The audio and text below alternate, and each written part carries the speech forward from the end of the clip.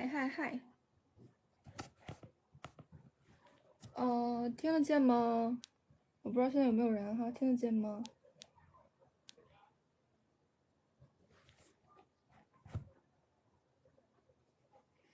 ？OK OK OK，等到点了就开始了。嗯。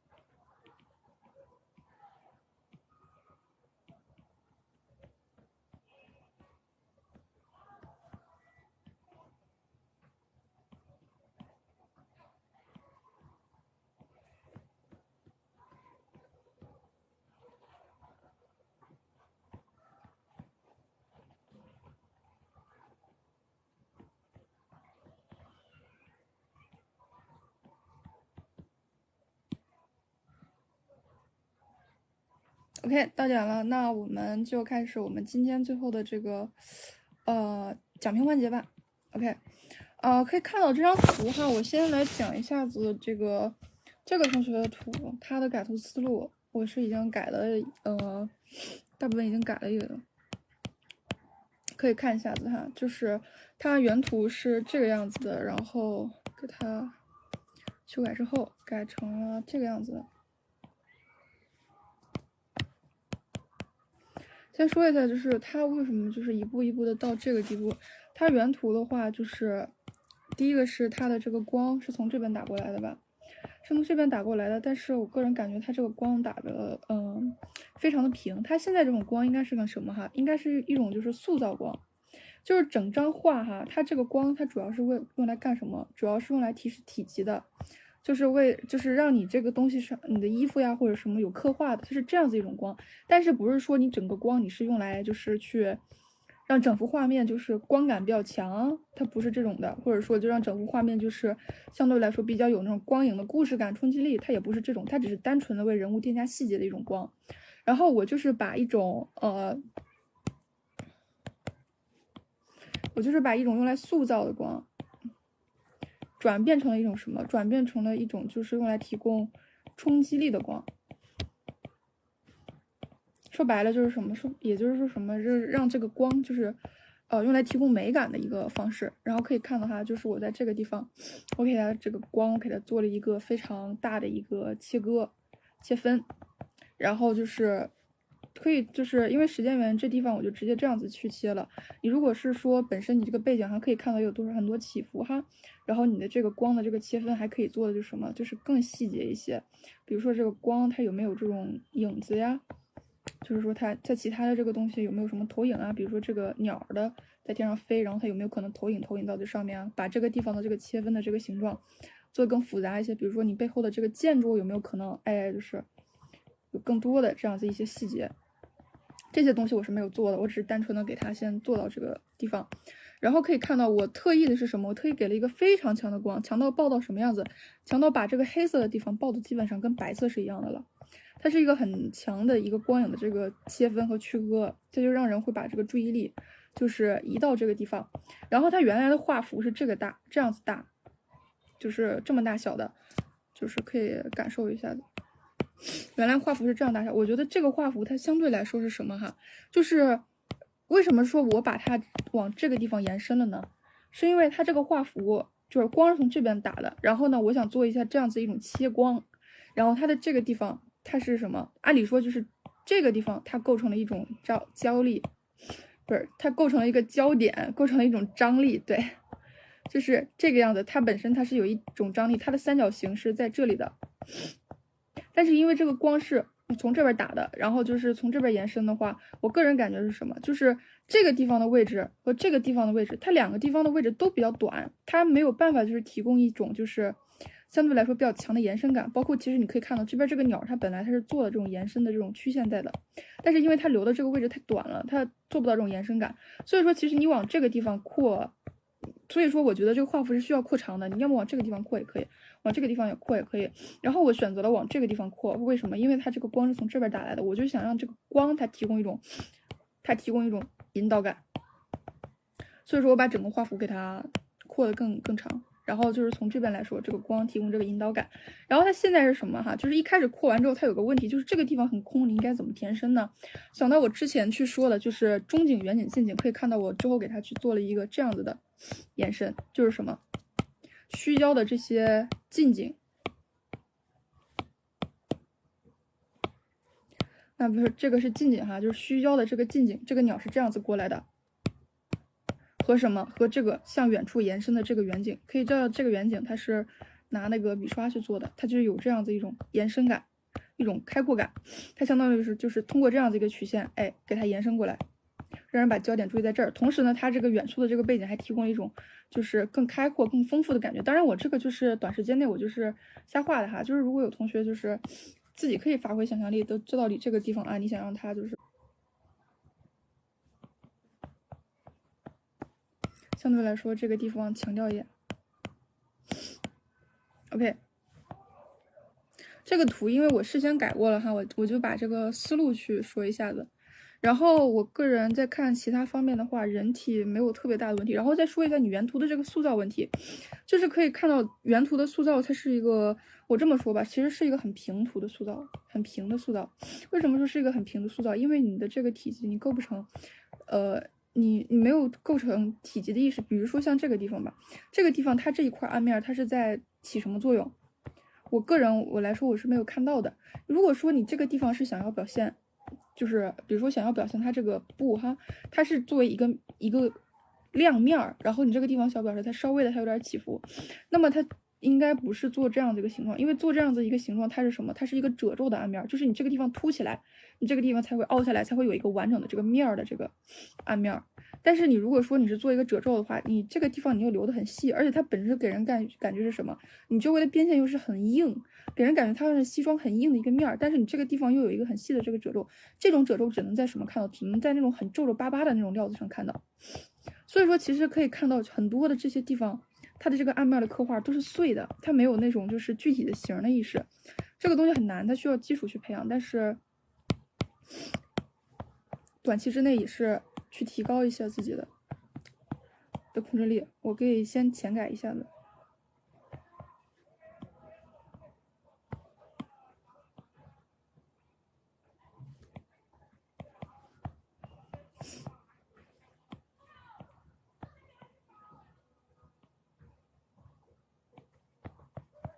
像我现在给的啊，就提示它的这个，虽然你看也是快慢感，但是因为它本身它那个变化很微妙，所以它不会让人产生它是一个褶皱的暗面这种感觉，它只会让人感这个地方它是一种凹凸不平的这种感觉。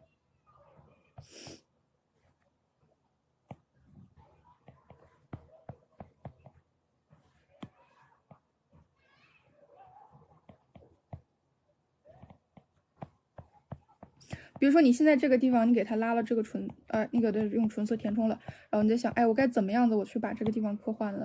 注意哈，就是要准，不要多。很多东西它不在于多，它在于准。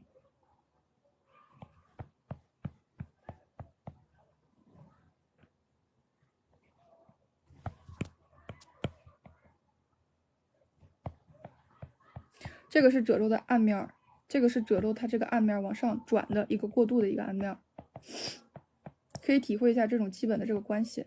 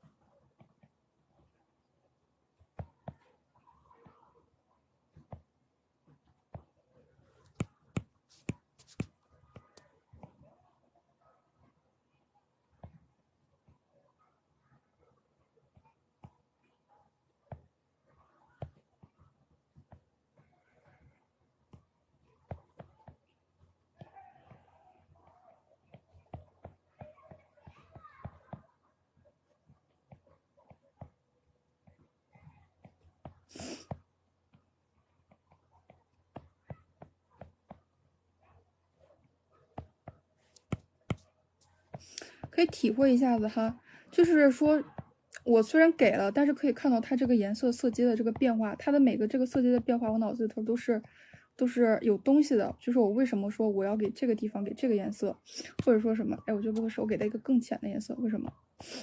本质上是什么？它对于这个颜色，它的这个它所代表的这个深浅，它是脑子里头它是有个大概的值的。就是说这个颜色它代表的深浅是什么？它代表这个褶皱是完全褶进去的。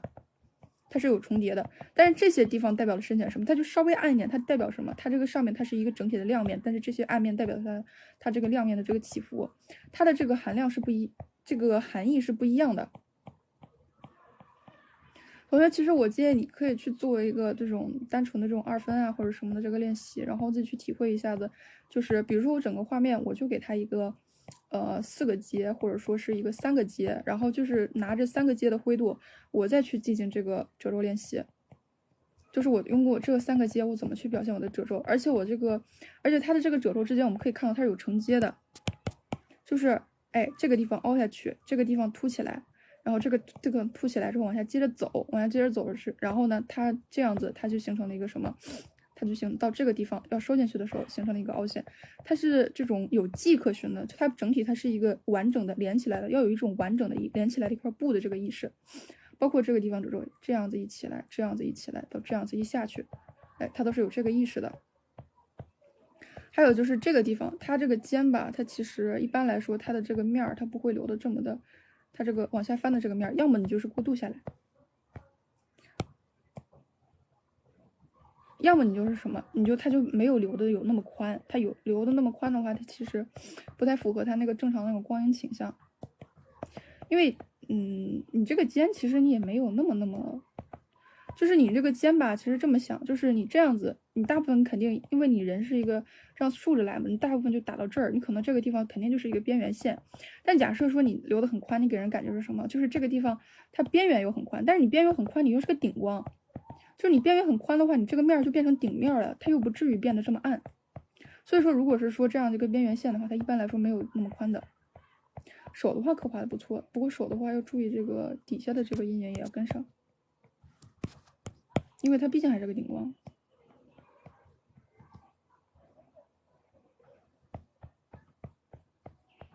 就是而且不要怕暗哈。还是的，就是说白了，就是去训练一下，就像你鼻子这边这个投影这么暗，那你手这边的投影也跟上。它本质上它都是接触不到光的，两个接触不到光的这个阴影保持一致是很正常的。你看，包括像这些地方的这个笔触就给的太，就就是给它太乱了，稍微有点燥，你可以去给它模糊一下子，但是模糊的话，沿着它原本这个边线模糊，不要模糊的太大了，模糊太大了就会显得有种脏兮兮的糊。包括这个的那个什么哈，这个衣服的这个厚度给它给上去，就是它不仅要有暗面，同时它也有厚度。你看我这边添的这个棱，就代表这个衣服它本身的这个厚度。剩下的没有太多想说的了。这个同学就先到这里。然后这个同学的话，相对来说是一看我也是做了一个光感的这个区分。他相对来说他画的是那种比较写实的风格，整体的这个塑造刻画可以看得出来就是很用心了，就是做了很多。不过我先给他这个整体这个大关系调整了一下，然后再去说，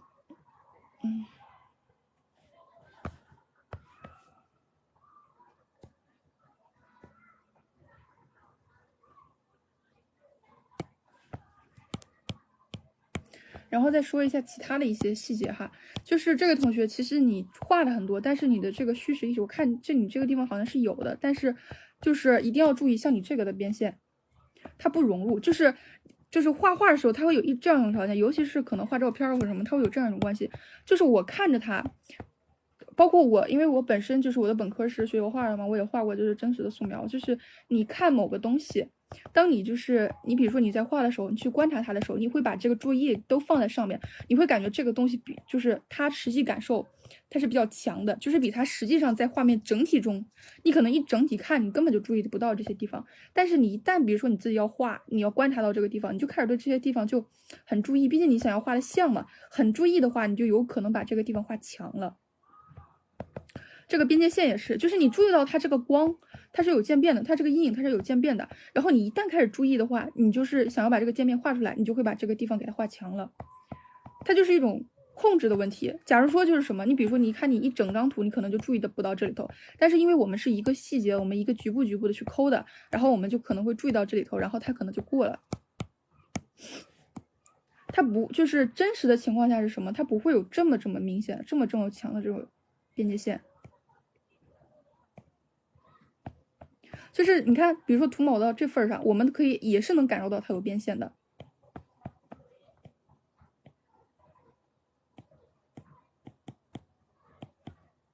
虽然说强调明暗交界线吧，但是其实没有必要，就是强调的非常的那个，就是可以看到哈，它这个直接就变成了什么？直接就变成了一条线了。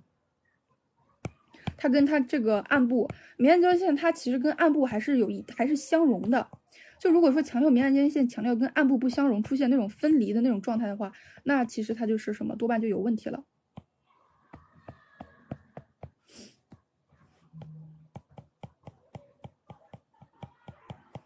可以仔细感受一下这种更相融的感觉，包括像这个亮面的这个变化和起伏。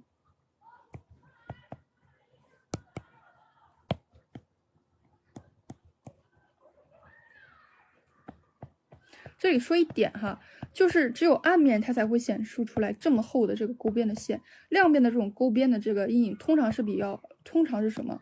通常它是比那个暗部要小很多的。那其实也很好理解，因为它比较亮嘛，它是亮部呀。暗部是什么？暗部因为它是一个立方体，这是它的这个暗面儿。但是亮部是什么？亮部就是你这边转过去的这么一个边缘，它可能它受光没那么亮。它受光没那么多，所以说它这个地方稍微显得就是对比一下子，对比的时候有点发暗，但实际上它既比这个亮部的这个勾边要亮，而且呢还什么？而且它还相对来说就是更窄，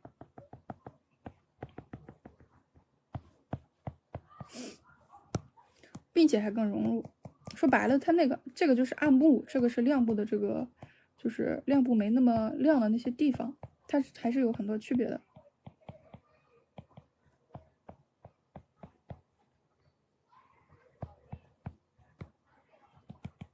包括像这些笔触的地方，哎，我在这张图上改了。然后这张图上可以看到，我主要是什么？主要是我把整体这个背景啊，其他这个地方给它提亮了。然后呢，我把这个主体人物我没怎么提亮，不过我把主体人物下摆的这个地方，我给它进行了一个透光的这样子一个处理。这样子其实就是归根到底是什么？是让人把这个注意力更多的放在他的这个面部上，就是提供他让这个面部的这个焦点。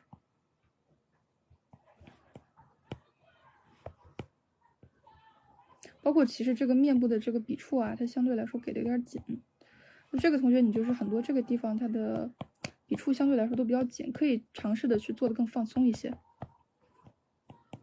包括其实可以看到，就是这个面儿哈，这个头发这个面儿，就是尽量哈，我们去把它当成那种横着的那种感觉去画，不要给它就是把它画竖了，就是有明显的这样一绺、这样一绺、这样一绺、这样一绺的分割，不要有这种分割。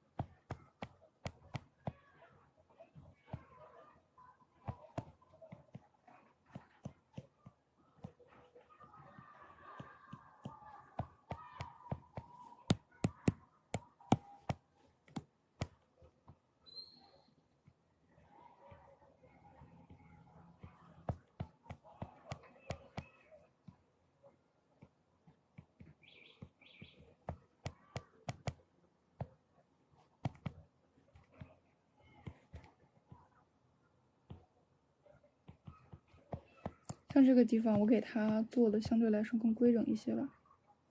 同学，你现在就是有一个就是什么，你考虑的就画的很细，考虑的很多，这个是个好的东西。但是其实就是在去进行这些的地方，你本身你概括的这个程度就往下降了。倒不是说其实有什么这个，它有点就像顾此失彼嘛。你比如说你想给它追求画的很细，那可能就没有那么概括。你给它追求概括，你可能就是很多地方，你其他地方你就漏了很多细节。这个就是每个人画画过程中需要自己选择去平衡的一种东西了。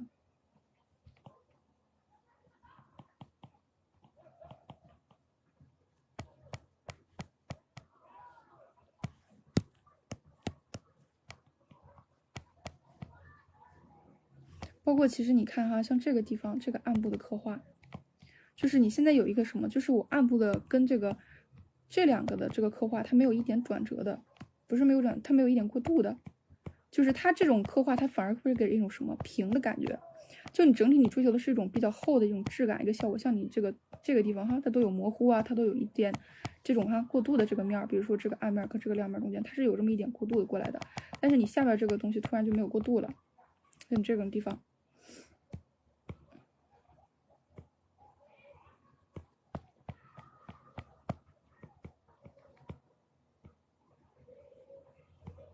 相对来说给它融合的更概括一些。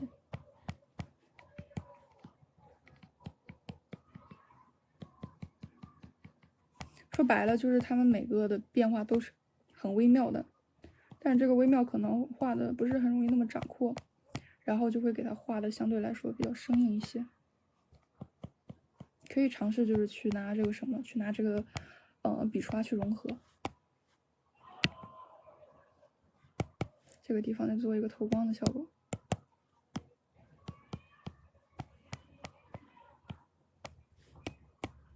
这些地方也是稍微做一些透光的效果。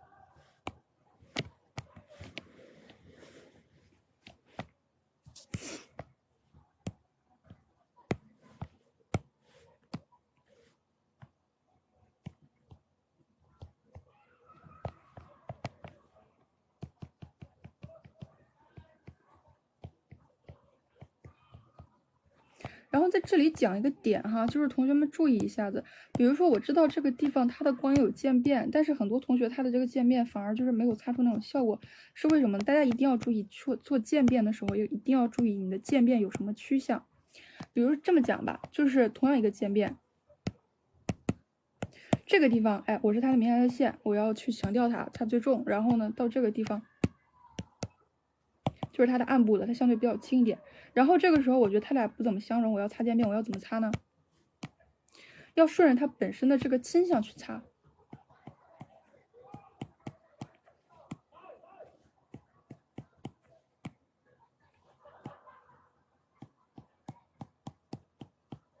可以看到哈，我是这么一圈一圈的，一圈一圈的往这个地方擦，然后它是什么？它就有点是这些地方，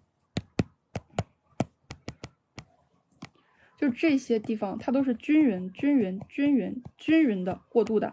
这个是什么？这个是渐变和模糊的它的一个趋向，因为它自然中它就是这个倾向的，就是你自然的光，那肯定就是不停的去衰减啊，然后到某个份上啊，就是你可能你衰减的就比较暗了，这就是它的倾向。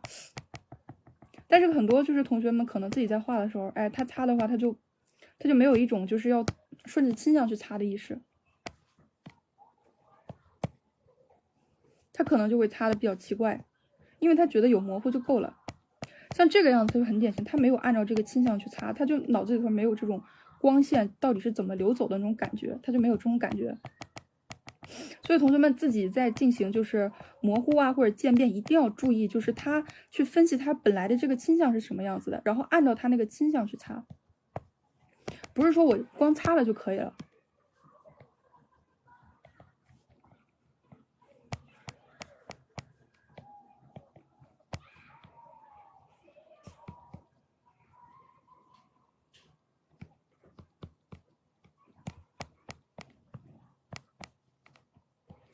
这些地方。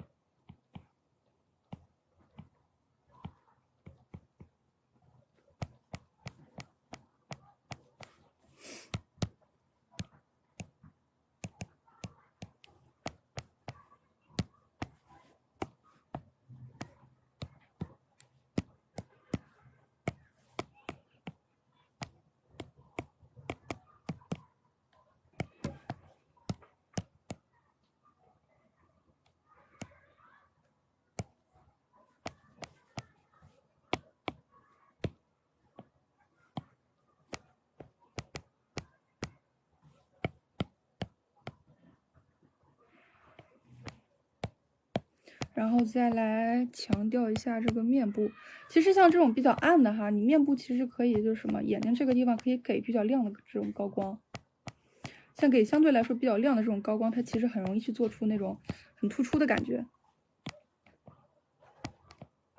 包括这个眼睛里头这个反光也可以相对来说给的比较强。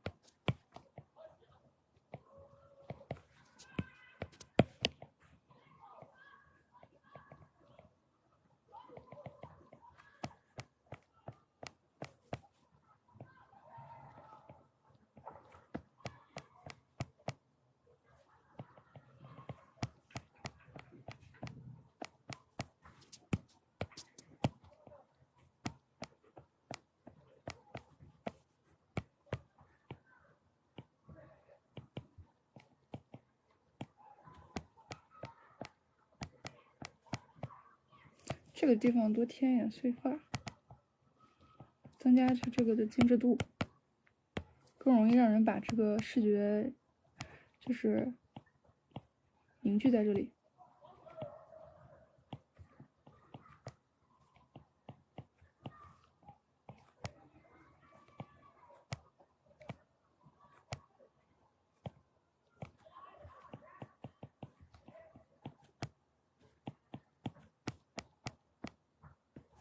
为什么喜欢添这个呢？因为它真的是一个很省事儿，但是又很出效果又很拉焦点的一个办法。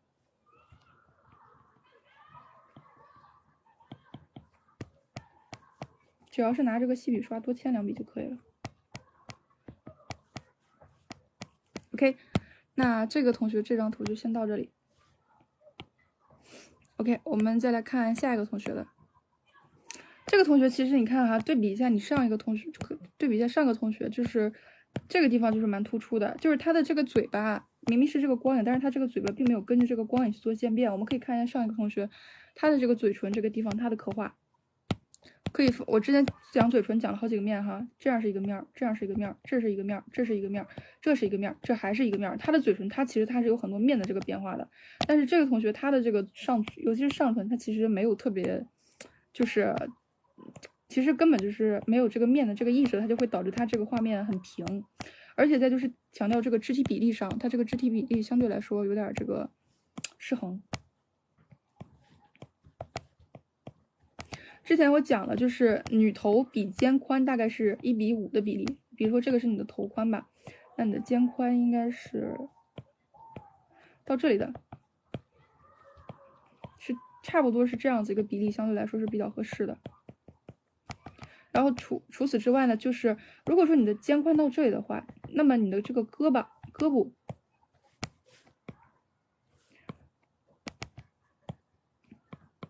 它的这个胳膊肘的这个节点肯定是伸出画面外的，因为我们可以看到它这个小臂的这个长度，其实基本上甚至就是没有这个，就是没有这个头的这个长度长，这是明显是失衡的。包括这个大臂的长度，它其实被压缩的更短。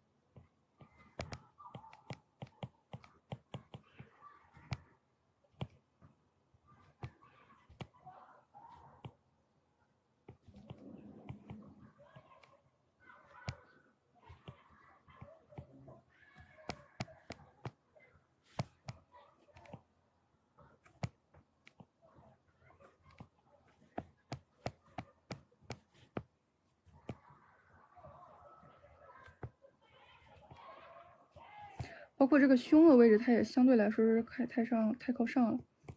说白了，其实把这个脑袋压缩一下，很多地方都会好很多。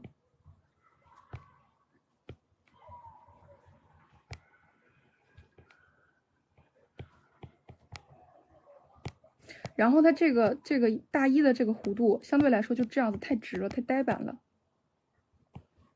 就是你这个弧球的这个弧度可以给的这个更有变化一点，因为你看你其他这个地方都很直，你这个地方再这么直的话，整个画面就比较僵。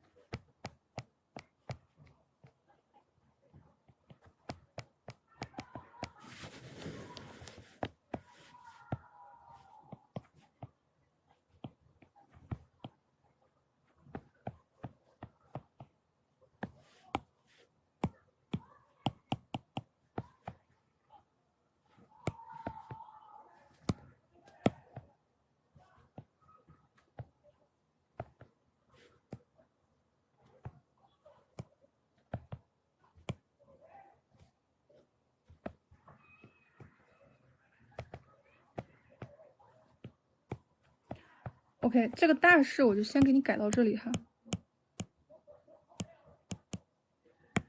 可以看到它比之前又舒展了很多。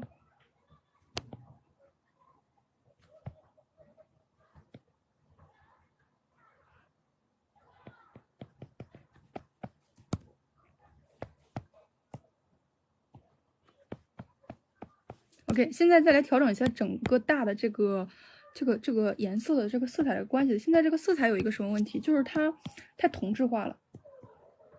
就是整体它好像就附着一个蓝调的，它本身第一个是什么？它固有色变化其实基本上都一样，都不多。再就是它这个颜色的使用的吧，其实基本上就是什么？它就是垂直变暗，它没有说进行有一些就是色彩倾向上的这个变化，这是导致这个的原因。这个鼻子再稍微改一下。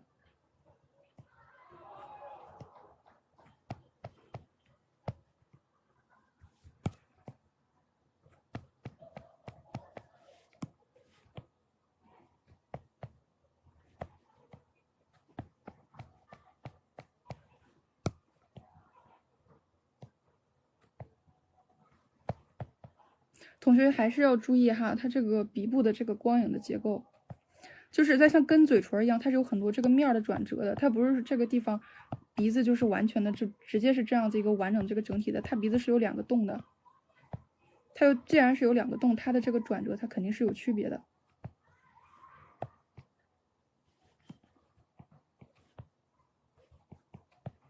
然后像你看它这个地方，它是这个相对来说比较亮的地方，那它肯定会就是什么，它受光是相对来说比较多一点。然后这个地方，哎，它相对来说就比较暗，它是鼻翼它是这样的嘛，那肯定是什么？这是个亮面，哎，就是相对来说的亮面，然后暗面、亮面、暗面、亮面、暗面，它是有很多个这个小面的。如果说这些小面都没有做，整个画面就是它这个鼻部的结构就会显得怪的。不要说哎，就是为什么说哎，它就是一些很小的面，我不做又怎么的？它其实是什么？是人眼的这个识别，它是很敏感的。就是我们大脑它对于这个东西的识别是很敏感的，它不换它就是会，它就是它就如果是说这些小面不做的话，它就会觉得有点怪，因为我们大脑它都是很有这个识别能力的。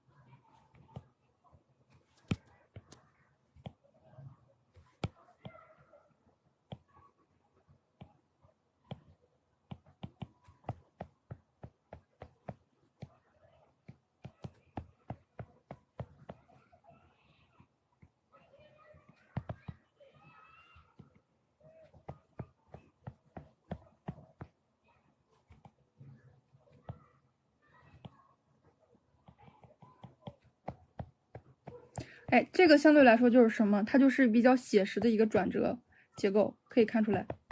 假如说是什么？假如说你要是想要就是什么，把这个东西给它概括住的话，那么其实咱就说也不用这种概括办法了，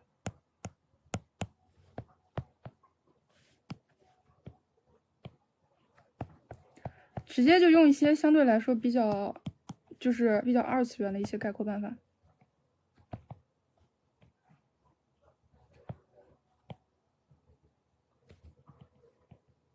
直接就用这种办法去概括，就给它简化成什么？一个这个，一个这个，这个样子，给它简化成这个样子，可以懂吗？一个点，一个这个，这个点是什么？它是在这个什么？这个鼻峰下面稍微往下一点。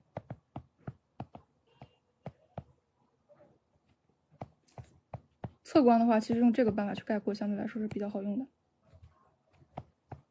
然后再就是这个唇部的这个结构哈，别忘了去给它体现出来具体的这个明暗面的这个差别，它会显得这个嘴唇更立体。OK， 那我现在再来调整一下这个大致的这个色彩关系吧，直接用图层去调整。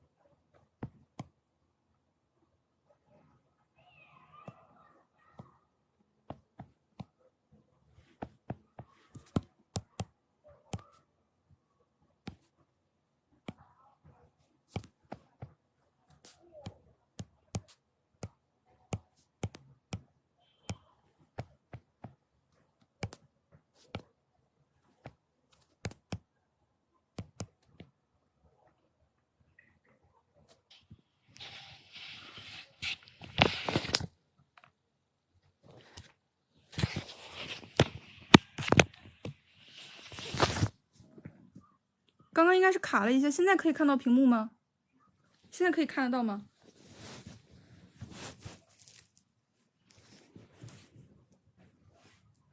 啊，好，幸好卡的不多哈，卡的不多。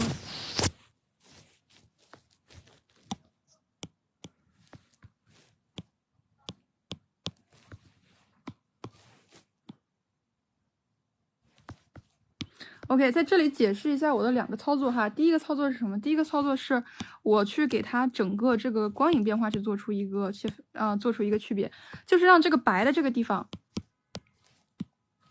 就让它白的这个地方，它整体的这个受这个光暗的这个变化变得更小，然后让这个暗的这个地方，它光影转折变化做得更强烈。它这样子有一个什么好处呢？它能给这个就是给它做出一种节奏感来。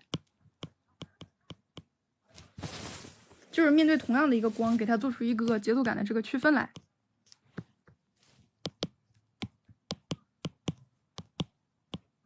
然后这个地方呢，再用这个颜色这个图层，就是把我这个地方的颜色，哎，往更暖的这个倾向去拉一下。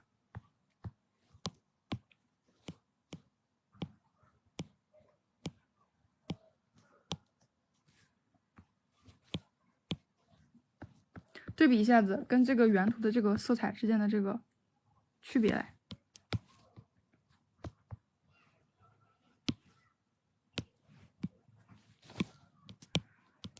然后这个地方鼻部的这个结构加强一点。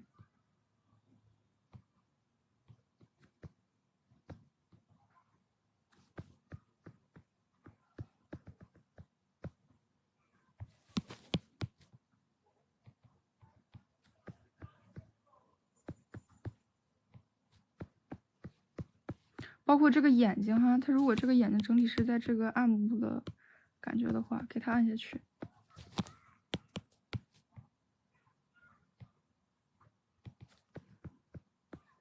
要注意什么东西，你都是先适合你整体这个光影环境之后，就是你整体已经做的准了之后，你再去给它做效果。然后像它这个地方很亮的这个地方，它的眼睫毛它其实也会相对提亮，提亮一点哈，别提亮太亮。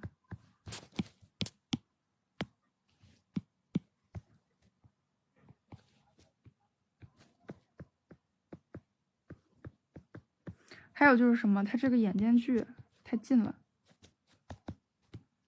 就是你看它的眼尾哈，它飘到这儿，眼角飘到这儿，它给人的实际的这种感觉是这样，但是它眼间距显然就是近了，稍微有点近的，可以稍微液化调一下。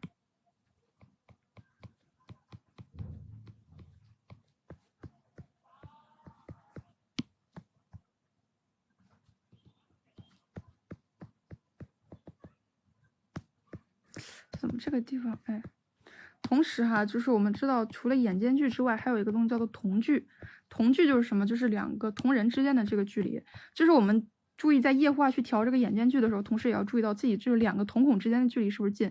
就2个瞳孔之间距离近，它会给人一种什么感觉哈？就是斗鸡眼的感觉，就是瞳距。有些人他看的不太聪明的样子，其实也就是什么，他的瞳距比较近。瞳就是瞳孔的那个瞳。在液化的时候一定要注意，就是这个瞳距的调整。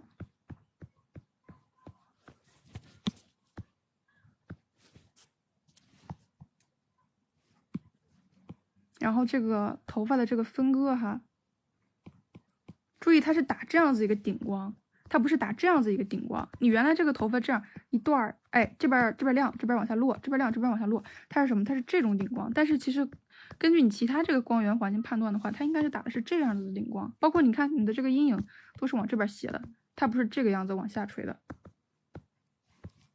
所以说你这个头发的阴影也要跟着。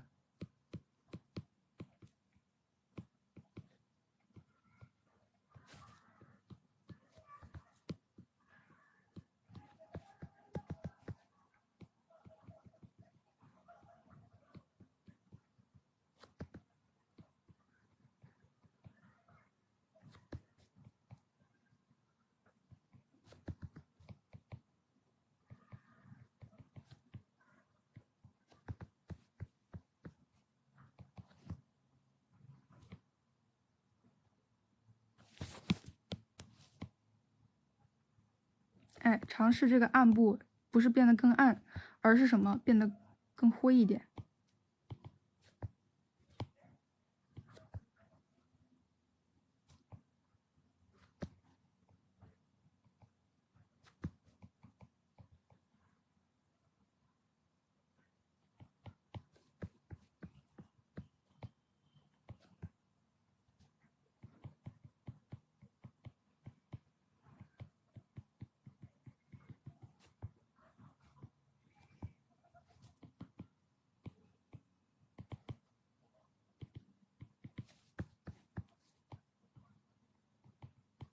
时间原因我都不给它画那么细了哈，大家能知道我这个意思就行。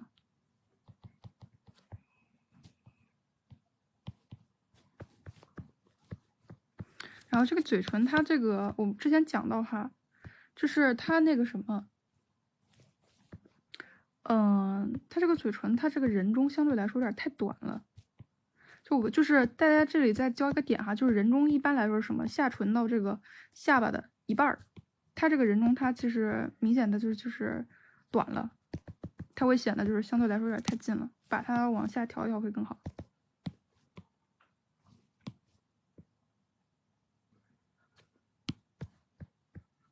看，就是把这个嘴唇往下调一下，会舒展很多。OK， 那这张图就先改到这里。OK， 我们可以看这个同学哈，这个同学他整体这个色彩啊或者什么地方都很出彩，要改的地方不多，我就帮他改改笔触吧。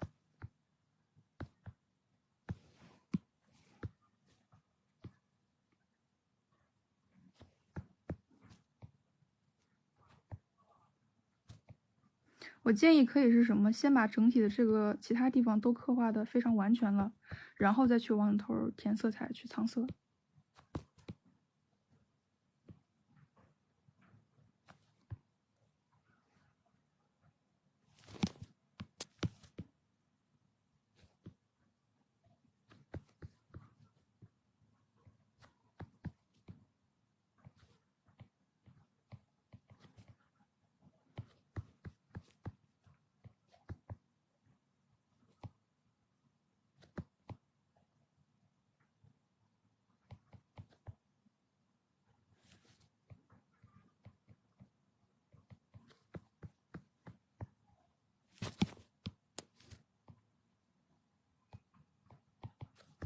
这个地方说白了还是鼓起来的，所以说它这个颜色给的要稍微淡一点，而不是像刚刚那么淡，否则它就缺了那种就是蓬这种袖蓬起来那种感觉。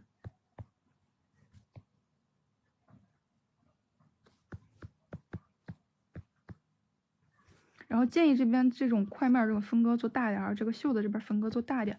为什么？因为你这边分割已经很碎了，去做出一些层次上的这个区别。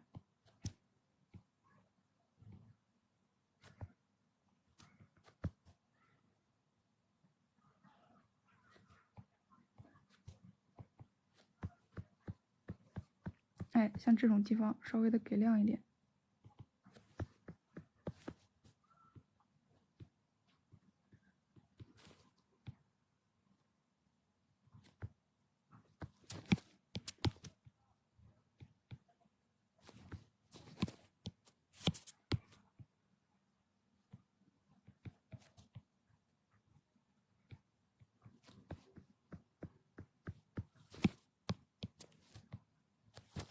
像是在这个块面中确定了之后，看我现在哈，我再去进行这种颜色的这种藏色。就我已经确定是这个三角了，那我在不破坏这个三角的前提下，哎，我去给它进行藏色。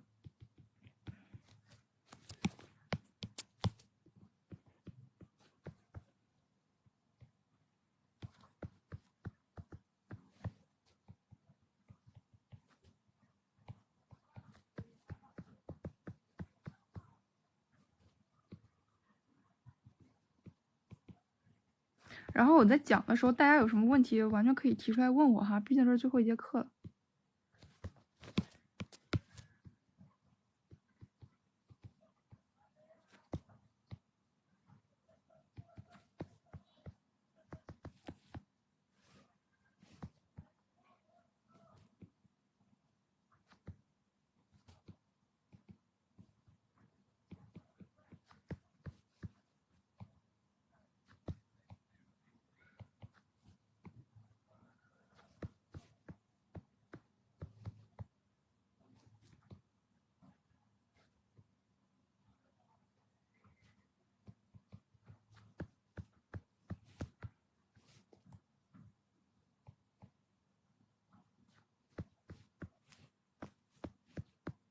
还有这个头发的这个质感可以做一下子，头发的质感类似于这种宝石的这个质感。比如说你现在是这个高饱和的这个颜色吧，那么你头发的这个高光其实就不要就是做高饱和的高光了，做这种偏白的高光，可以给更白一点。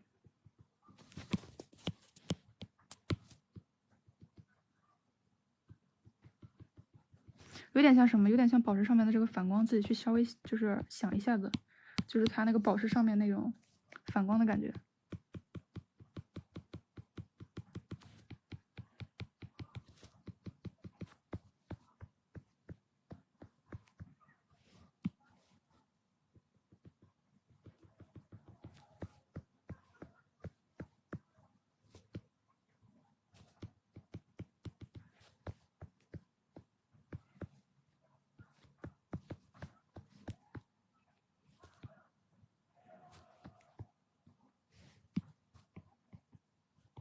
这个地方稍微整一下，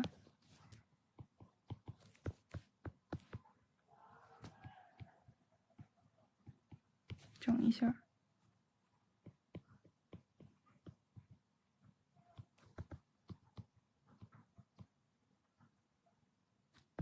相对来说，让它变得就是更整一点，尽量把碎的这个地方都留在这个，就是都留在这个人物这个焦点，就是它那个面部周围，其他地方都是相对来说更整一点。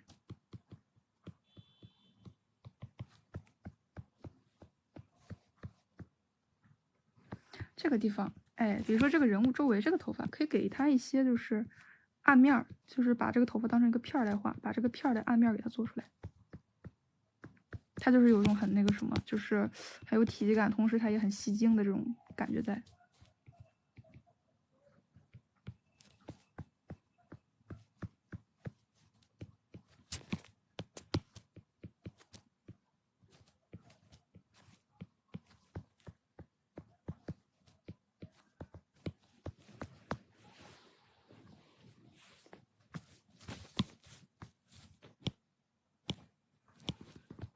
先是我刚刚把这些地方这种颜色涂掉哈，然后呢，我再就是什么，把这个整体的这个块面确定了之后，哎，我再往头掺这个颜色，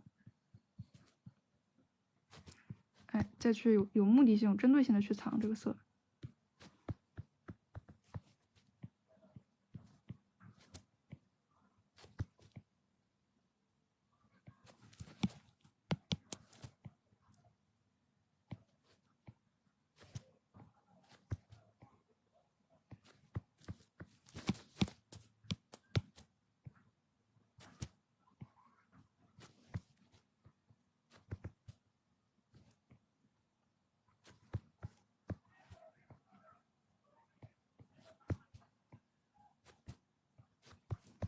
像这种这种边缘可以注意，就是给它很细致的去刻画一下，把这种就是其他地方可以画的很豪放，像这种就是物体就是终结的这个边缘，给它画的很细致的话，整个画面给它会有一种很精致的感觉。怎么画的细致呢？其实也不难，你只要像这种比较薄的这个边缘，你把它这个暗面和它过渡的那个小面做出来就好。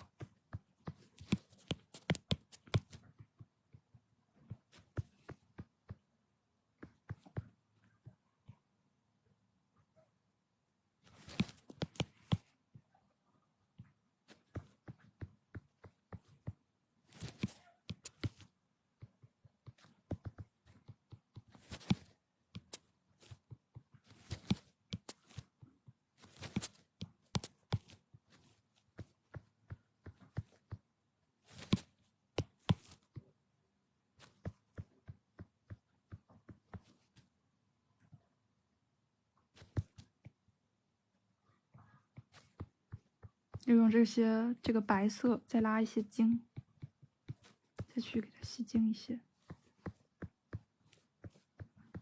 然后这个眼睛的话，稍微的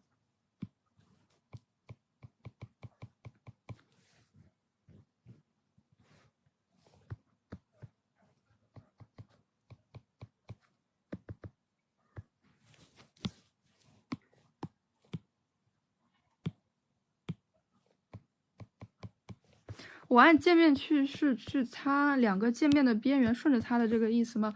有些情况下是这个样子，但是有些情况也不是这样子。我这个渐变不是说它这个边缘的渐变，而是这个光的渐变。你要明白这个光的渐变是指什么意思。比方说吧，假如说有这样子一个，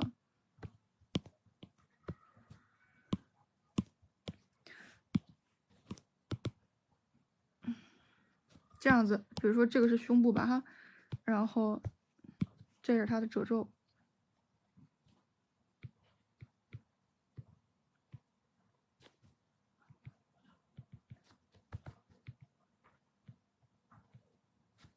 哎，然后这个地方，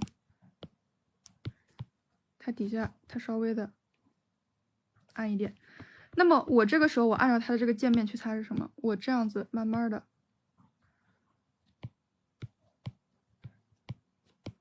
透过来，然后我这个地方我再去擦一个这个渐变。大家注意哈，我这两个渐变我擦的这个宽度是一样的，我这两个渐变擦的这个宽度是不一样的。为什么我这两个渐变擦的这个宽度是不一样的？归根到底是我想要它俩的这个效果不一样。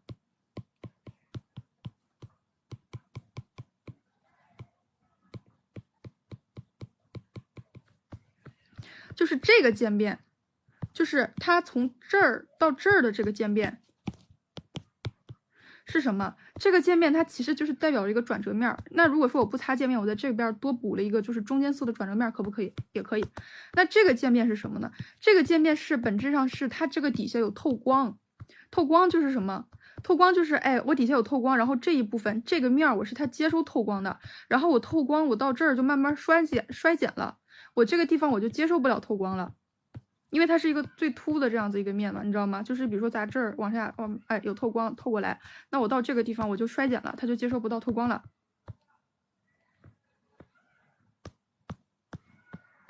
所以说，其实我在这里这个渐变是什么？它是沿着这种光衰减的这个方向，慢慢的去往下这样子进行衰减。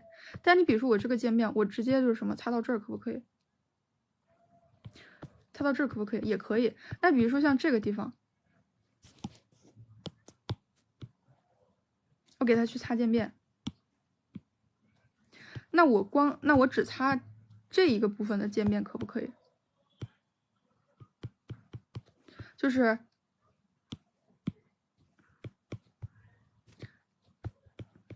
我只做这个方向的渐变可不可以？可以呀，因为你这个光你本身你就是只是这么顺着你去衰减的，这么顺着去衰减的。但是你这个地方不是说，当然这个地方也需要去擦一下，不是说它是这个光衰减的去擦，而是你这个地方你让它这个相对来说它接受的比较柔和一点。本质上这个地方，哎，你需要去给它擦一个就是相对来说柔和的一个渐变，但是不是光衰减的渐变。我说这个的意思是什么？就是为什么说我之前说，哎，比如说这个中间有个空白，这个是不是深一点，然后它需要就是这样子往下擦，这样子往下擦，因为它是在于一种什么情况，就是你这个光不是这样子来，不是这样子来，是比如说你把画这个横起来，你的光从这儿来。你的光从这儿来，那你肯定你就顺着这个光衰减的这个方向，哎，你往这儿慢慢一圈一圈一圈一圈一圈一圈去做这个东西。但你现在你的光是从哪里来？你的光是从这里来，那你光衰减的方向是哪里？就是从这里来，那你就是什么？你就是以这个方向去擦渐变。你可以懂我的意思吗？就不是说顺着它这个，不一定非得是顺着这个边缘，虽然大部分情况下它都是靠边缘，但是本质上你是要明白它这个光到底是怎么作用的。就是懂吗？你如果说你的透光是这个样子的话，那你就是打这个地方，哎，你就是这个样子去擦你的这个渐变。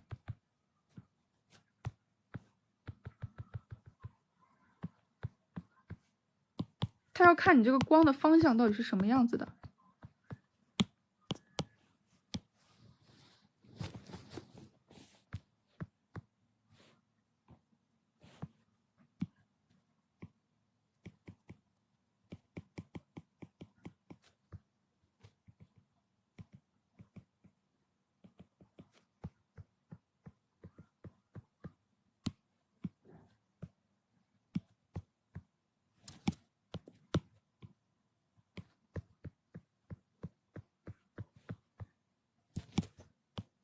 这个地方可以浅藏一点颜色进去。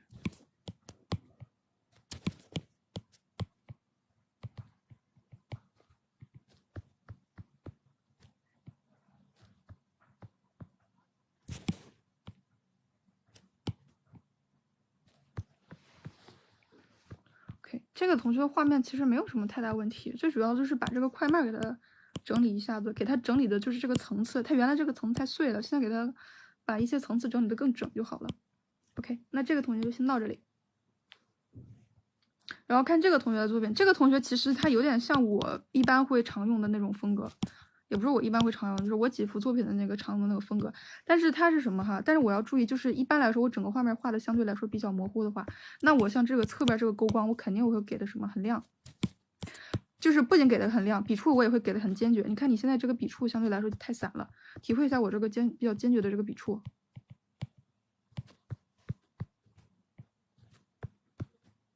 你看你这个笔触给的太碎了。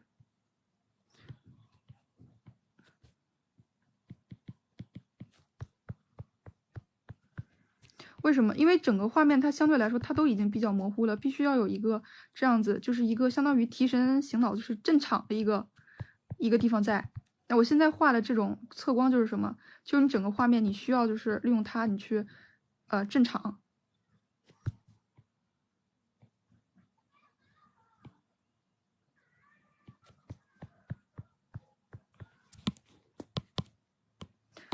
然后不仅我还会这样子泛光，直接让它有这种发光的这种光感。然后我再顺着它这个泛光的这个方向，我再去做透光。透光有两个方向哈，一般要么你就是发光的那个地方做透光，你要么你就是什么远离发光的那个地方，就是你背光的这个地方做透光，就这两个方向。它两个方向是不一样的。比如说第一个方向，你这个样子，你发光那个地方发透光，它是什么意思？就是你这个光太强了，再加上你说比如说人脸啊或者什么这种，它是比较透明的，它就透过来了。第二个是什么？第二个就类似于什么？类似于你比如说地面上有反光啊，你可能你受到是不止一个光源，然后你地面上有反光，你都透过来了。就是你就是受到是一些反光，然后像这个地方哈，都可以利用去透光去做层次。我之前讲光影的时候去讲到了，就是用这个透光去做这个层次。比如说我想让这个脸跟这个下巴分开，那我就是什么我就假设这个下巴可以受到更多的透光，去做这样子层次，这样子就会显得更分开了。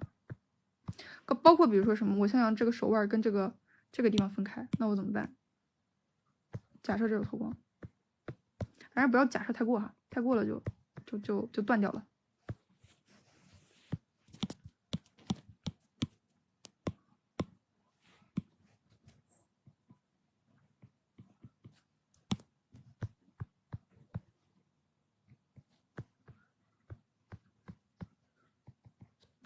它这个暗面可以稍微补一点点，它这个光的勾边的这种感觉。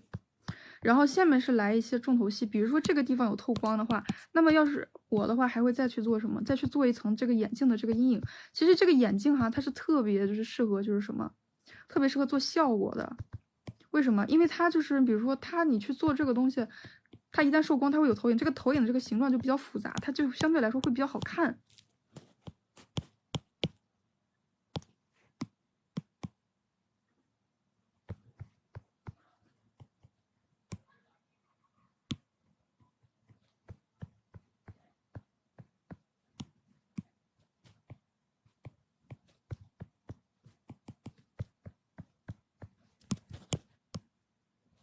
哎，淡淡的，带着这种影子的这种感觉，它就让你这个眼部这个地方更细化了，更细致了。然后继续看我怎么去细致的。怎么感觉我讲有点凶啊？但是我没有很凶的意思，我就是稍微有点急。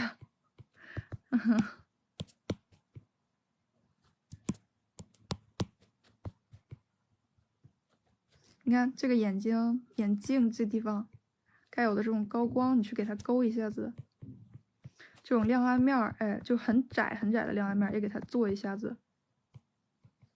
像这个地方都给它去前做一下子，该有的都做出来。然后就是有很多同学，他可能总觉得我这个地方我要那个什么啊，我这个地方削弱一点，就为了体现这样子哈。你把该做这个地方做完了之后，你再去讲到就是什么削弱了。如果说我该做的这种地方都没做到，那可能就是什么，就是一幅画面就是越来越弱，就是我这个地方也弱，那个地方也弱，然后我的焦点也弱。你要是把这些东西就是该做到强的这种地位做强了，然后你的焦点你就想办法去给它做得更强，你整个画面这种感觉出来。比如说像这种地方，大胆的用这种高饱和的颜色把这种注意力拉过去，有点像打擂台。我拉过去，那我这边呢？我这边就要拉回来，我这边就做的更绝，就一步一步像踩，这叫什么那种什么踩阶梯一样，一步一步把你整个画面的这个强度往上踩。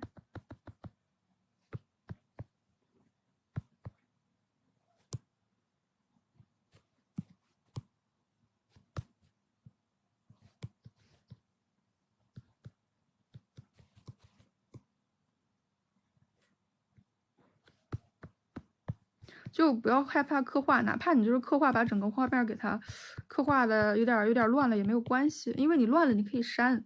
但是你比如说我这个东西我不会刻画，那我少了我也不能凭空变出来，所以要去练自己刻画的能力。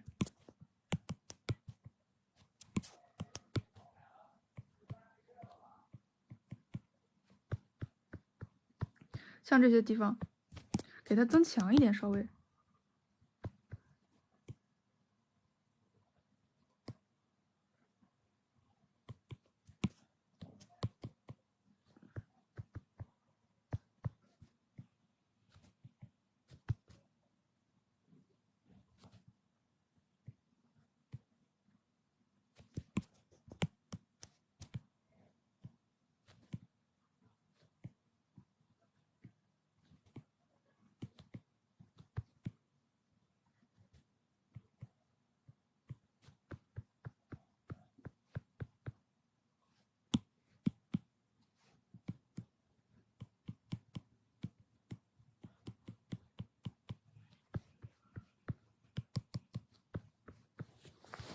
像其他地方都增强了，那我这个头发的这个焦点是不是就显得很弱了？那就进一步的给它去做的更绝一点点。比如说这个地方，哎，我加强它的对比。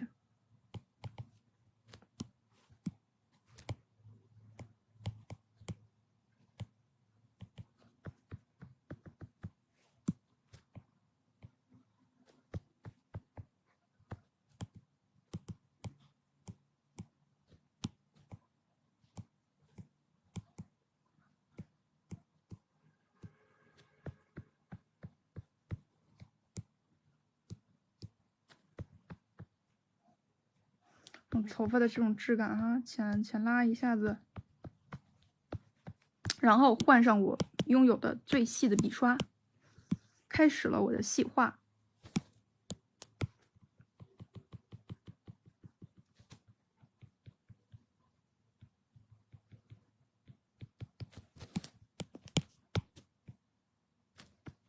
这里教大家一招，就是你画高光的时候，你可以就是什么，先画一圈特别暗的，再画你的高光，就这样子。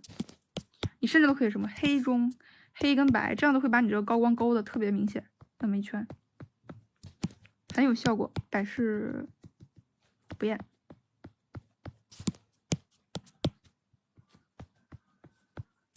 该有的这个眼部这个结构跟上。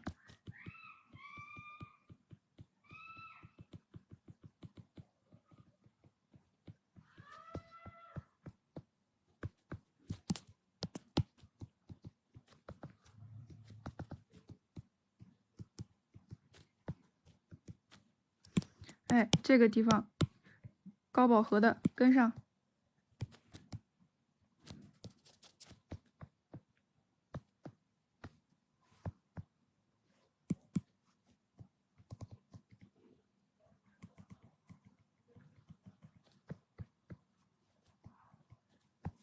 甚至我还可以给它什么？甚至我还可以给它做的更暗一点，就给它做一个这种渐变，哎，就更让人把这个目光就是什么转移到我这个这些头发的这种的拉扯上。OK， 对比一下子。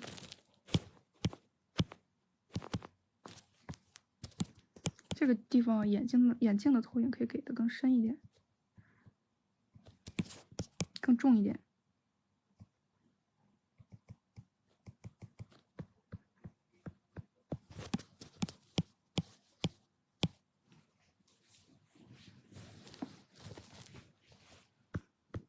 然后这个整体还可以再去打光效啊，浅打一下子吧。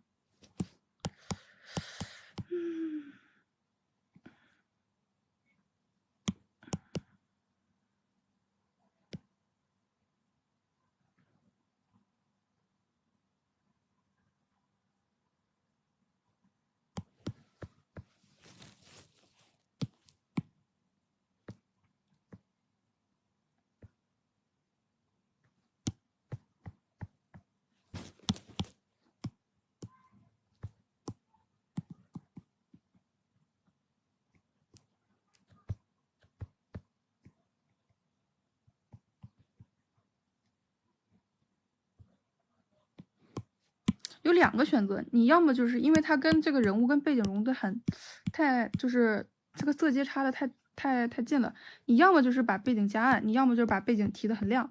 那我现在就是把背景提的相对暗一点，然后这个就是哎，像这种地方就相对来说贴合一下子。但是如果它丢了，你怕它丢了原来的这个明暗取向的话，可以用明度。可以看到哈，用明度涂层，它就是单纯的把这个亮度降低了，但是同时呢，它还拥有那个什么，它还就是拥有它本身的这个明暗度的它这个颜色本身的这个变化。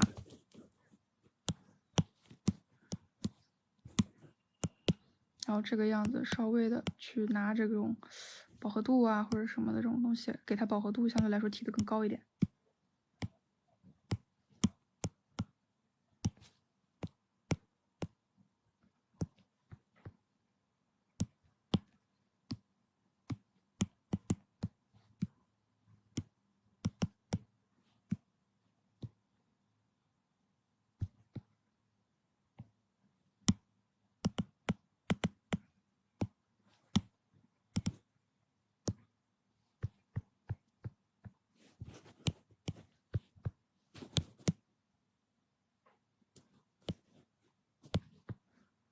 这个底下的这种透光这种感觉，利用涂层给它做的更强烈一点。然后要是我的话，我本身上它把这个体积感削弱了，我还会再拿一个这个什么，这个正片叠底，它把这个暗部哈，就是那种暗部，就是那种暗面的那个节点，再给它加强一点点，增强一点点这个体积感。最后整个涂层哎，就是打一层柔光，就是平衡一下色调。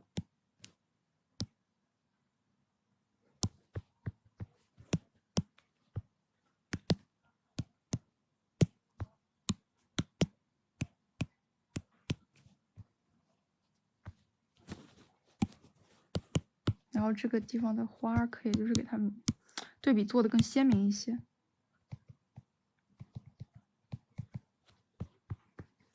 可以看到把它对比做的很强。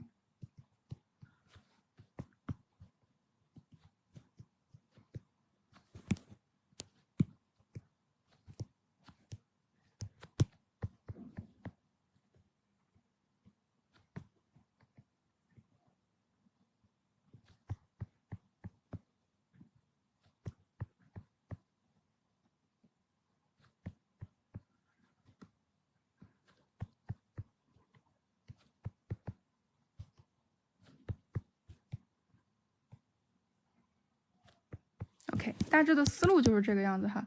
时间原因就不更多的进行修改了，但是思路已经讲差不多了。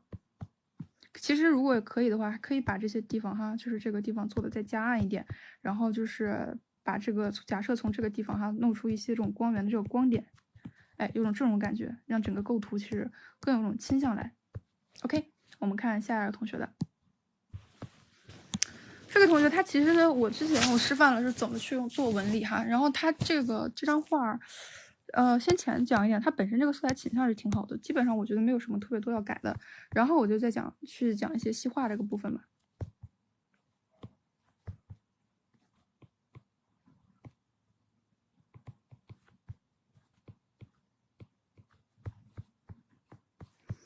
第一个还是你可以给它做发丝。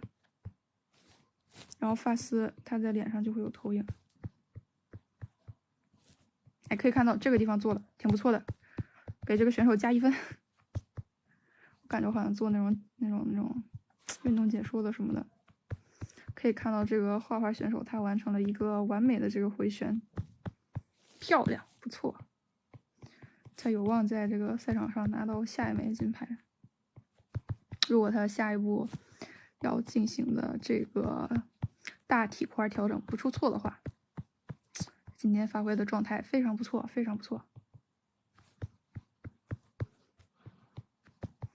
OK， 我们可以看到他下一个这个项目是这个阴影块面细化，这是一个相对来说难度比较高的项目。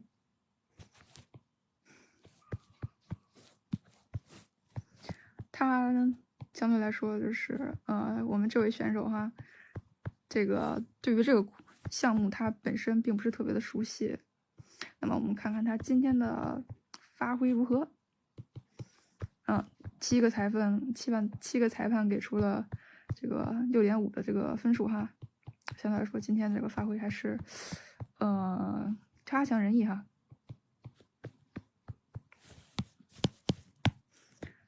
OK， 那就是给这个同学其实说一下吧，就是第一个是你的手是要有体积的，就是你可以把手想象成一个柱子。如果说把手想象成一个柱子，你这个地方的模糊，我就跟他说同学们说一定要注意模糊的这个尺寸哈、直径哈，你这个地方的模糊太过了，你要模糊到这种程度，你知道吗？这个程度才是刚好。为什么？你的手是一个棍子或者是一个长方体，它是有明显的这个转折面的。你刚刚那个模糊，它就看不到任何这种面的那种感觉。就是这个同学有一个就是比较显著问题，就是什么地方它这个模糊度比较过。然后这个贴图吧，其实就是没有做图层效果哈，你完全就是可以做个图层效果，拿个这个覆盖上去的。你直接这样去做的话，就你这最黑的地方也很亮，也就是你知道吗？就比较草率的那种感觉。但是说了2句夸一下子哈，就是它整体这个色彩关系是挺不错的。这个黄色这个头发的这个东西我挺喜欢的，它这个颜色很好看。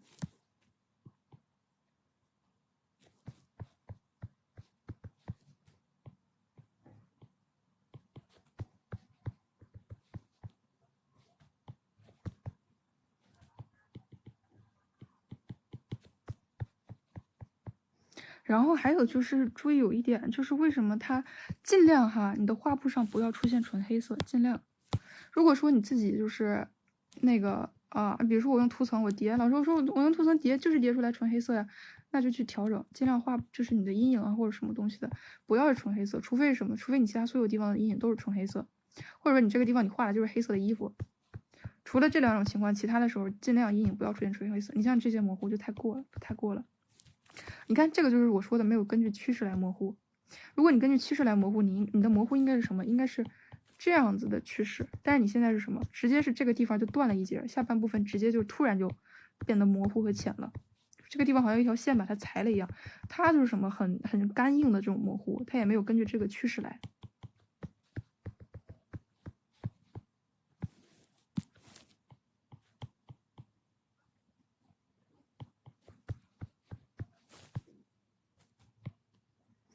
我去改一下哈，我画一下，就是你看一下，就是我是怎么模糊的。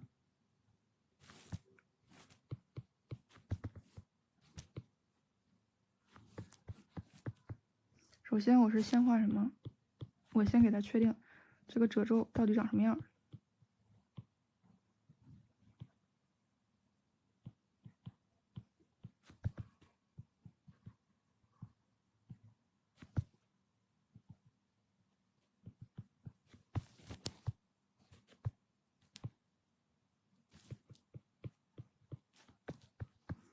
然后进一步的去用模糊创造出一个转折的面儿。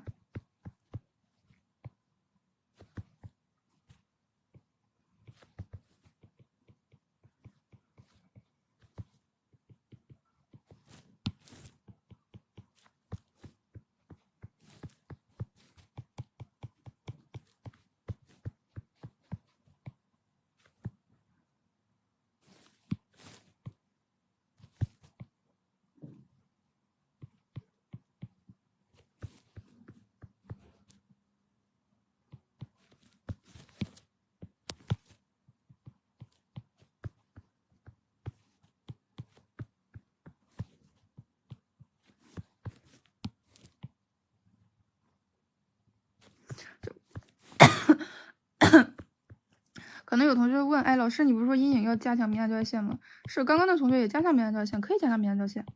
我现在不加强，主要是我给大家看一下，就是我一般来说我会怎么模糊。我要是加强明暗交界线的话，其实我会就是因为我会新建一个图层，然后用那个什么，然后用那个锁定透明度去强调这个明暗交界线。然后我现在因为我都是一图层改的，就这个加强明暗交界线不方便。我给大家就是再示范一下，比如说我去加强明暗交界线这个地方哈。假如就说这个地方，哎，再创造一个阴影，它如果有透光，阿尔法锁定，然后呢，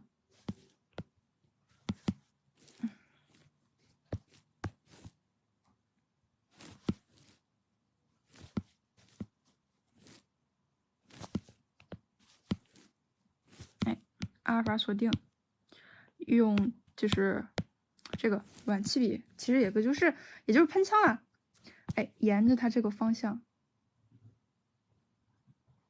就是什么？你看哈，不多也不少，就是这样子，很均匀的去给它强调一下的。我没有说我是这样子去给它强调，没有，我是沿着它这个棱很均匀的去给它强调，我也没有这样去给它强调，没有。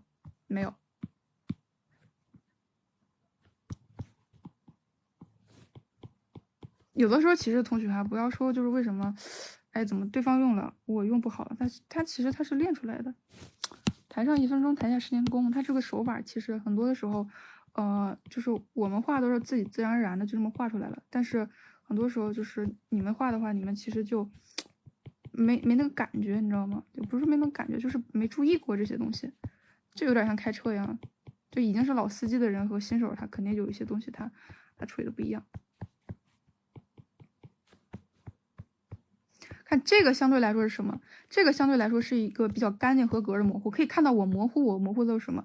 都模糊的非常的谨慎，都是沿着它原来这个方向去模糊的。我没有说我把这个尺寸调这么大我去模糊，没有哈。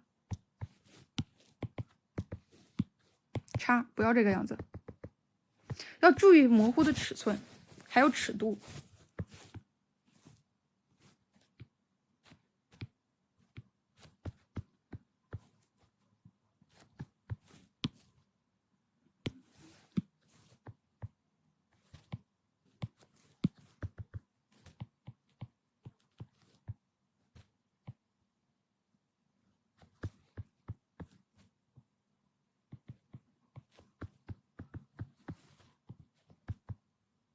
包括你看这有一整块颜色，可以给它做一个渐变的这种倾向。可以看到我这个渐变倾向做的，哎，非常的这种婉约，是吧？你看你像这种模糊，它就是什么？它就不均匀了。我不知道是不是想要做这种渐变的这种倾向，如果是的话，就尽量不要这个样子。做的给它就是做的很精准一些。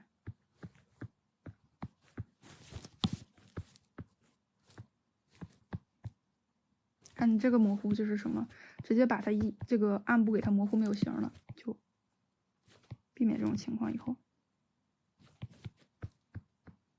你哪怕你就不模糊，你就去做那种画的很，就是很实的，就是非常凌厉的那种2分，也比就是模糊给它模糊的直接没有形要比较好。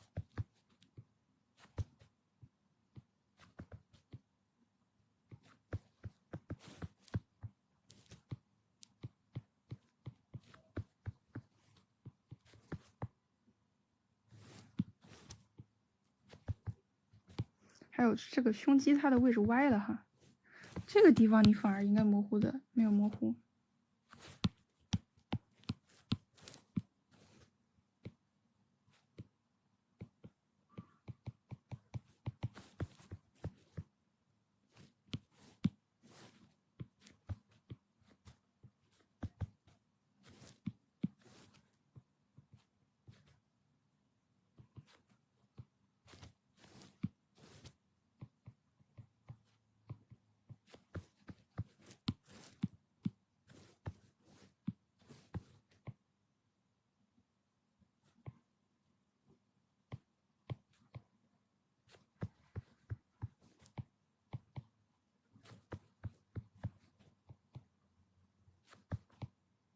锁骨的阴影，然后这个胸肌它有点显得就是太深了，稍微给它压的浅一点。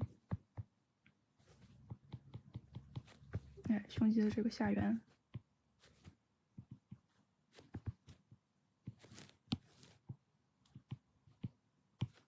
你看可以就是做的就是相对来说比较婉约一点。因为它本身这个光的就是什么比较，这个地方照的就是比较平，要是做的很突出的话，它就会显得有点怪异。还有就是什么，这个地方厚度，人是有厚度的，胳膊也是有厚度的，你转过去的这个面儿也是有厚度的。这个地方的厚度一定要提供好，如果不提供这个地方的厚度的话，它就是跟个纸片一样。可以理解吗？这个地方为什么我加了这样一个暗面，说是这个厚度，可以理解吗？你的肩你毕竟还是有一点这个厚度在的，它不画的话，它就是个薄的。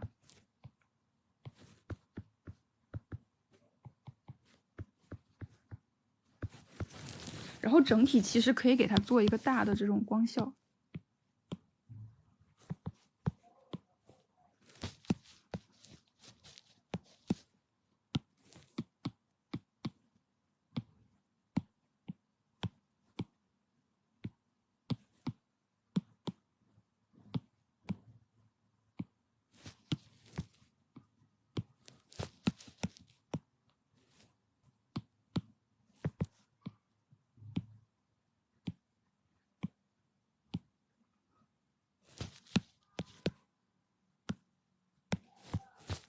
把你这个金色这种头发五官周围这个地方更突出一下。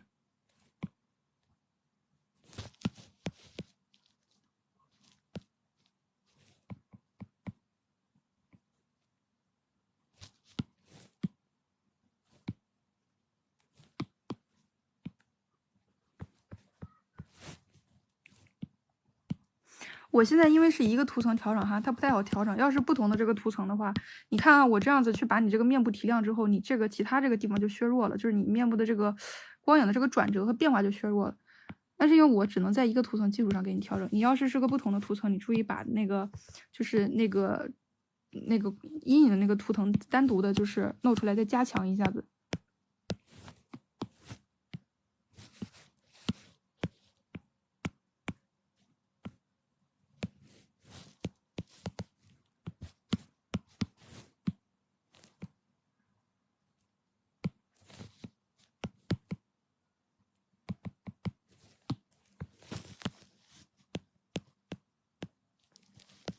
OK， 这张差不多就 OK 了。让我们看下一张。我靠，还有好多张哦！今天晚上不眠夜了就。这个同学整体这个光影啊、透视啊、大关系的都大感觉做的都非常不错，就没有，就是反正还是很惊艳我的。那其实我就讲几个细节问题吧，讲的点不是很多。还有就是细节问题什么，还是就是第一个这个模糊问题，我之前已经就是在讲就是前面这个同学的作品已经说到了，就是模糊太过了。它其实什么，你模糊还是让人能看出来你的这个的形状的。像这个地方哈也是，它只要沿着这样一圈，它提供一个过渡的面就可以，没有必要就是模糊的那么过。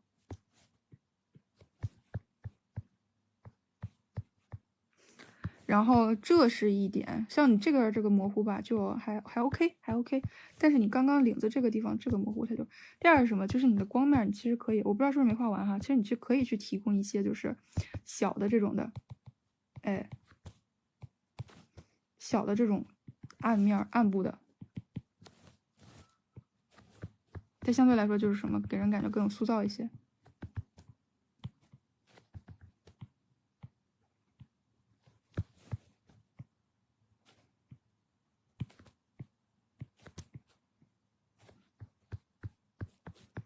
然后再就是什么，注意它这种很强的这种光源，一定要注意它这个边线的这个地方，就是它这个很强这个曝光，就是你所能提供的，基本上你所能提供的暗面就在于这个边线了，一定要把这个边线这个地方做好了，做精致了。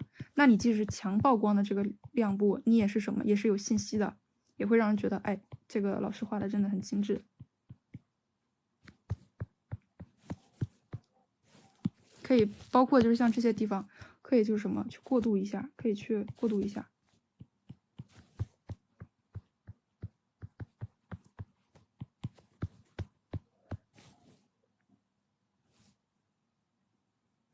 然后这个地方，这个指关节的这个地方，把它这个光影给的更强一点。它现在这个光影有点太平了。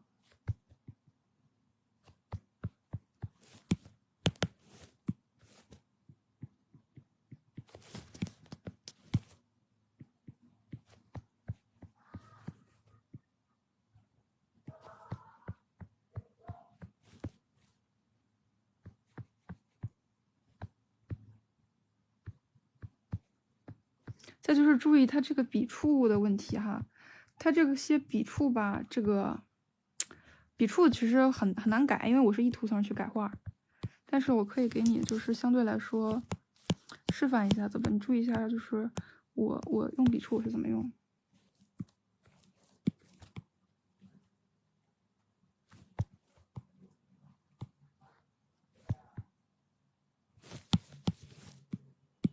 我不知道是因为赶时间还是什么的哈，可以看到沿着你原来的这个，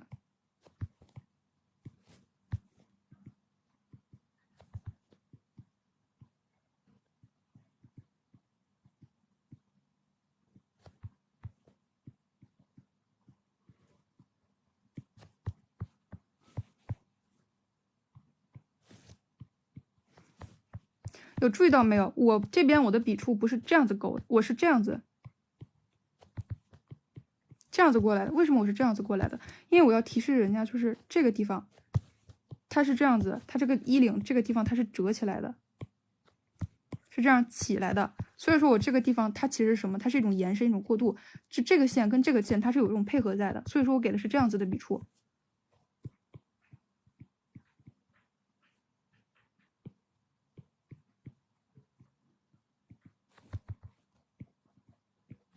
包括其实可以看到这边的起来是什么？因为下面部分它有这个在，所以我给的是这样子的笔触。就是每个笔触它其实它都是要经过思考的。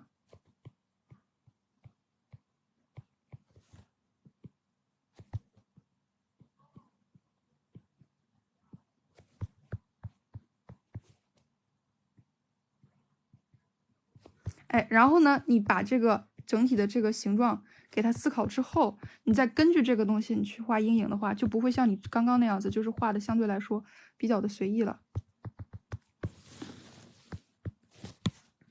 比方说，你看你的阴影就是没有形状的。其实，但是我个人建议就是什么，画阴影是要有形状的，它是要有明确的这个面的分割的，它的这个界面都是要控在这个面之内的。像你这些阴影，它就是什么，就是它这个地方它是没有收束的，没有收尾的。可以感受一下，就是我画阴影，就是我相对来说是怎么去进行调整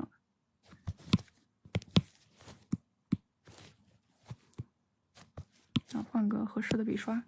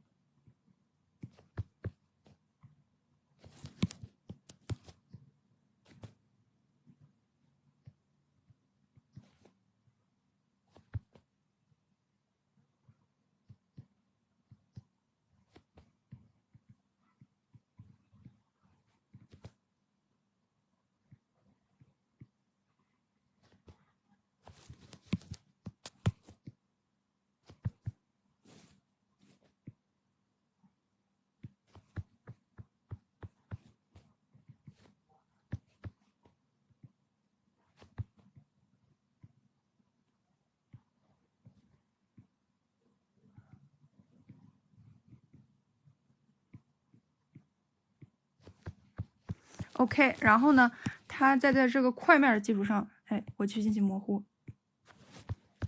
降低一下这个透明度。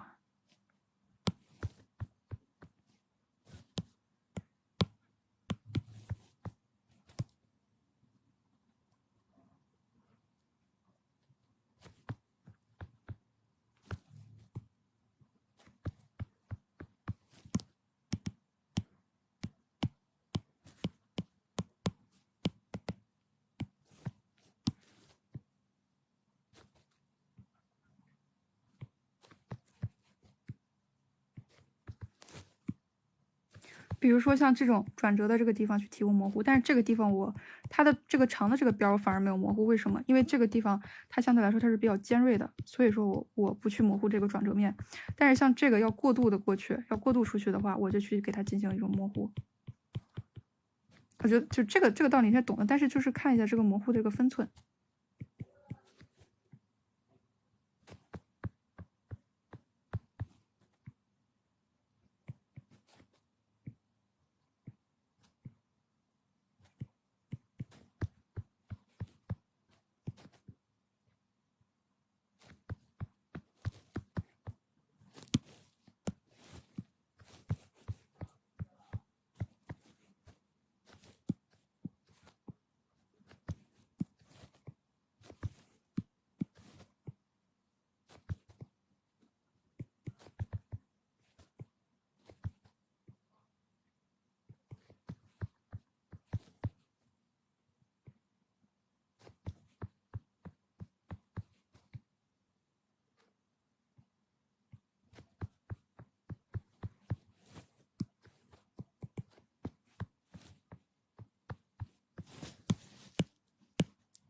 可以对比一下它两个这种精致程度的上的区别。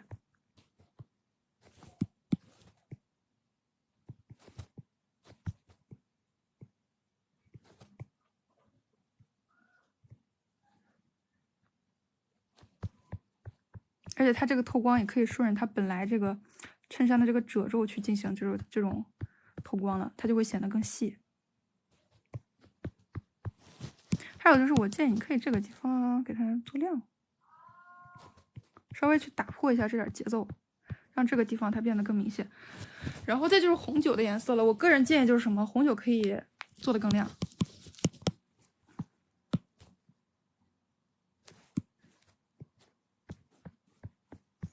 让这种红酒有那种发光的那种感觉。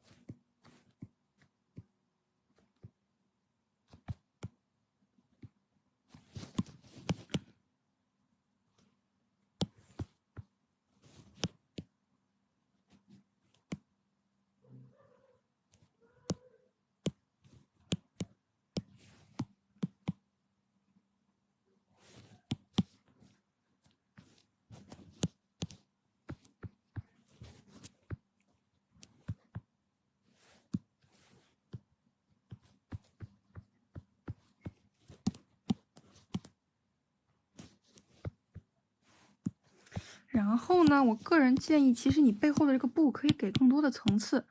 什么叫做给更多的层次呢？就是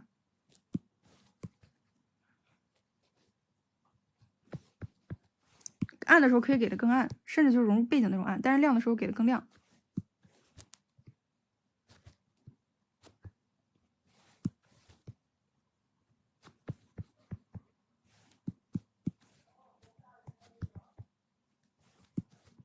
就是它像它的材质稍微有一点点，就是那种半透明，哎，稍微有点像那种比较厚实的纱，然后就是堆叠在一起的那种感觉。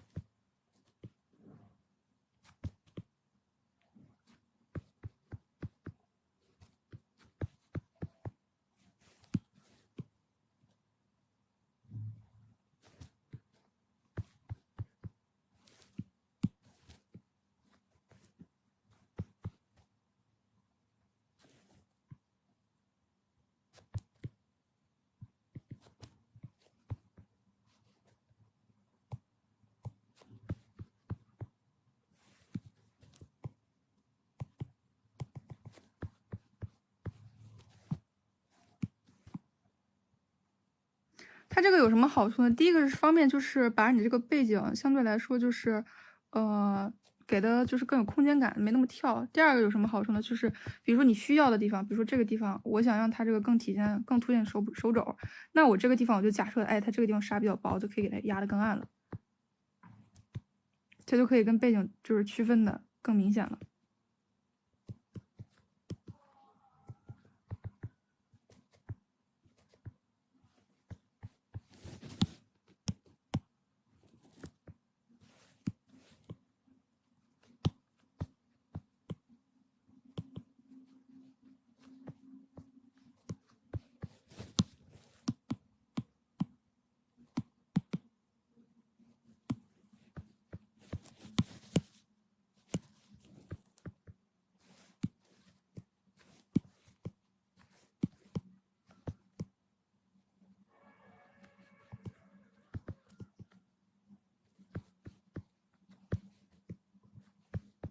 另外是什么哈？就是我先不动，因为它有点难改，但是我可以建议就是什么，你画面的这个飘动的这个布的取向哈，它这种飘动感可以更多一点，就是放开一点去画它，不用搞得太紧。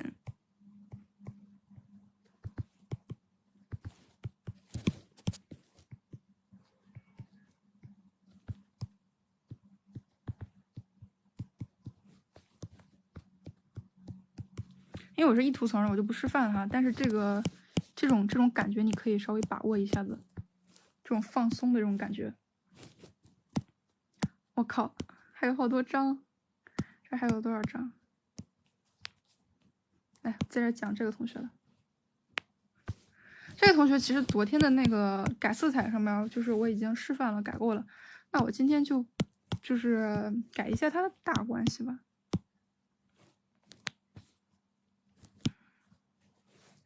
就色彩就不动了，昨天已经讲过了。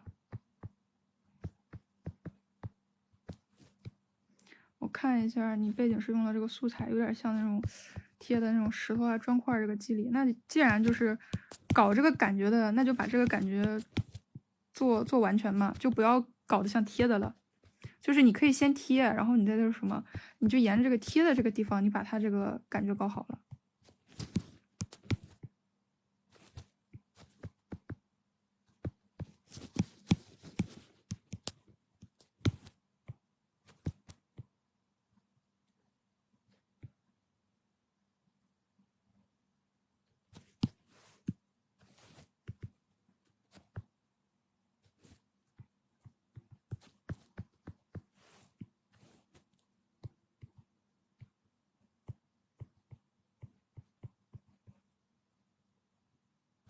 嗯。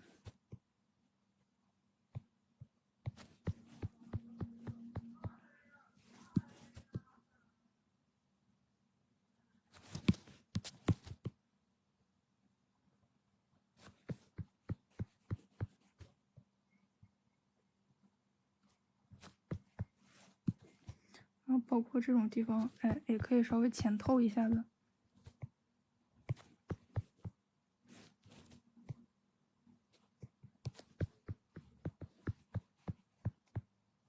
这个压的最深的这个地方，一个闭塞打死。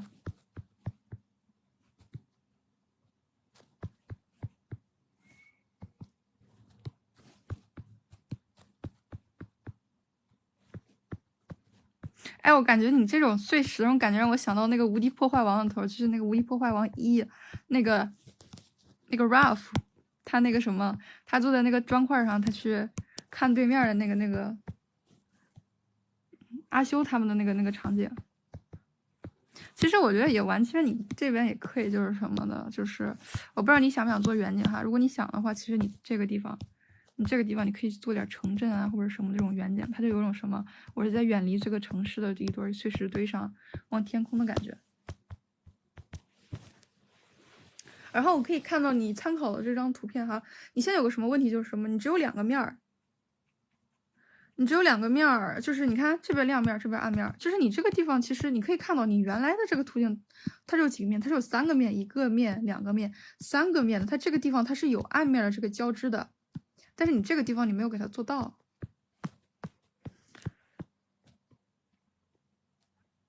来，让我们来添一下第3个面。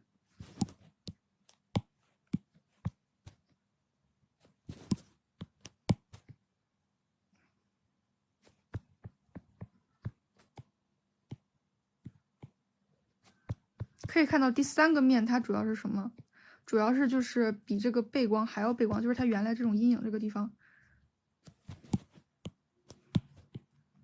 就是你其实你画了这个地方，但是你画的你可以干一下，你画的这个对比关系，对比之前的那个就是很弱的，把这个对比关系加的更强一点点。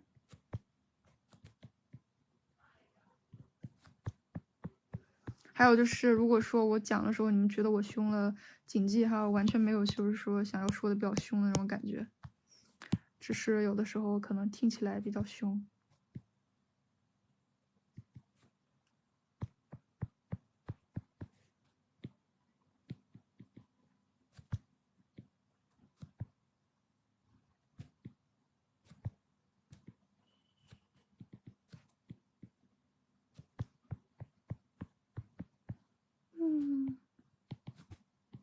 无敌破坏王，我有点想看无敌破坏王2了。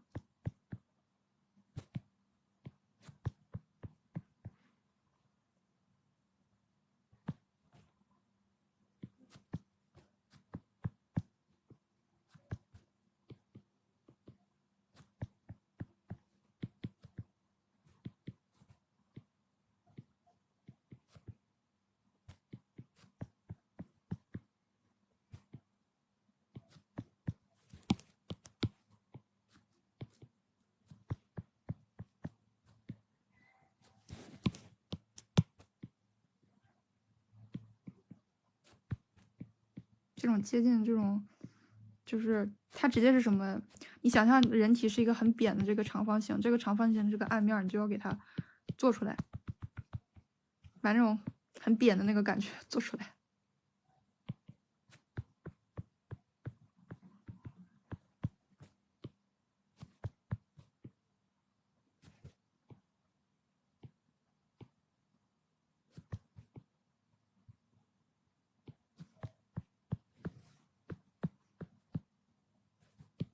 本质上都一种道理，就是把它的这个暗面做出来。你看我为什么这样子去做这个暗面呢？它本质上是什么？它是一个这样子一个立方体，这个地方也是一个立方体，那你立方体的暗面就都要做出来。它可能这个立方体没那么暗，但是还是要有这个，还是有这个暗的这种感觉。就是对比它的亮面，它是要有这种对比感。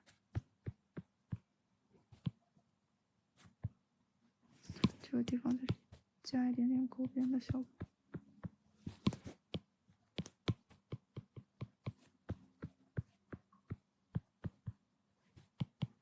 包括这个的体积也是，其实你要如果真的有体积感的话，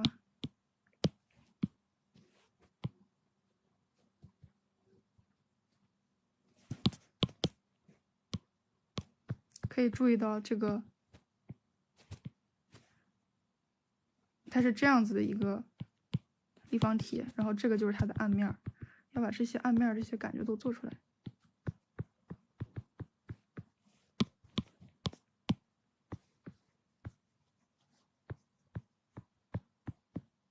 包括这个领子立起来，领子立起来之后，它是不是有暗面？也是有的，没那么重，但是也是有。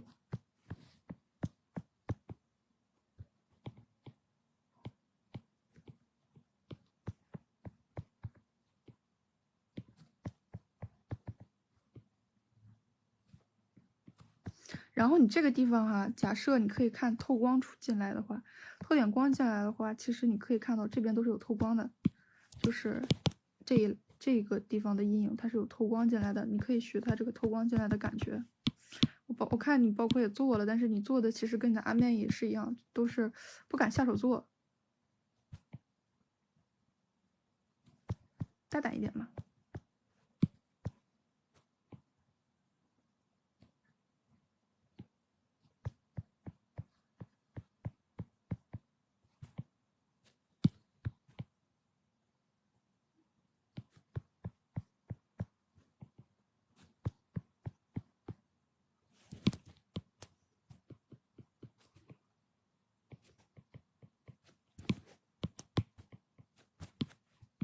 强调一下，这个明暗交界线就是在有透光的这个周围。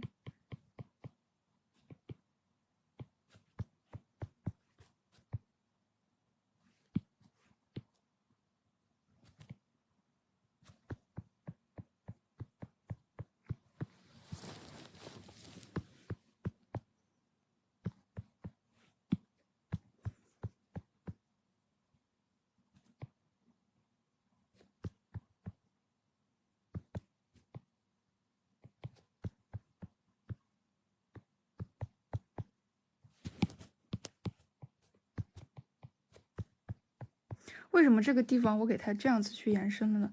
因为我之前说过，人体相当于是一个很平板的这样子一个东西。然后我这边我再去给它亮面去延伸一个地方，我是为了去加强这种更平的这样一种感觉。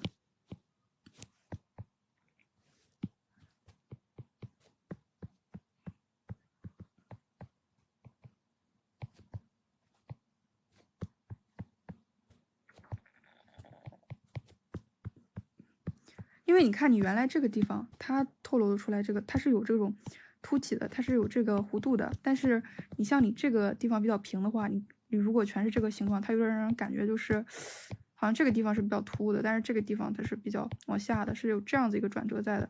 但是我这个地方我稍微透过来一个，就会让人感觉哦，它原来它也是个平的，因为这个地方它也有一些就是这种暗面，它只不过这个地方有光而已，它是这种感觉。不晓得能不能体会到，语言比较难形容一种微妙的那种感觉。这个地方也是浅透一下。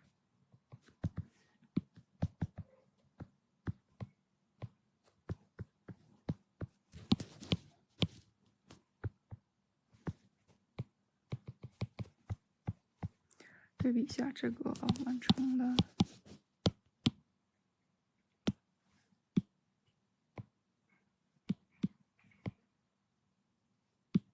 然后颜色我昨天已经说过了，今天就不多说了。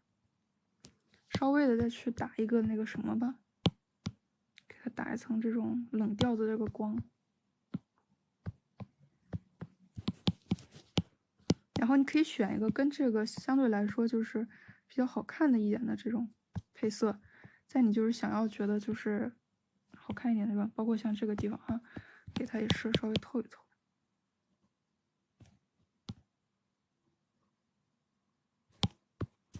这个地方其实你透光可以透的更强一点。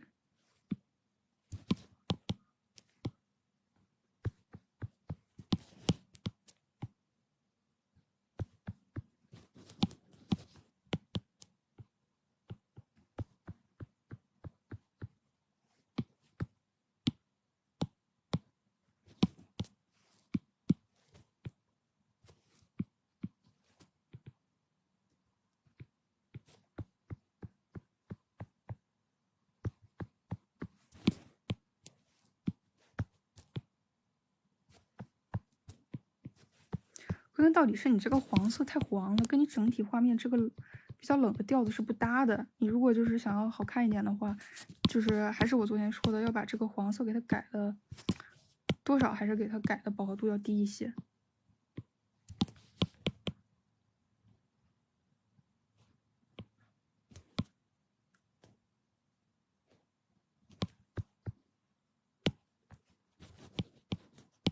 OK， 这张图就改到这里，下一张图。这个同学其实也是，他没有一个就是转折的这个一种概念。我讲了那么多个，我直接上手吧，给他做转折。链接底，看来我把它这个暗面给它都画出来。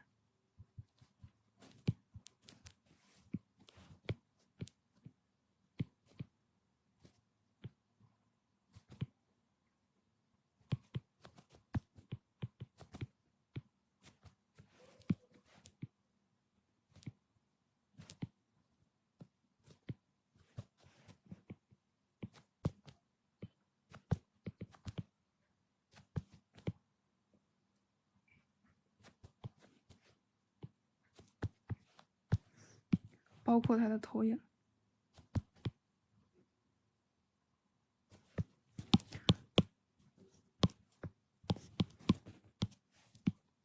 给它亮面强调一下。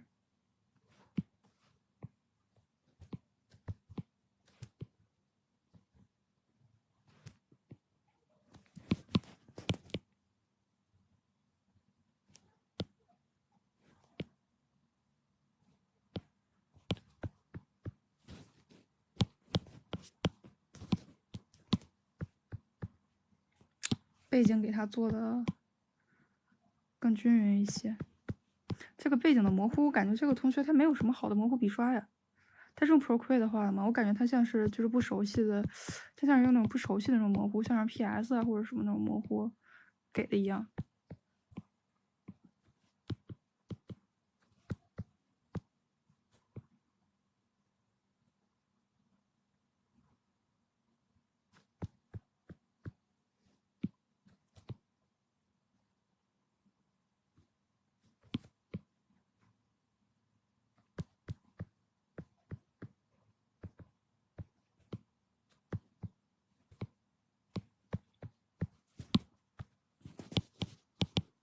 对比一下这个整体的这个光影的关系，然后在这个光影的关系之上，这个同学其实你目前你首先要去注意的是什么？你首先你要去注意就是，你先去注意去练一下整个的这个人体倒是不急，其实人体现在辅助这种软件都很多，你去练一下这个怎么说的一些比较基本的这些立方体。比如说基本的这个长方体，就是虽然是很枯燥哈，我说为什么学个画画还要被人就是问就是学一些考前素描的东西，但是真的就是你目前你需要去练一些这种基本的立方体，去明白它这个什么亮面、连接线、暗面、反光以及阴影的之间的关系，这个立方体才是让你去理解最快的。你只有去把这个基本的立方体的这个阴影理解之后，你才能知道就是这个人体的这个阴影是如何运作的。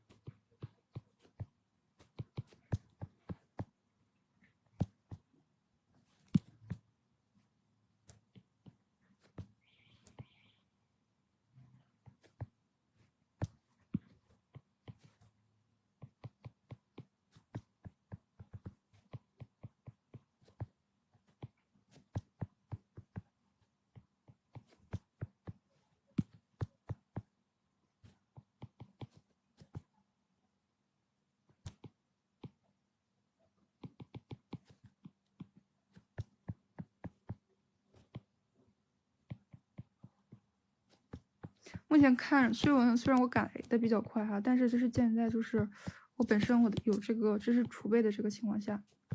而且为什么说这个地方我这个地方的阴影和这个地方阴影，它俩给的是不同颜色的阴影呢？这里要讲一下，因为我这个地方它是一个什么？它是一个强曝光。如果说它是一个比较弱的这个光的话，其实你也可以选择什么？哎，就是我这个亮面这个阴影跟暗面的阴影就是完全统一，其实是可以这样做的。但是我想做一种强曝光的效果，所以说它俩之间的这个阴影就是什么？就是亮面的阴影相对来说比暗面的阴影要更亮，它是一个强曝光的效果。它是一个有这种曝光感的那种效果。如果说就是不追求这种感觉，其实我做的一样重可不可以？也可以，这样对比就会更强一点。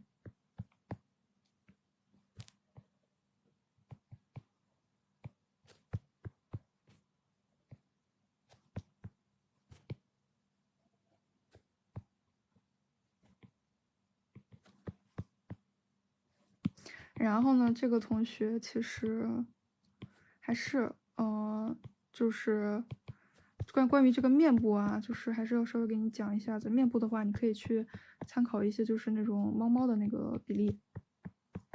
之前讲过，就是这个面部它的那个三庭五眼，其实二次元它也遵循这个三庭五眼。现在就是它这个三庭五眼有点太失衡了，你其实把这个眼睛哎提到这里都比较可以。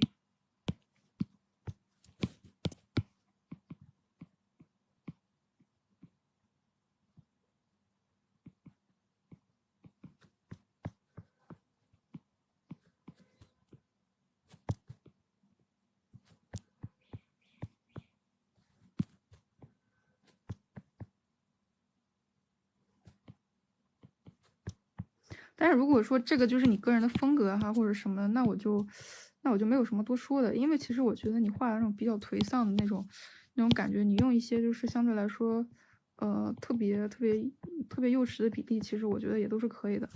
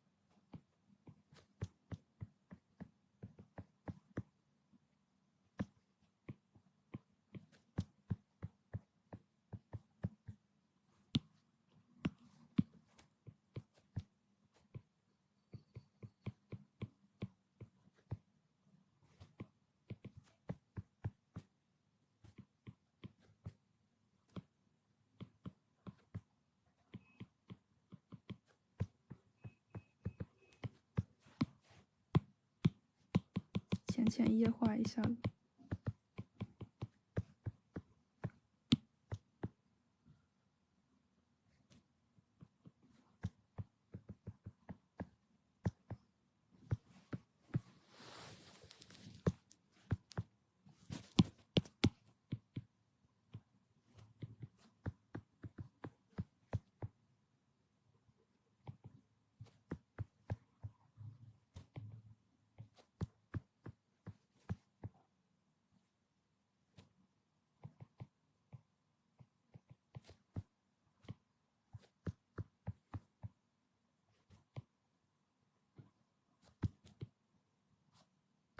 然后注意哈，他这个手的大小太小了，就是巴掌大的小脸哈，就是证明他这个，他这个手其实比脸稍微小一圈就行。但是你原来这个手，它其实就差不多到这儿这么个大小，那就太小了。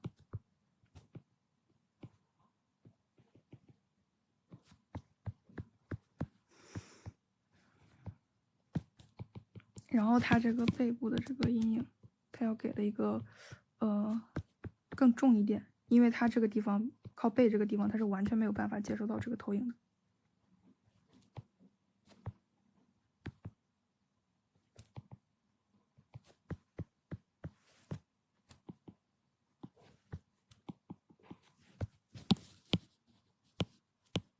然后这个同学说一下你原来关于这个色彩这方面的这个运用哈，就是这些地方这个色彩其实你用的太生了。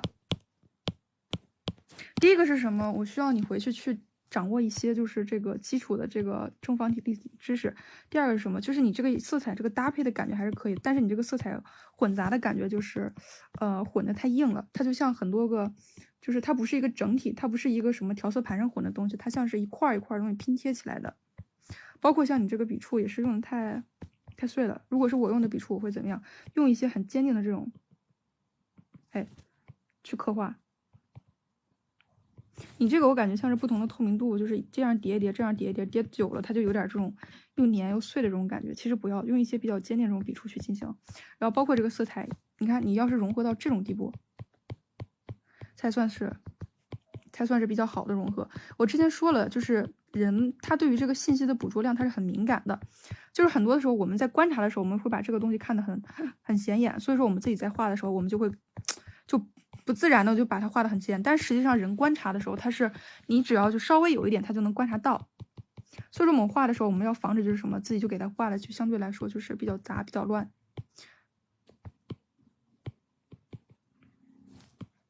它就是一个创作者和观者，他本身的这个尺度是不一样的。我们要站在这个观者上的这个尺度去想问题，而不是想我们就是创作，而不是就是什么我们认为该有什么样的尺度。你看它基本上融合到这个方向，它才算是相对来说比较融洽的。包括这个光感用的是那个，就是它这个暗部用的是正片叠底，亮部用的是这个，是强光涂层。应该是强光涂层，我没记错的话，不是强光就是覆盖。好的，那这张就用到这里，我们再看下一个同学的。下一个同学，第一个是哈，就是他这个大透视，首先鼓励一下他画这种大透视的这个心情，那我给他去分割一下层次吧。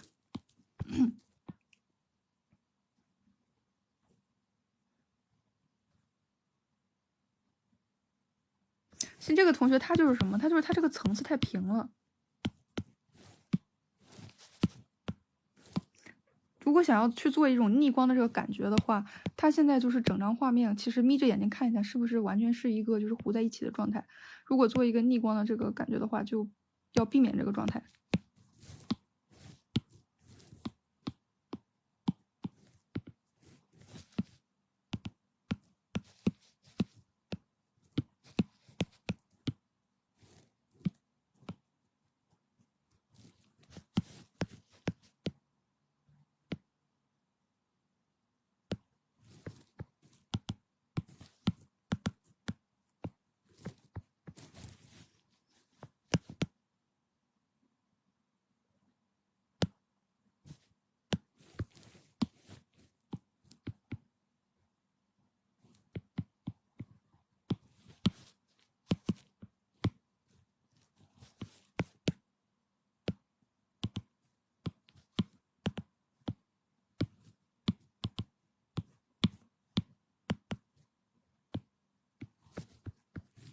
OK， 可以看到我现在在做的什么？我目前在做的就是把前景的东西都给压暗，然后呢，背景这个东西提亮。现在这眯着眼睛看一下，它的层次区别应该是很明显了。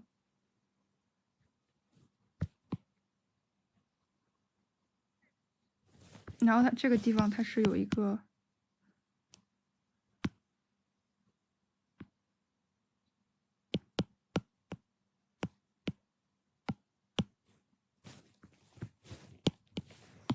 它又是有一个切光的，把这个角给它切得更明显一点。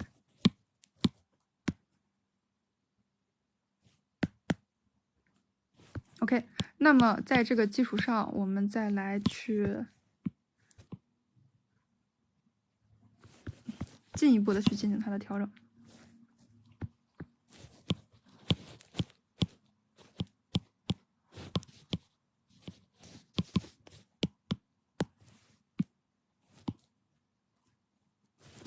对比一下这个原图比之前少了更多的色彩关系，所以说我补一个打光这种图层哈，去把它这个色彩关系相对来说补一补。哎，它这个它就更有一点点色彩倾向了。然后它这个背景这个月亮哈，就是本身它前面这个信息就很多了，背景这个月亮它用的笔触又比较多，可以把这个背景的这个月亮给它相对来说做的那什么一些，就是相对来说给它做的对比少一点。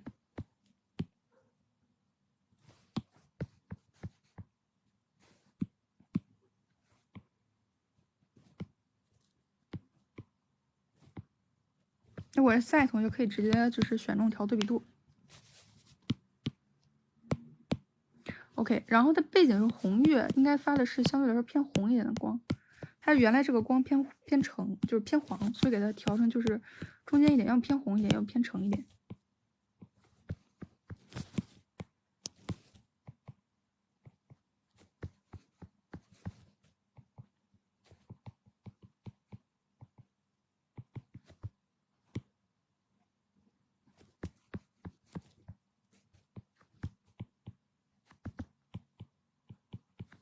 这个脸的话，它相对来说就是，其实我人体的关系我说的不是那么多，因为我总觉得就是说人体相对来说会有点浪费。其实同学们如果自己人体真的没那么好的话，可以画之前参考一下模型，这个真的是。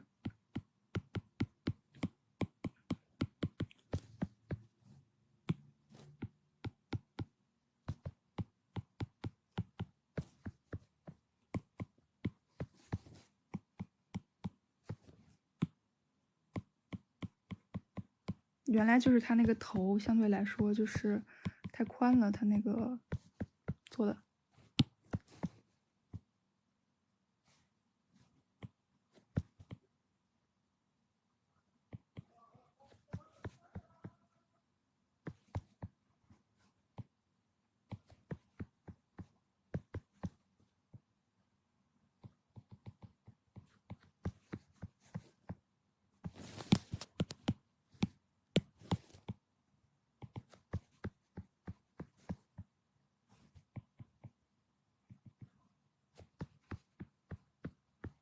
可以看一下，再就是什么，把这个地方给它复杂化，而且这个袖子哈，这个袖子其实我要是我的话，我会给它处理透光一点，就是假设它这个光很强的话，那它就透过来。目的是什么？目的是为了让它有更多的这个层次，这种感觉。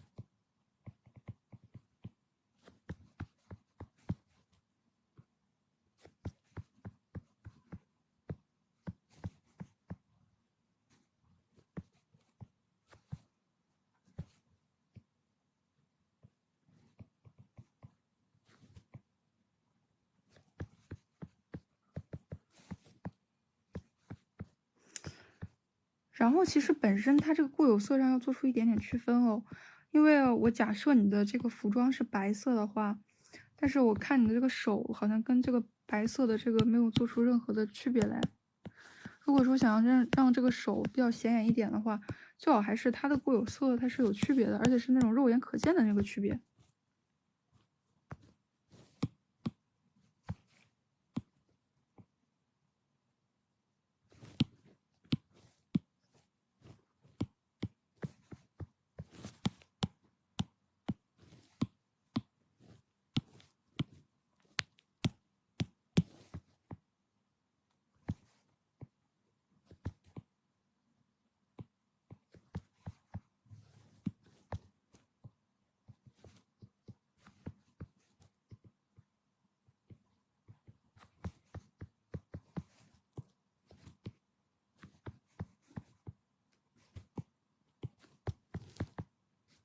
这个地方，哎，这种尸体的这种阴影要加上，包括这个鞋也是，阴影也要跟上。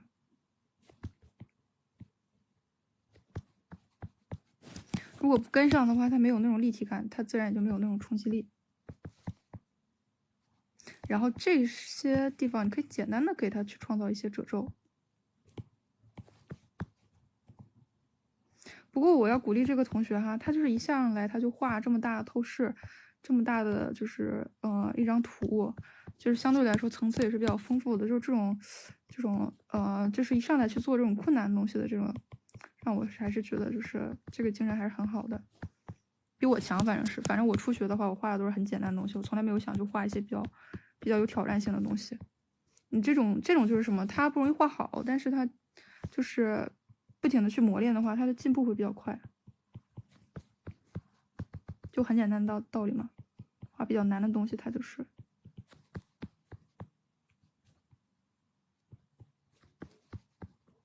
然后注意哈，一定要把这个东西做出层次来。比如说，你想要把这个手跟这个袖子分开，尤其是你们都是这种结构，巴拉巴拉巴拉，都是这种结构。它这个结构一堆一堆一堆堆，长得就很像。那你怎么办呢？那你比如说，你就要利用点层次，比如说这个手这个地方，我可不可以就是这个这个东西哈，我的这个腰跟我这个手肘中间是有空间的吧？有空间它透不透光？哎，那我就透一下。哎，这样子它空间感不是一下就出来了吗？让人知道哦，原来这个地方是有空间的，有空间的，所以它就在透光。哎，就是这么来的。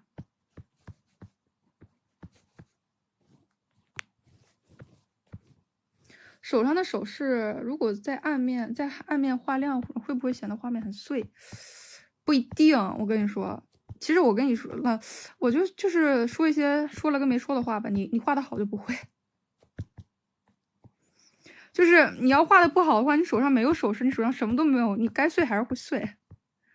它这个东西，我真的没办法回答。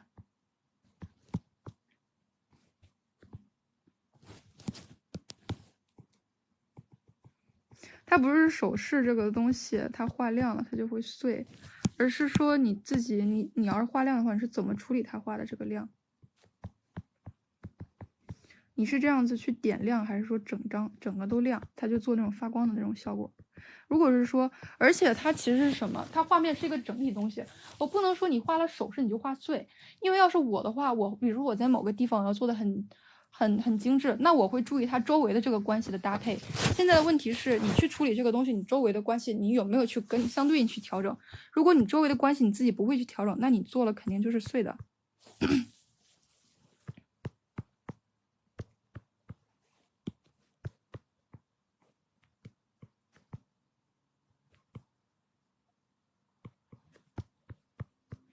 它是一个关系的问题。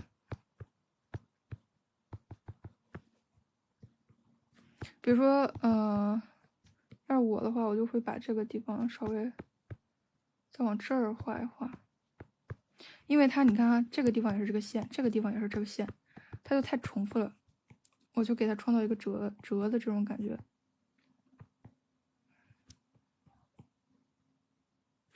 哎，是这个样子，那它的这个趋向，它就没有重复了。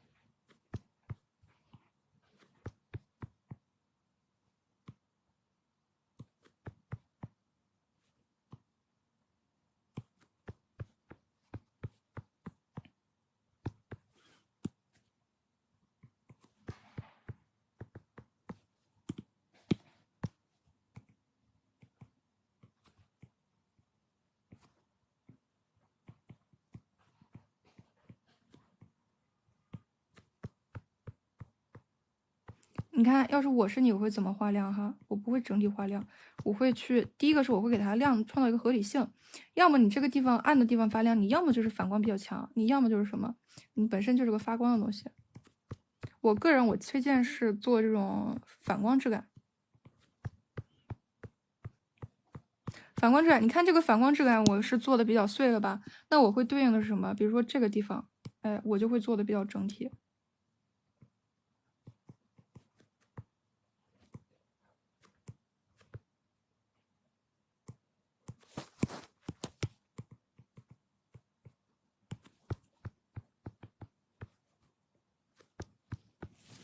相对有就是它有删改一些，包括下面的这个东西，我也会做的相对整体一些。所以说那个问题真的没办法回答你，就是你其他地方你做不做调整嘛？你其他地方你不做调整，你其他地方的关系也没处理好，你就单纯的增减一个的关系，它是牵一发而动全身的。所以说画画是个很复杂的活计。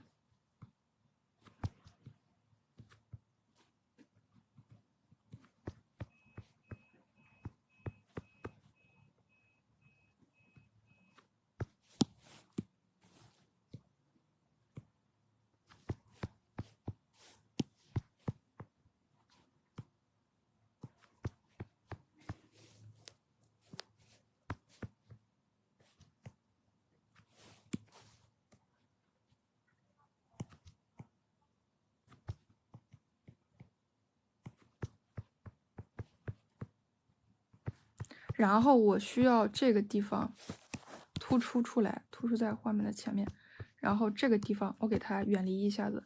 那我接着去做什么？我接着去做透光。基本上我去做空间感哈，基本上我就透光跟模糊两种办法了。倒不一定说非得学我哈，只不过我实话实说，我就这两种办法了。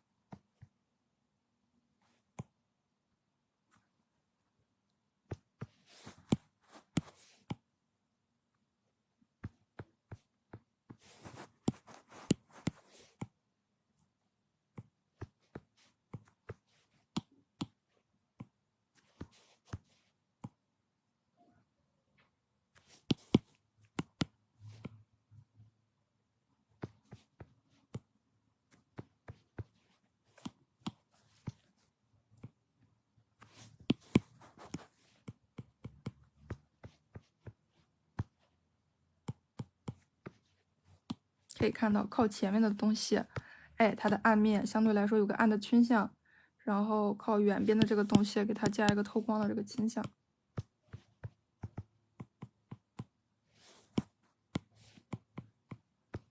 可以感受到没有它的这个空间感的这个变化。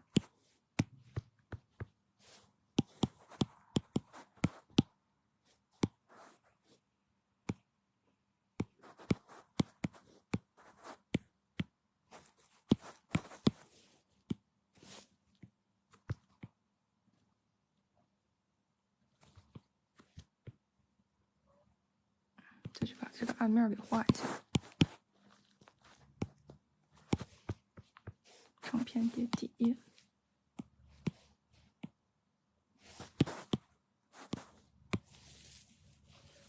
这个时候我再来就是做一下人周围的东西，让他做的。我靠，已经10点半了，那么快，完了，今天晚上估计得讲到凌晨3点了。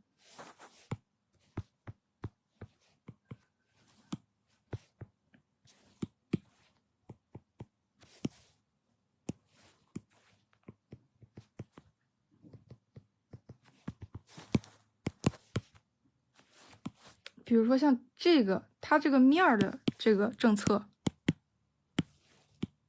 也可以去做的透光，它相对来说它就比较有体积感。不要透过头啊，微透，微透，微透，微透，微透。你看哈，我稍微轻轻一刷，它就有感觉了。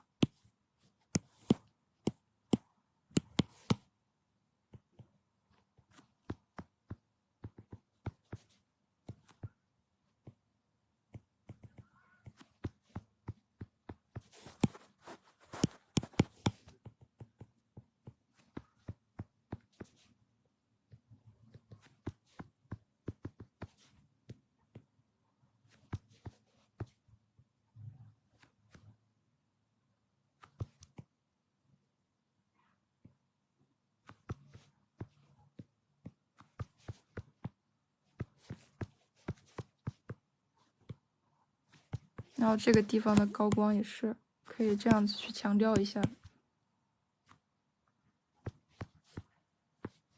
有点太亮了。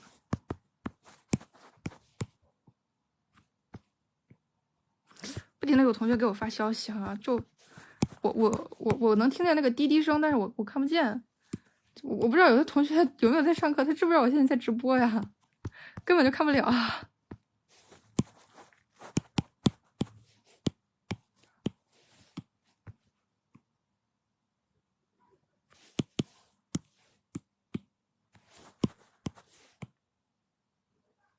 像这个地方也是透光，哎，可以看到这个画面的节奏处理。OK， 这张就进行到这里，我们看下一张。这个同学，我直接上手改大关系吧。这个同学其实他一直是，他有点那种，就是我觉得同学你接下来的发展方向你可以是什么哈？就是你去处理小稿，你去画小稿，你就先不要去画特别大的或者特别需要进行刻画的东西了。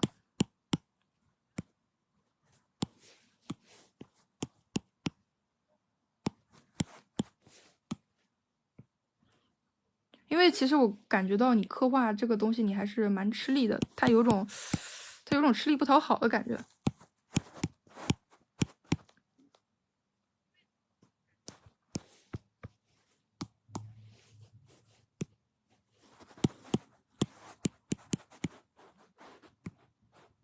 所以说我个人建议你可以先去就是做一些光影上的小稿，就是你把光影的这个东西摸清楚了之后，你再会进行刻画。因为像你画的这幅画哈，它是一个就是光影感，就是很强的这样子一幅画面。如果说你本身对于光影没有把握的话啊，你再去就是在这个基础上你去进行刻画，其实很难做的。所以我个人建议你接下来的训练，你就是你自己自主的训练，你一定要去画小稿。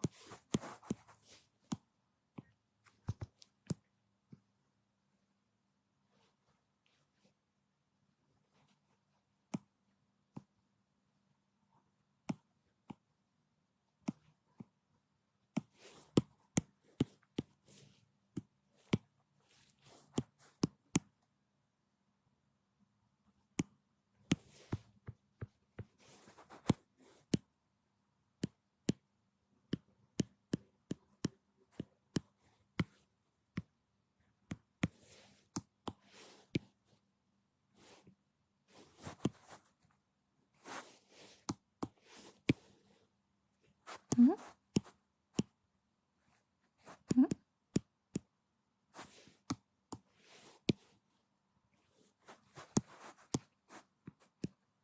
哦，这样子。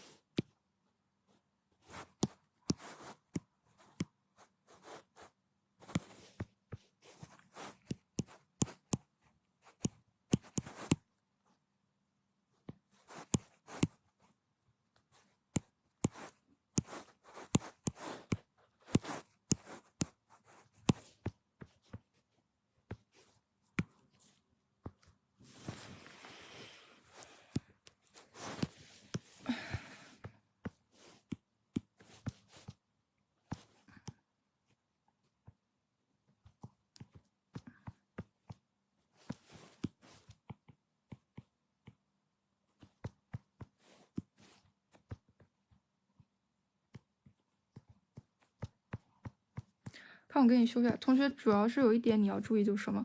就是褶皱它画的，它本身在脑子里头，它都是有想法的。什么叫有想法？就是我有空间感，我知道褶皱是什么样子，而不是说我就是我脑子里头我根本想象不出来这个褶皱长什么样子，然后我去进行刻画，不是这个样子的。我现在我感觉你的状态就是你根本就是想象不出来这个褶皱是什么样子，但是你又觉得必须要有阴影，所以你就去进行刻画了。这就是我说的一个吃力不讨好的状态。你其实你现在你可以不急于这个，你可以先把这个东西放一放，你就是去，比如说哎去临摹呀，或者是去那种，就是去那个画照片啊，什么也好，你就是去感受一下光影，就是把这一项先做好了就可以。我不建议你现在就是做特别多的，就是那种自主的那种练习，因为你需要先积累，要就是要先积累一定的这种关系，你才可以就是去，比如说画，就是自己去创造一幅画啊什么东西的。但如果你本身没有这个积累的话，其实你画这个东西你就有点捉襟见肘了。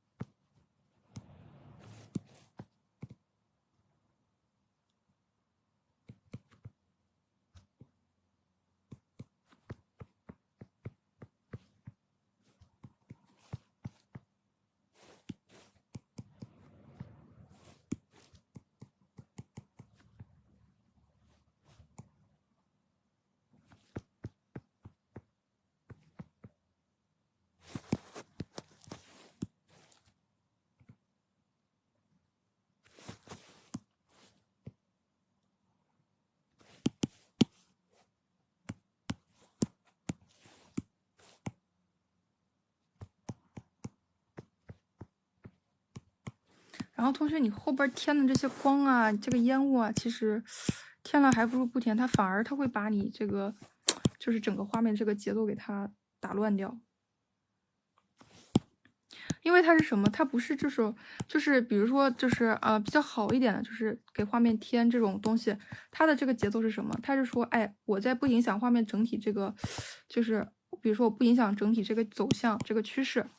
比如说我要做一个动感的这种感觉，那我这个添的这个东西它不会破坏我这个动感的感觉，或者说我要做一种这种柔美的感觉，我添的这个东西我不会就是什么出现这种很尴尬的阶段。但是你添的这个东西就是我每回我比如说我在给画面添这种东西，其实我可能反而就是比想光影还要难，它是需要你反复去斟酌去考量我这个地方我添我到底是合适呢不合适，我会不会就是把这个画面打得更那个什么一些。但是我感觉到你添的这个东西你没有经过特别多的思考。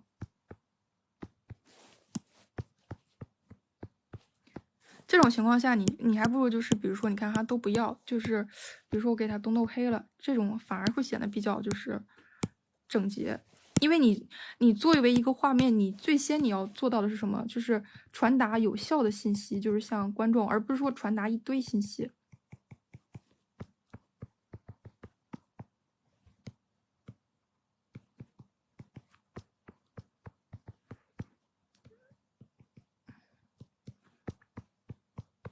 当你这个信息影响到你其他这个信息的有效表达的时候，它这个时候就已经出问题了。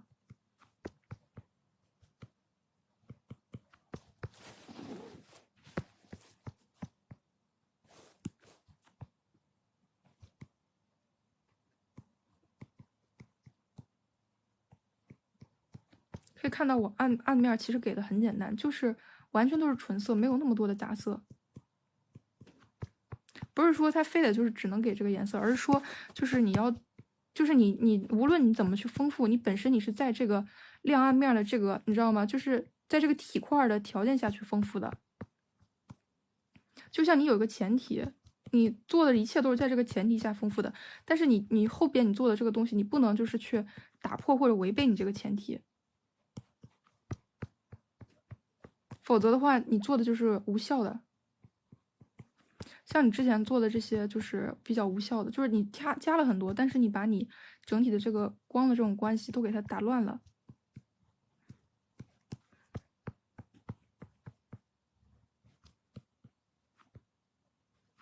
所以个人建议就是你目前阶段真的就是可以不用尝试太复杂的东西，去做小稿的练习就好。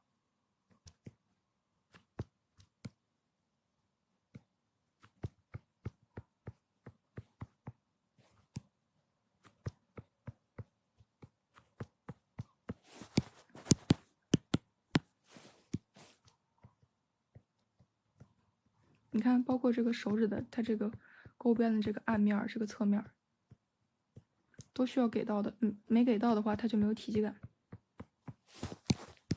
然后再去做一个，过渡的一个暗面。我因为赶时间哈，我做的不是特别精致，但是不要学我到这种程度哈，就是能明白我的意思就行。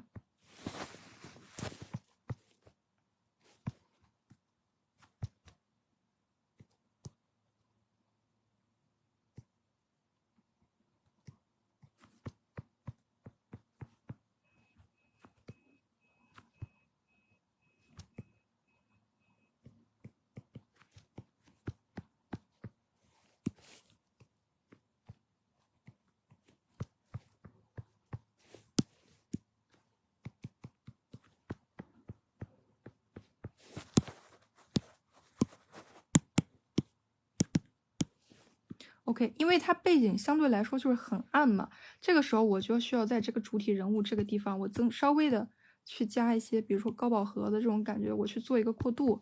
目的是什么？目的是为了让它有一种就是微微的发光的那种感觉。它这个东西主要是做在那个什么，主要是做在这个背景上面的，因为背景它直接就是黑色嘛。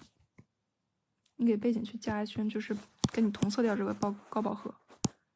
让它就是分割就没那么那个什么一些，没那么尴尬一些。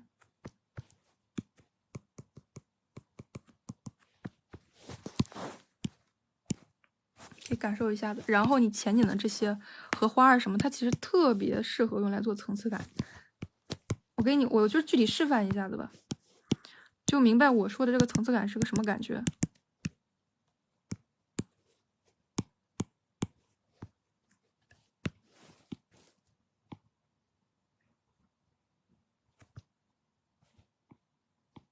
你看这个线跟这个面的这个层次，然后反过来，又是这根线的这个层次，线降低，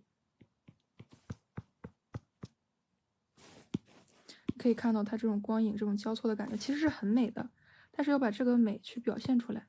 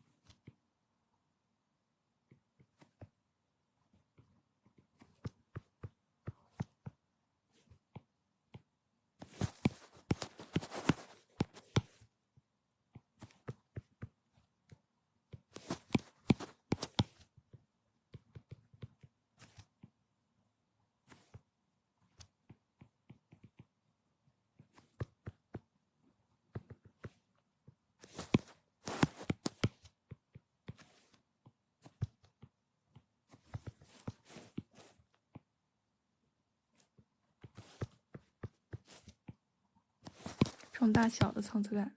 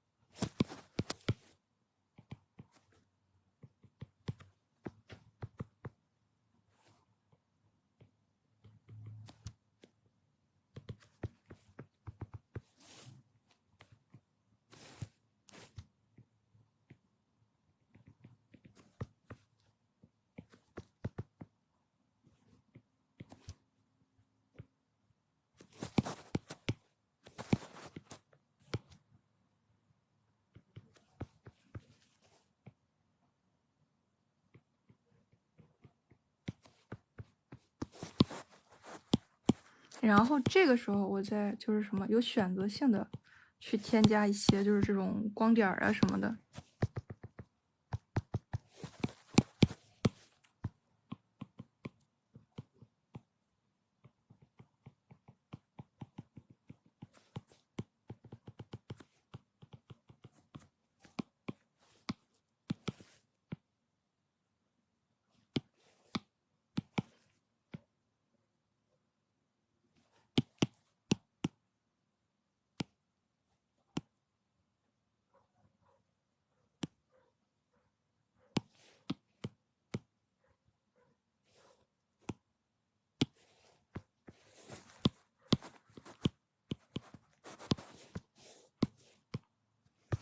OK， 这张图就改到这里。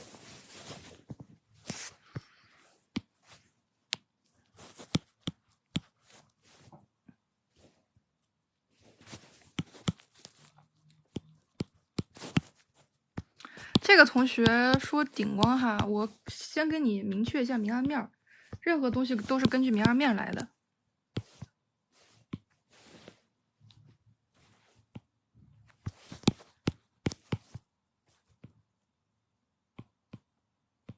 其他的细节刻画什么的倒是不急。首先就是什么，你这个面部的这个明暗面哈，它跑得太往上了。就是你看它鼻子就这个地方是凸起来的，这个地方它其实是往下凹的，但是为什么都跑到往下凹的这个地方就有点那个什么？这是第一个原因。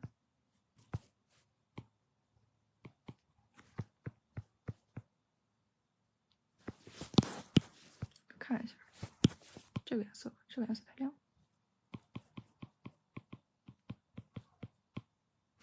其他先不管哈，先把这个东西做出来。然后你看哈，你头发的这个亮暗的这个差别这么大，那你其他这个地方肯定是要跟上啊，至少要做的就是它这个强度做的跟你的头发是一样的。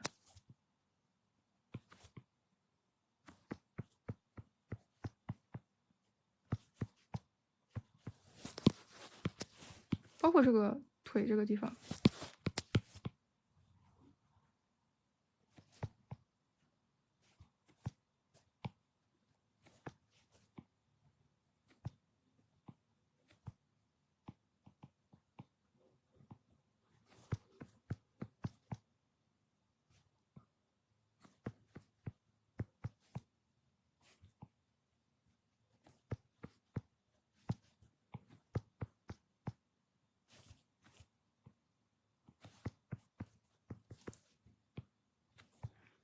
然后进一步哈，你给的是顶光，那你这个灯笼袖证明你的光是这样子，这样子，这样子，因为它是顶光，而不是说这个样子，这个样子它是侧光了，但是你给的是完全的顶光。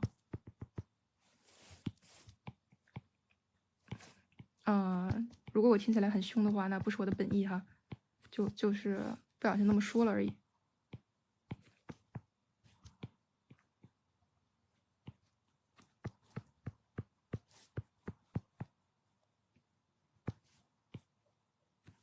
是不是没有人了？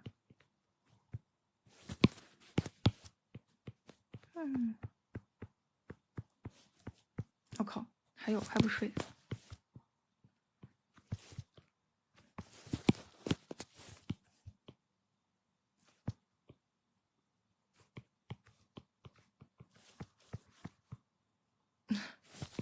陪我血战到天明了。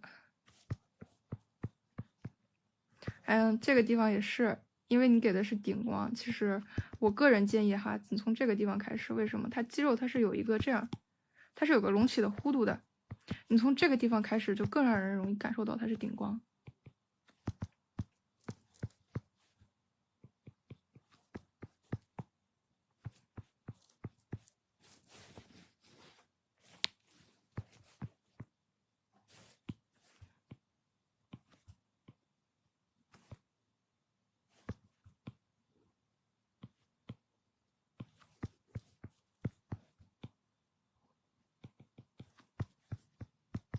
有人就不错，双11要来了。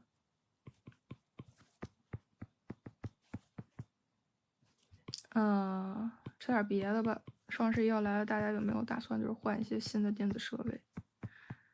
想换之前好像说什么那种新的那个什么最新一代的 iPad，好像它那个就是用最新一代的 iPad，好像换了什么芯片什么的。总而言之，就是你的 Procreate 就是可以有更大的内存了，还是什么样子，也更不容易闪退啊之类的。有打动到我，不过我还是看了一下价格，默默的关掉了。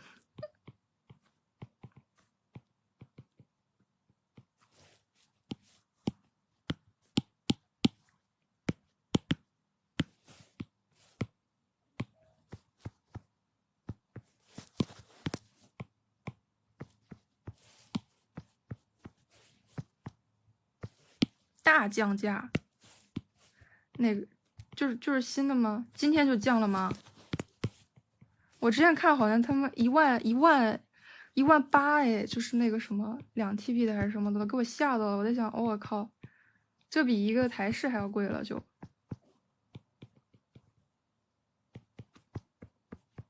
看这个底下啊，给它做一些这种反光透光这种效果。我靠，我待会儿要去刷一刷。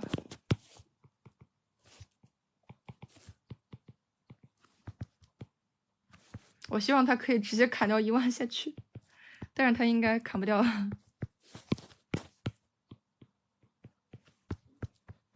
再就是什么，它这个周围勾边的这个暗面做一下，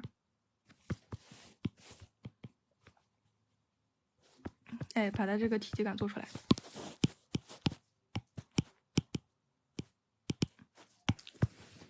感受一下。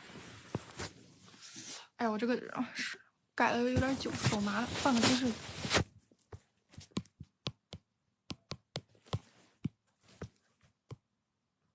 挺好的，不是说我之后看什么就是怎么说之后好像就是 iPad 上还可以使用 PS， 然后还是什么就是还可以使用渲染器，可以做3D 什么东西的，蛮牛的，就多发展起来，让我们这种用 iPad 的这种人就可以直接就是什么移动电脑。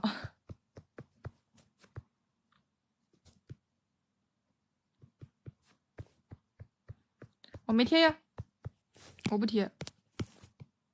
为什么我不贴呢？因为我之前在一个淘宝店曾经有一个85块钱的类纸膜和一个100块钱的类纸膜等，就是在我的面前，我贪便宜我选了一个85块钱的，但是那个85块钱一点都不好用。然后每回就是什么，然后我就发誓我再也不买类纸膜了，因为那个类纸膜拆了又不让退，我就白花了85出去。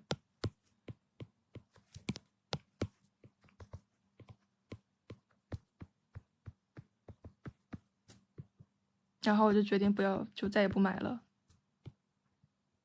因为如果我再买了，我那个85是真真实实的亏了。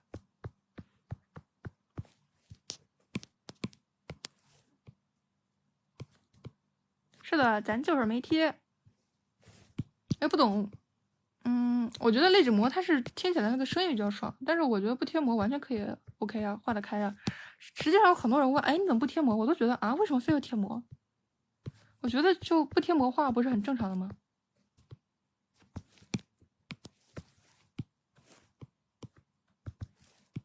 但是如果说什么，哎，有那种就是免费送我类纸膜的，那我肯定用。没人免费送我类纸膜，我就还是再挨到我那个85块钱，而且我不贴膜画习惯了。你看这个勾边的这个暗面，有闲心思的话，再做个这种，哎，这种过渡的这个面，它体积感就出来了。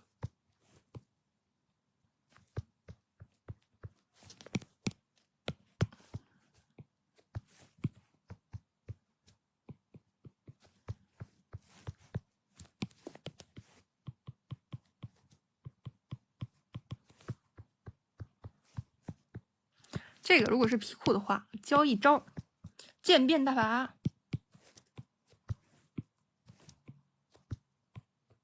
哎呀妈，没渐变好。渐变大法，就那个小铃铛那个音乐是怎么说？噔噔噔噔噔噔，是这个样子吗？那我就配个噔噔噔噔噔，渐变大法。渐变大法是什么？就是给一种就是比如说你画皮裤的高光的话，如果说你一直都画的是什么，就是那种皮质的高光，尤其是那种漆皮，它们的高光往往是有渐变的高光。如果说一直都画的是那种就是一致的高光，它会显得比较呆。画个有渐变的高光会给人感觉好很多。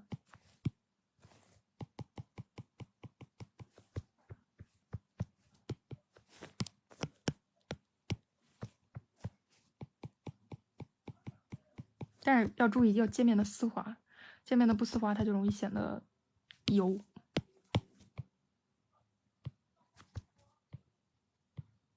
也不是油了，容易显得脏，也没有好到哪里去。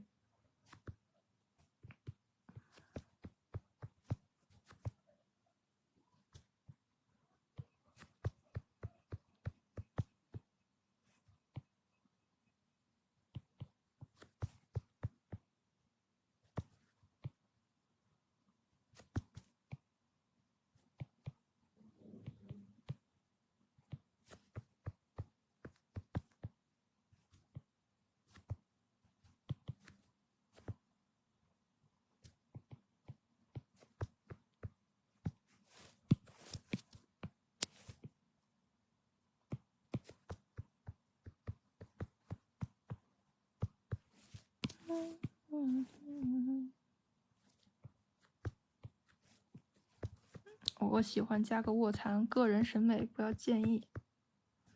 然后这个地方你这种比较利落的画风，我建议什么哈？头发都加勾边，就是一片一片这种头发都加勾边，它会显得你这个这个效果更那个什么。然后勾边的那个过渡我就先不画了，因为已经示范过了。勾边的2面跟上。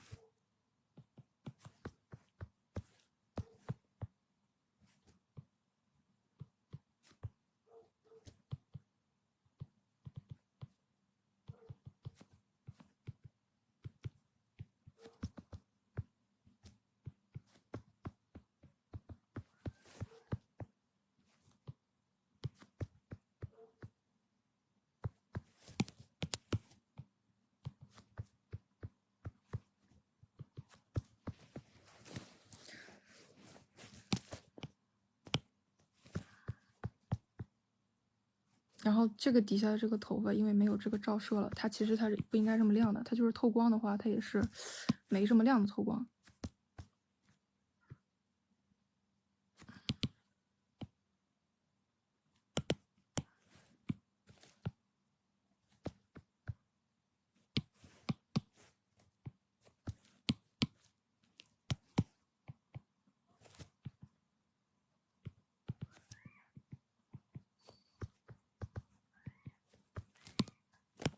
OK， 这张就改到这里。下一张，这个同学色彩哈，我昨天就是拿他这张示范了，我就不多说了，改笔触吧。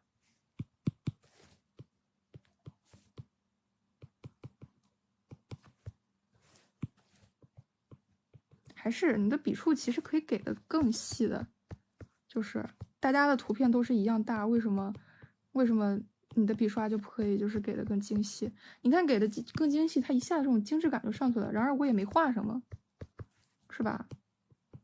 这种小窍门就是多运用呀，因为我之前说过的。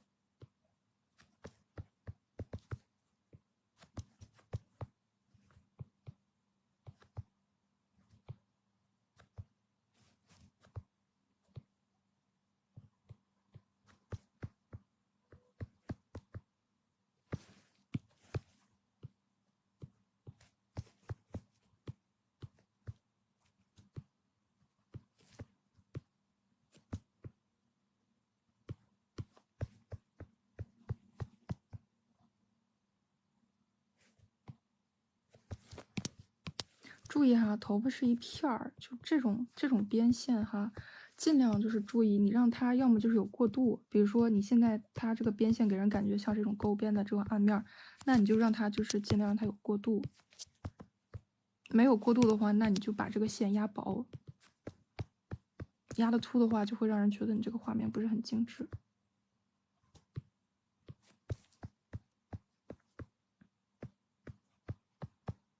这些地方应该是没画完。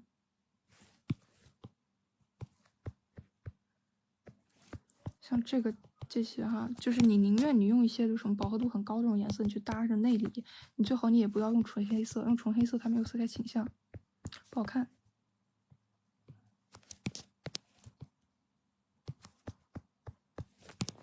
然后水面的这个感觉的话，光画水波纹是不行的，它要画水面的那种发白的反光。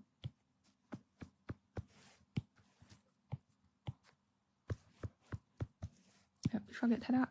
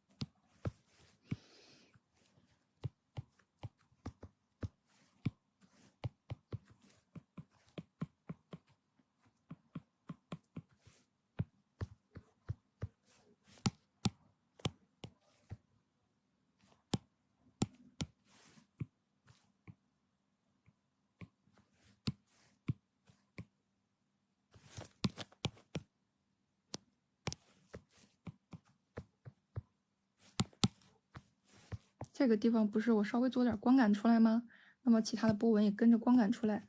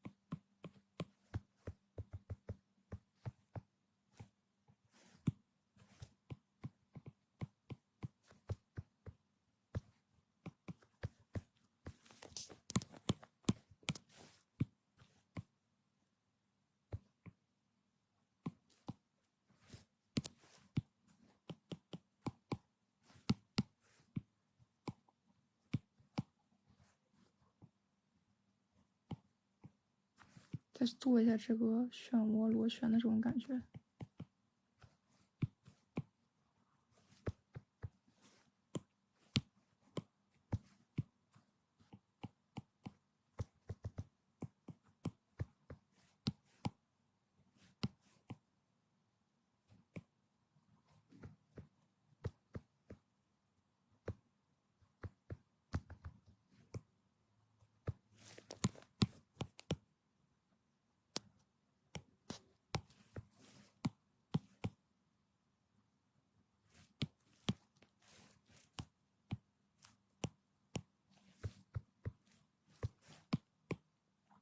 如果我这个时候分图层，我这个时候就可以给它高斯模糊了，但是我没有分图层，所以就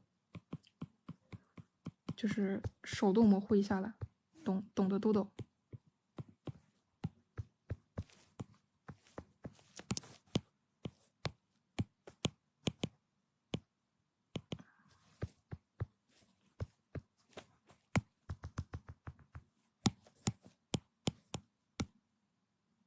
这个暗一点，给它稍微浅一点点。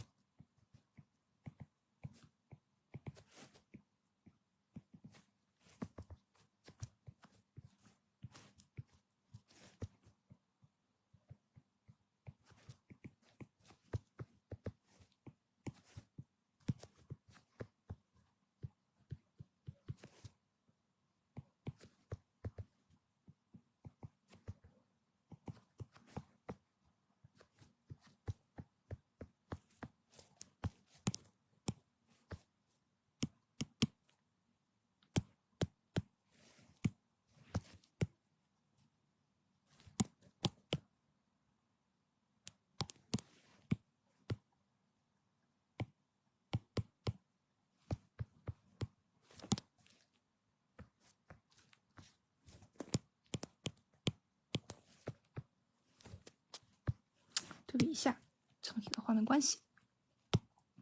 OK， 这个同学的话，你首先你要做到的第一点就是要统一色调，因为你整个色调真的就是非常的，可以看到，我觉得几乎集齐了3原色了，就不要出现这种3原色的色调，而且每个颜色占的比例又差不多。我先给你我就随便我找一个什么柔光图层哈，给你把色调统一一下。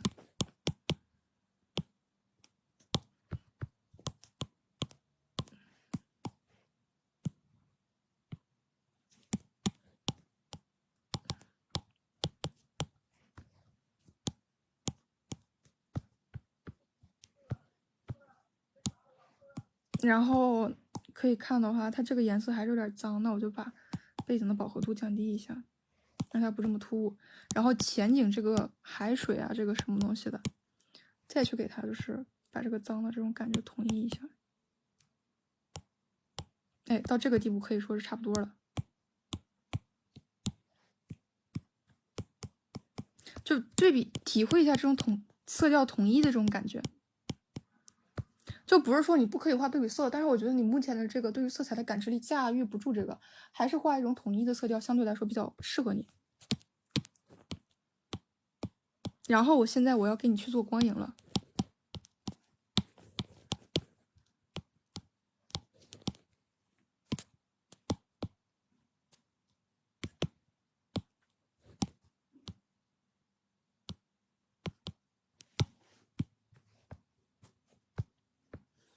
感受到你的这个光影其实位置也很奇怪，我就给你统一就是做这样子的一个顶光的光影吧。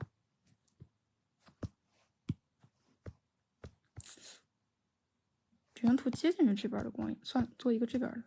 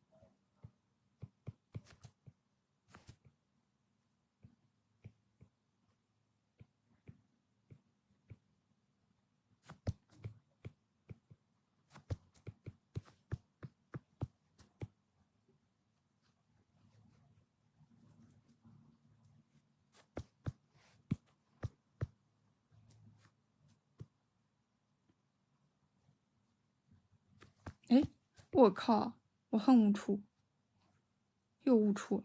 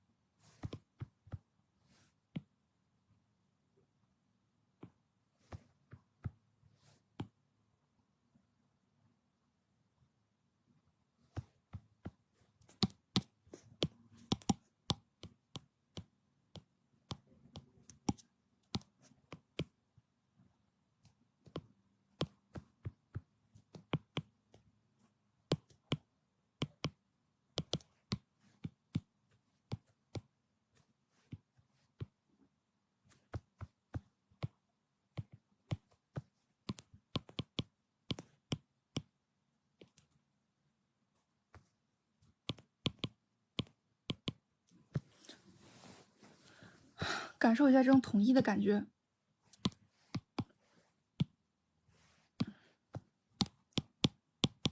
这种光线的统一感，这种色调的统一感。现在就是这个同学，我建议我也是建议你什么，你画小稿，不要画大稿了，画大了就是你很容易就是就是搞不准。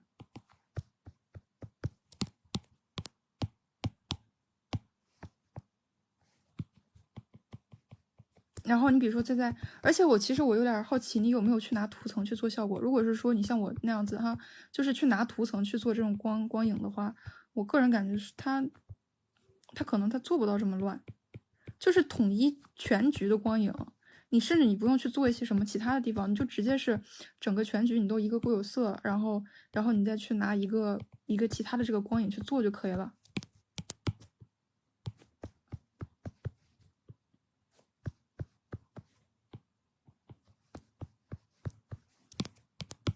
可以看到哈，我是什么？我是整体我这个固有色我都给它很暖，然后我的阴影我都是什么？用它一个比较冷的这个阴影，全程我的阴影哈都没有变过，我的这个固有色基本上也都是保持在统一这个调性上。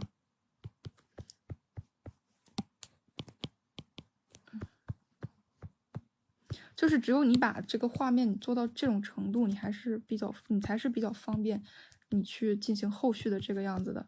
像你原来就是那么复杂，但是你又是给它就是这个光，你看我感觉就像是你没有进行统一的这个正片叠底，我觉得你就像是自己挑一个固有色，你按照对于这个固有色的固有认知去细化了，而且你看你的这个阴影打的就是非常的碎，就像我刚才说的，你的明暗交界线跟你的暗面是分离的，不要有这种分离感。我之前讲其他同学有时候也说了，你要么你就是什么，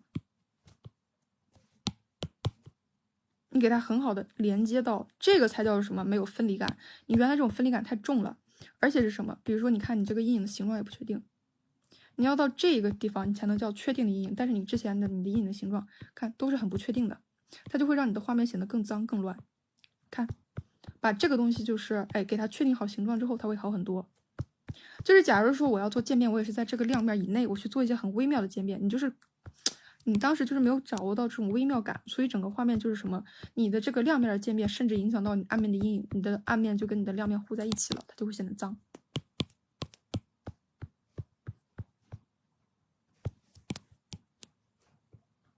再有就是什么，比如说你要做冷暖对比的话，你建议什么？我建议你确定一个统一的色调，然后你去做什么？你去做灰调跟饱和的色调的对比，它就会产生一些冷暖的效果。但是不要就是去做这个那个什么了，其他的这种就是比较更复杂的东西了。我觉得现阶段还是驾驭不住的。啊，我再强调一遍，如果听起来比较凶的话，那不是我的本意。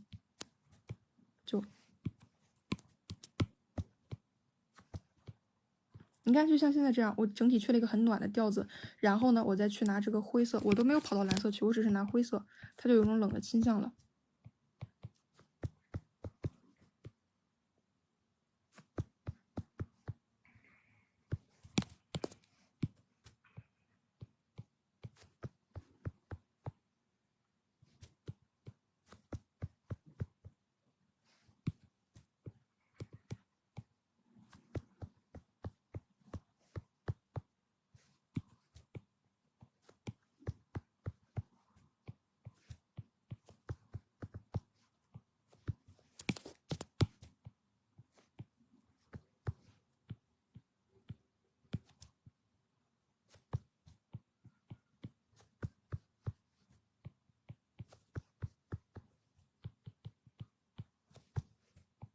再把这个边缘线处理一下子。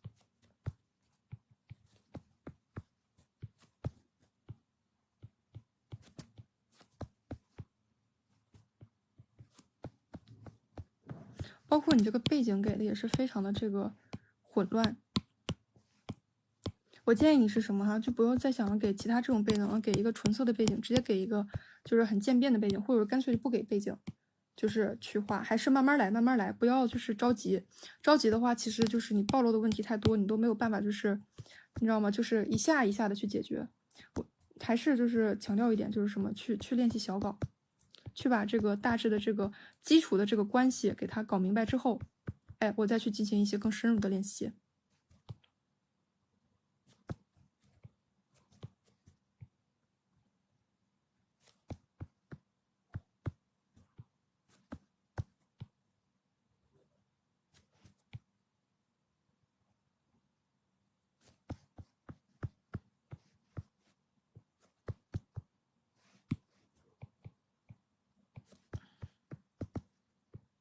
这个画质有点太低了，画不下去。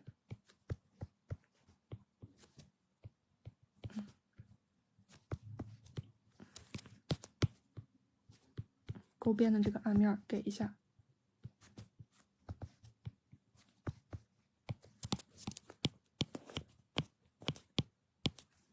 OK， 那这张就先改到这里。我们看下一张图。这个同学也是顶光，但是他的这个顶光也是给的很不明确。我仍然是什么哈？如果同学们就是自己觉得有问题的话，可以学一下我的步骤。我先去给他明度涂层，给他保留色彩倾向的同时，给他就整体的就是对比调弱一点，然后调亮一点，然后我再去给他打光。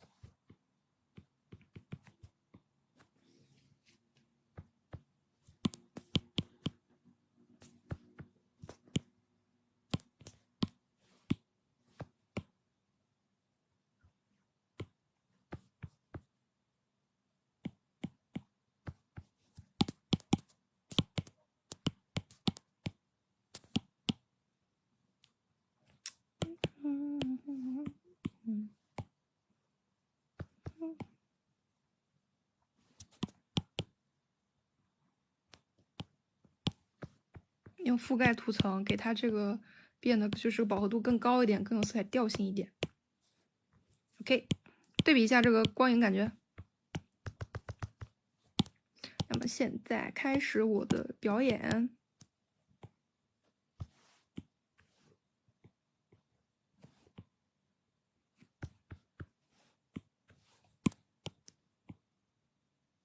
首先调整一下它这个不同的这个光影哈，它这个不同的明暗度，越靠近光源的这个光影这个地方，它是比较越亮的，让它亮起来；远离光源的这个地方，它的光影是比较暗淡的，让它暗起来。但是同时哈，就是你的这个，就是你的这个模糊，你不能给的特别的，就是比如说这种哈，这种不要，千万不要出现这种笔触的模糊，要给它淡淡的，笔刷大一点的去模糊过去。不然那种真的很脏。OK， 我就直接这个样子，一涂层改了。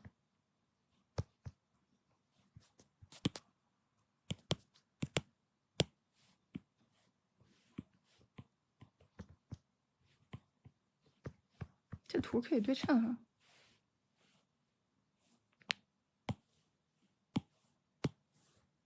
OK，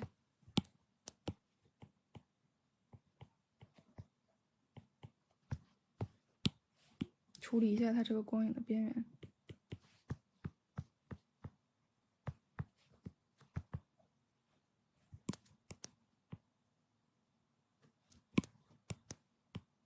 面对线，这个时候不融合了怎么办？我得让它融过去。可以看到我涂了感觉跟没涂一样，但是你涂了就是有了，不用担心自己涂了跟没涂一样。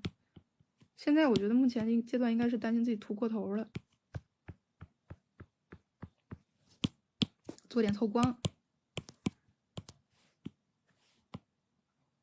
哎，围绕这个光影周围做点透光，透光的效果。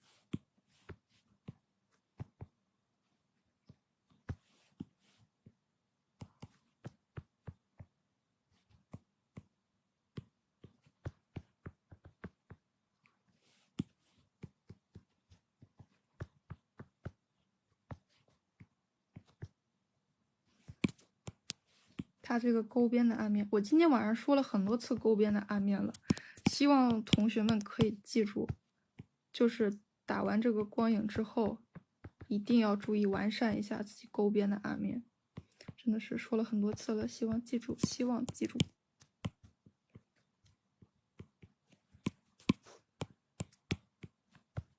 记不住，记不住就记不住啊。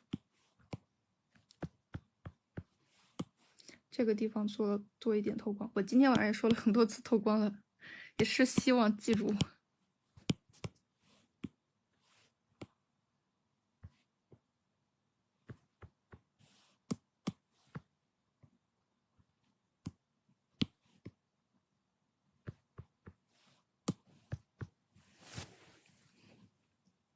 我靠，没有想到还有人。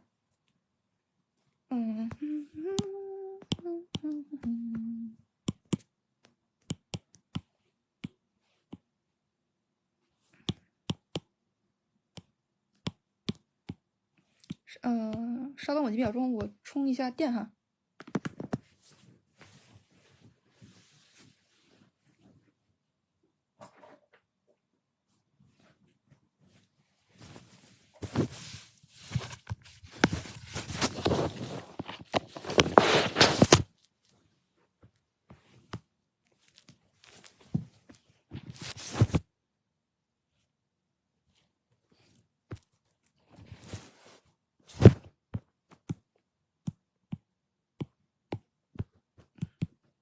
这个时候可以加一些就是光点了，主要是什么就能体会到吗？主要就是把阴影的位置找准，而且就是什么用图层去画阴影，亲爱的同学们，用明确的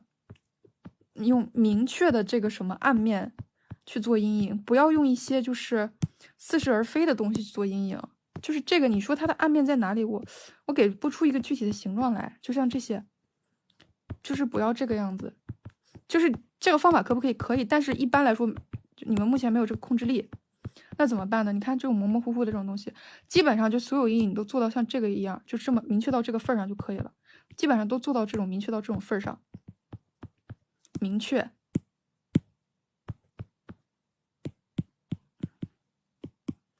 也方便调整。再加上什么？把这个阴影明确之后要给什么？给勾边儿。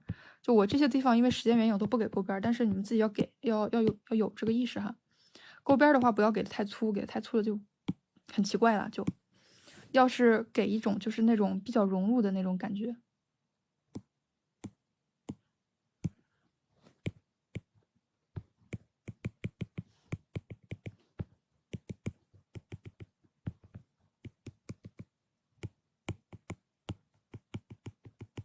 这个亮度是 Procreate 自带的笔刷哈，很方便画光点的。OK， 这张图片就先这个样子。我们看下一张，暗面勾边自己画完暗部，在交界线画一层过渡一样的。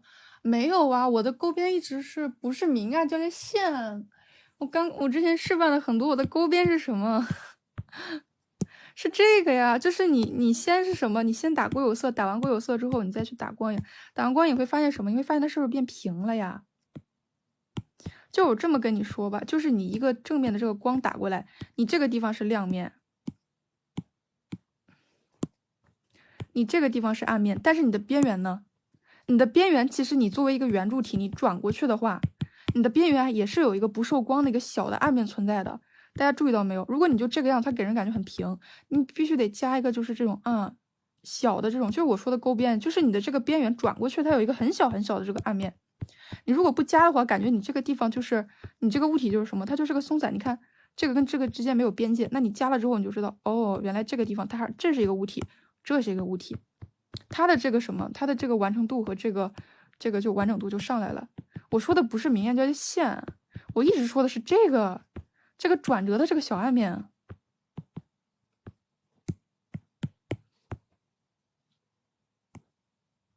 是加以区分的意思吗？它也不是加以区分意思，它的意思就是说，它这个地方它就是有这个面儿，它就是有这个面儿，它很多人画画的时候它容易被忽略，但它就是有。懂我意思噻？就是因为我们画的很多东西，我们是圆柱体，我们不是，就是我们不是那个什么体，我们不是那个立方体。你要是一个完整的，就是非常锐利的立方体哈，就是说。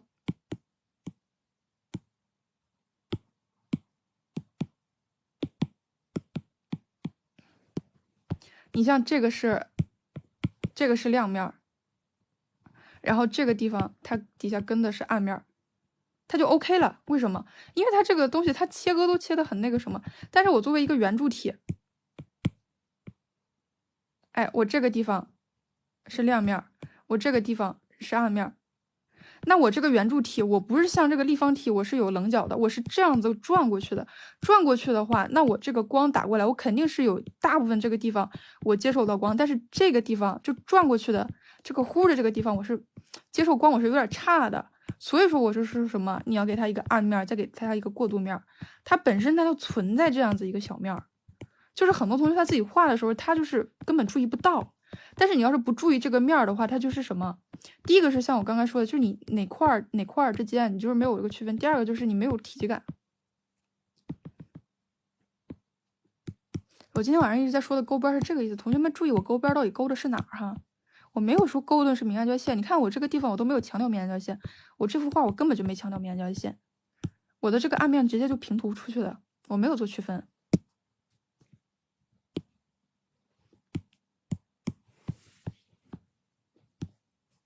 OK， 这张我接着就是之前改了这个大致的这个地方，接着往下走一走。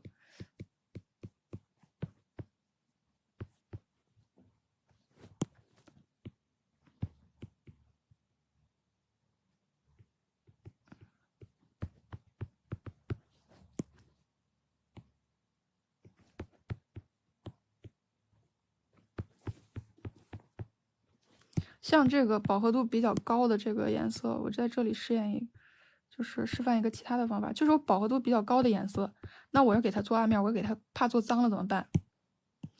去做灰，就是灰在饱和度很高的颜色中，灰色它就会有一种就是什么？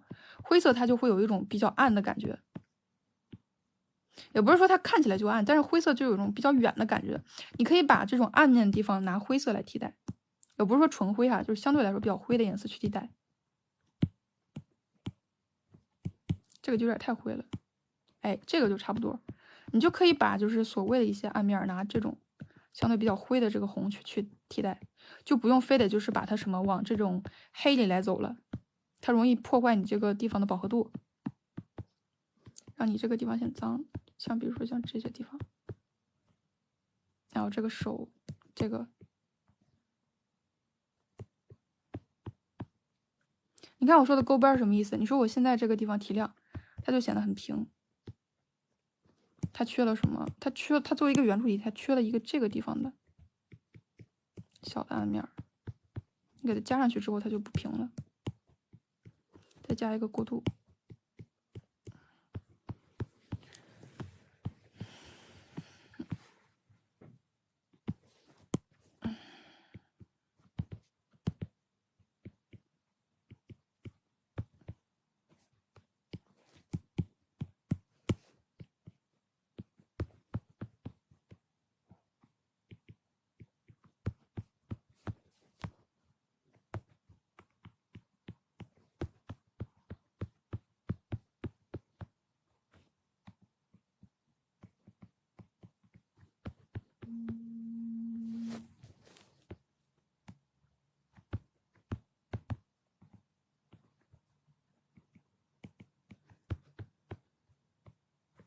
像这种透光啊，透一点进来，然后这个背景吧，就是在人物周围，就是把人物周围的形状体现一下子。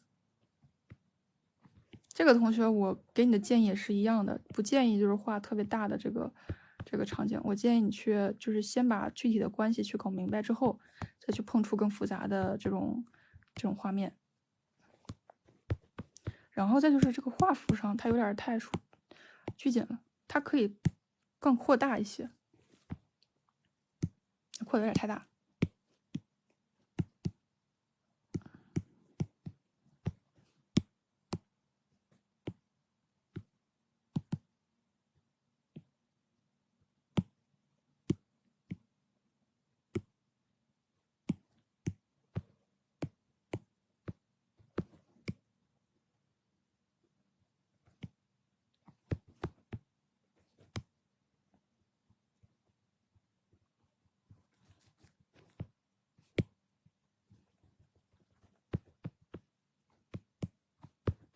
就如果想要表现出这种透视的这种纵深感，我个人建议你画的大一点会更有感觉一些。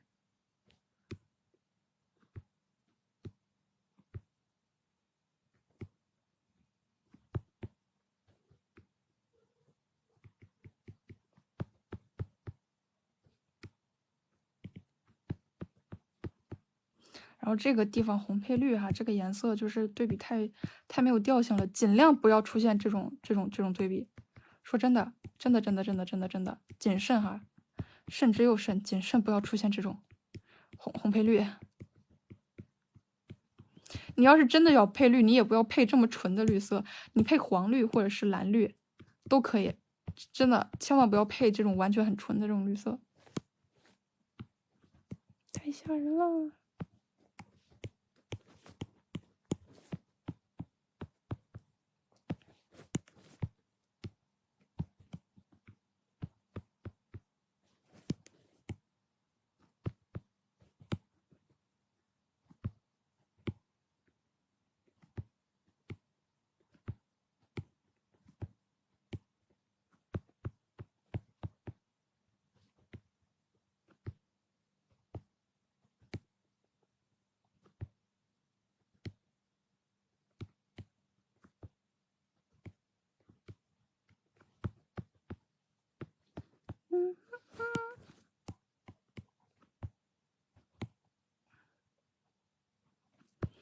可以看到哈，在这个画面中，这个颜色就属于对比色了。我们来看一下这个绿，它就是灰到什么地步？它灰到就是你如果不说的话，它看起来就像灰色的地步，这就属于对比色了。你看我在一个全红的画面中，我使用对比色，我要使用的是多么的谨慎，同学们。所以自己在使用对比色的时候，如果说整个画面它相对来说是那种调子的话，那你这个你就这么想象吧，那你的对比色就要像卧底一样子，你知道吗？就不能让人家就觉得特别的突兀，就一定要像卧底一样，就有一些卧底的成分在。然后你这个尺幅还可以去做一些，就是比如说这种，近景。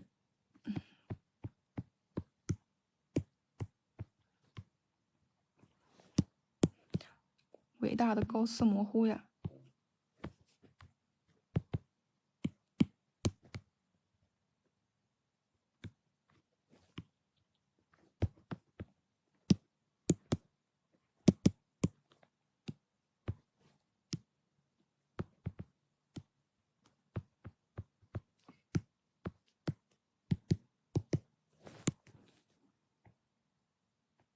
加一些比较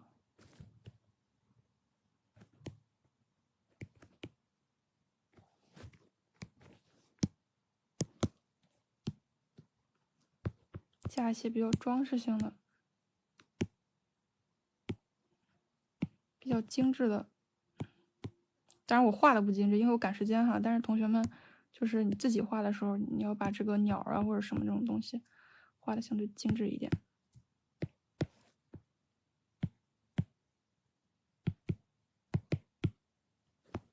然后这边这个人，哎，他该有的这个侧光给他补上。然后在这个地方一定要画的很精致，就是去突出他这个人物的这个轮廓。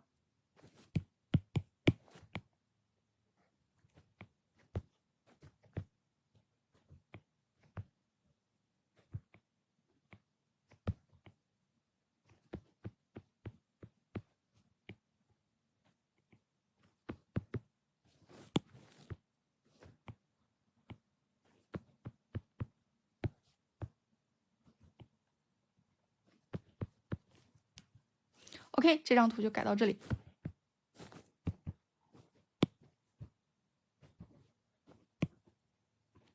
可以看到，这个其实也是画面的对比色。这个颜色也是，它是一种什么偏灰的一种红，它在这个画面中就呈现了一种蓝色的效果。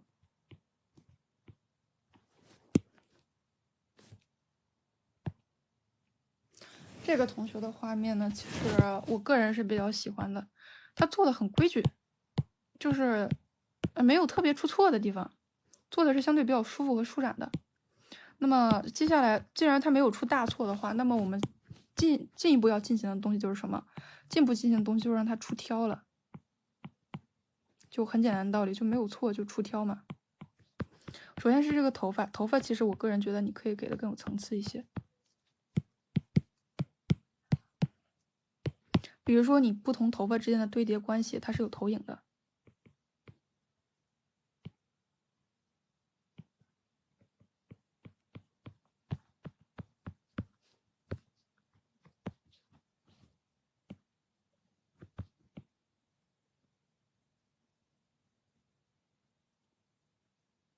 就是我能感受到你原来是有投影，但是把这个投影做得更上一层楼一些。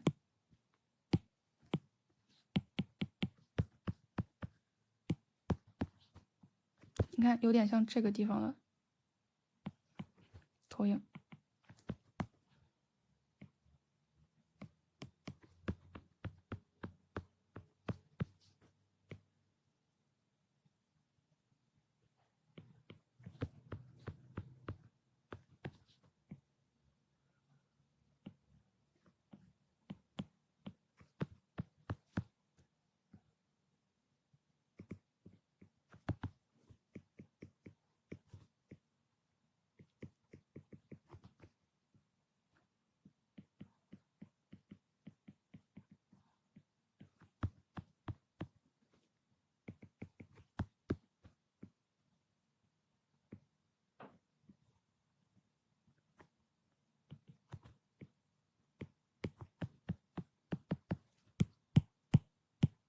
对比一下的，是不是加了之后感觉更有空间感，更有层次了一些？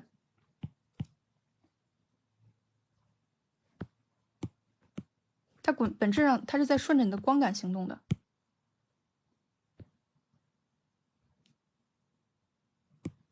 再就是这个勾边的阴影，我说了，经常容易被忽略的。而且是什么？而且你看你的这个大拇指，它都因为斜光而有阴影，为什么你其他的拇指就是没有因为它这个光是斜着打过来的而有这个斜着的阴影？这个就是一个思路上的问题。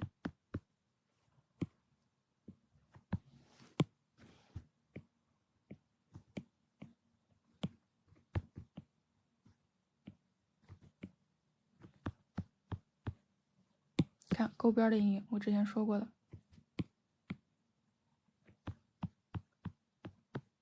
加了之后，是不是一下它这个立体度就是立体感就出来了？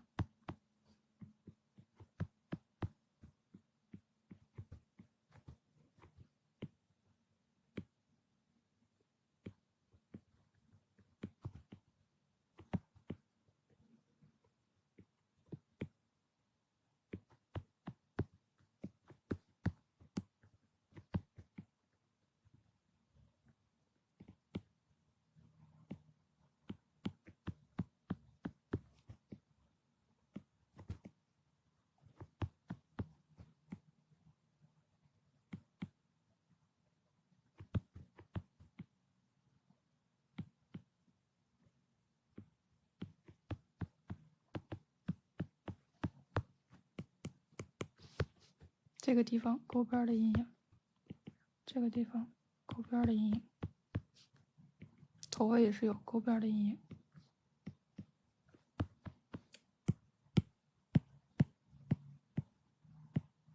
感受一下这个立体度的差别。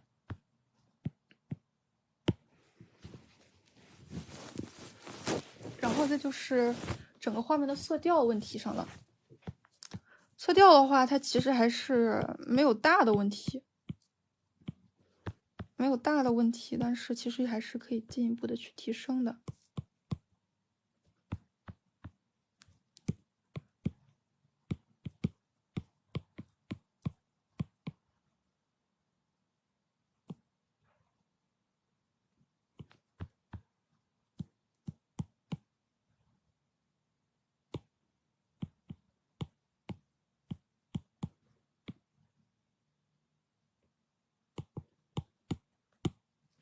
先把这个阴影做得更加的明显一点，做点区分。然后呢，我个人建议哈，如果说你想要做这种有光的这种效果，我个人建议你的这个阴影和你这个背后都是黑的，就是说来它的这种效果是比较惊艳的。如果你想做那种比较清新的那种效果的话，我个人建议其实你可以怎么说？让我想一下子。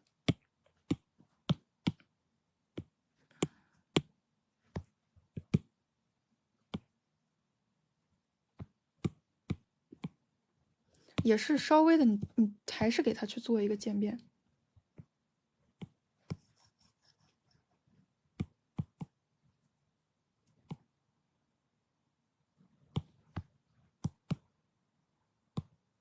算了，这俩不合在一图层上。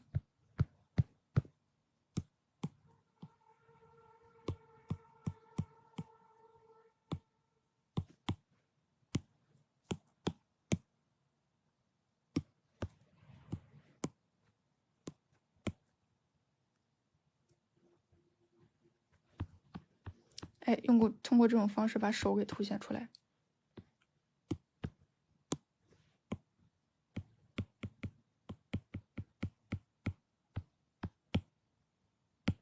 用明度图层把其他地方的对比削弱，单单就把手给它挑出来。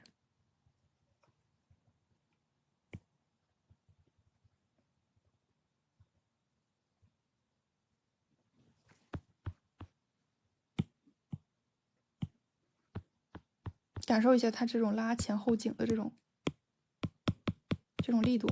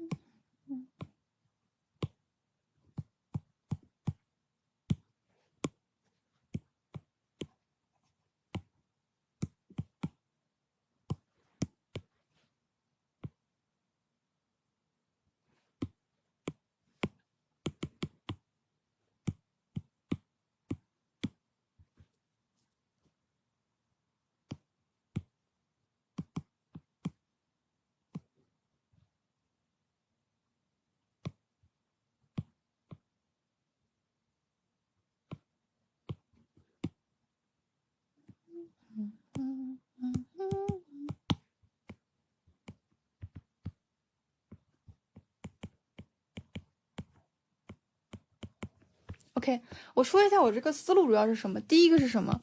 给它创造一个这样子的渐变，就是由重到轻的，重到轻这样子一个渐变。然后呢，在这个渐变中，我把手这个凸显出来，我把它这个物体本身的这个光暗这个投影加强，它为的是创造什么？目的就是创造一种空间感。然后它这个手它是有一个这样子的这个趋势的，然后它这个是有个这样子的趋势的，它就是这个趋势，它这个对冲就让这个手就是凸显的比较明显了。这幅画基本上做的改动不大，最主要的就是给它去做一种空间啊、前后景的这种感觉。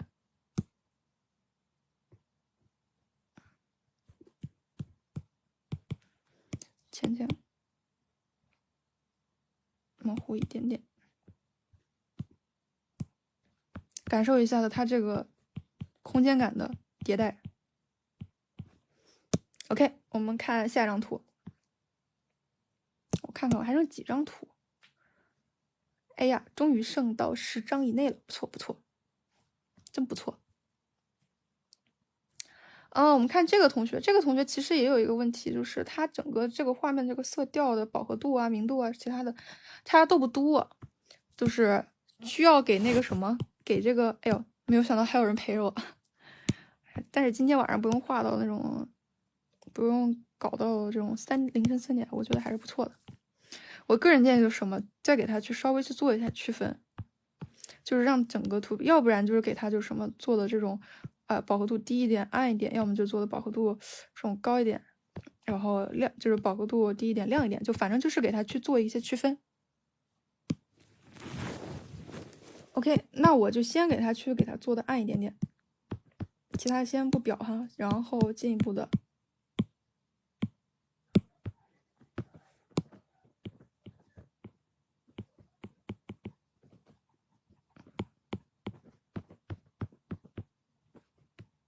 大家真的是看了很久了，然后先从就是那种小窍门上说吧，比如说这种碎发这种窍门，可以给的更碎。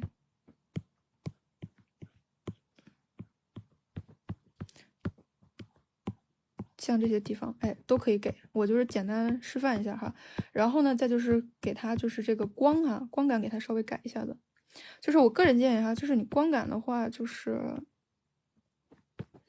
有这个地方了，就你这个地方你想去做一个分割嘛，那你就是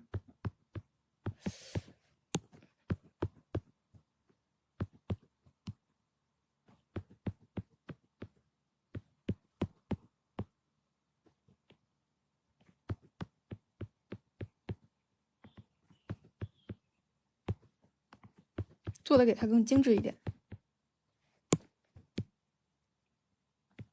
给它就是该细的地方更细一点，然后这个地方的形状你给它做的整一点，整体一点。就原来的它那个形状，它做的太，就是相对来说就是有点碎。包括这个笔触，我觉得这个笔触这个地方，其实你是想模糊的还是什么的，但是是不是没有合适的这个笔刷？我不知道你用的这个工具是什么哈。如果是用那个什么 Procreate 的话，用那个软漆笔模糊就可以了。但是其他的那个模糊的话，我个人觉得，其实我自己的使用经验哈，我觉得 Procreate 的模糊，我觉得最舒服。Side 模糊也不错，但是那个 PS 跟那个什么 CSP 的模糊，就个人觉得就是相对来说比较难掌握一点，也不是说不行，难掌握。像现在这样，你看这个，它这个做就比较干净了，用这种比较利落的笔触。包括其实我用的这个，我基本上都是用这个常用的这个笔刷哈。这个常用笔刷我也发在群里，大家可以就去探索一下子。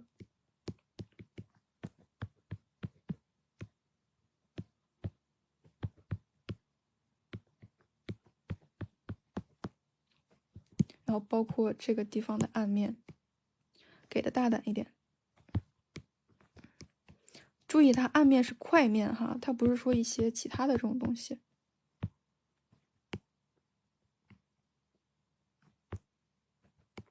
它这个胳膊它既然是有破洞的话，那它就是在这个皮肤上也会形成一点投影。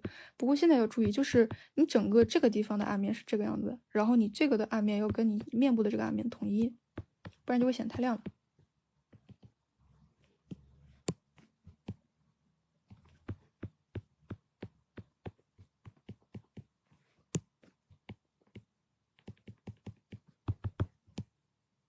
看我刚刚用的这个模糊笔触小了，所以我给它撤回。我现在我用这个模糊，我就会更加的去思考该用怎么样的笔触。头发的质感给你做一做。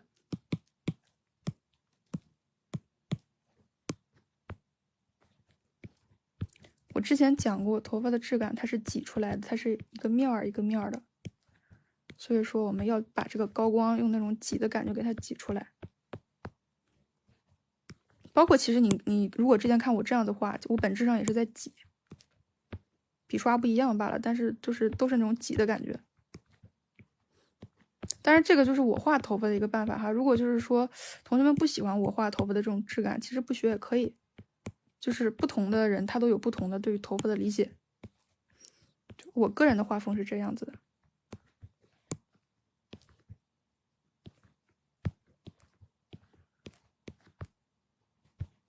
就是一整个挤来挤去的那种感觉。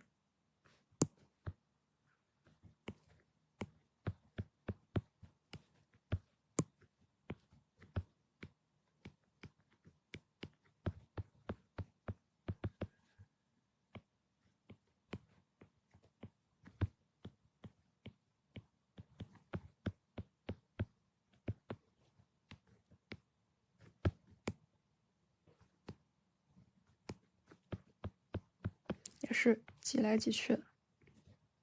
可以看到我是用这样子很大的一整个笔刷哈，差不多可以就是把整个头发都盖住的笔刷去挤。如果是用这种小碎笔刷去挤的话，很容易就给它挤的就是脏了。先挤，然后我再去调一下。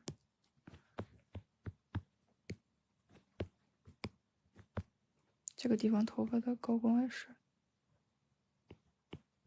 给它做出来，然后再去进行一些调整。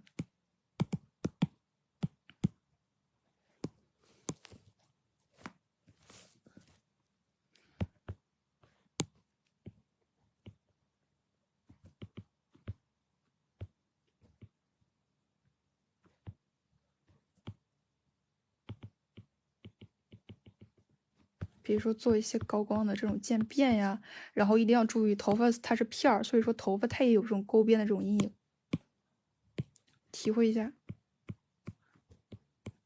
给一个比较细的笔触，把头发勾边的这个阴影表现出来。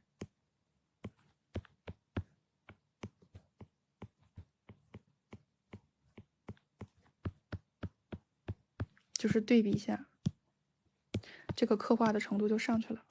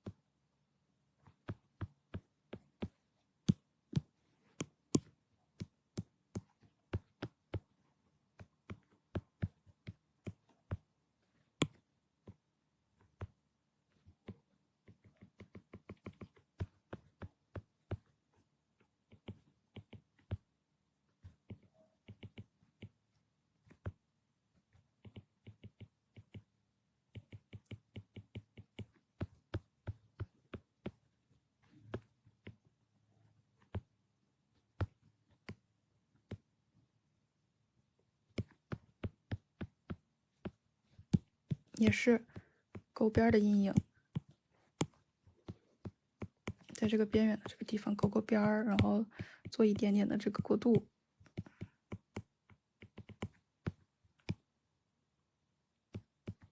勾勾边儿。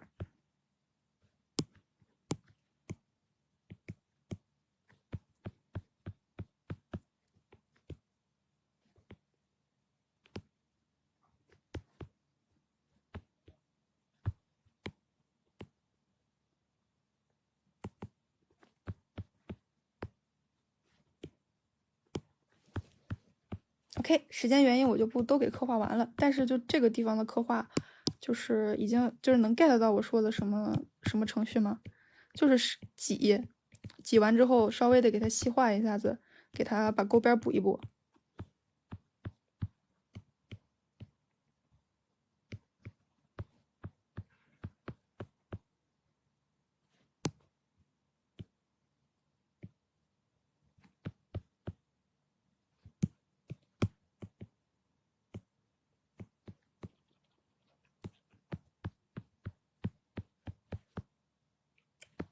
棉接线，做一点就是高饱和的这种。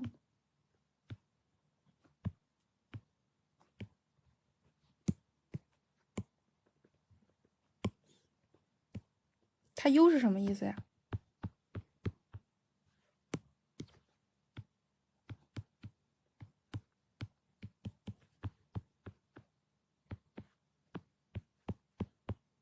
然后这个皮革的质感给你做一下子，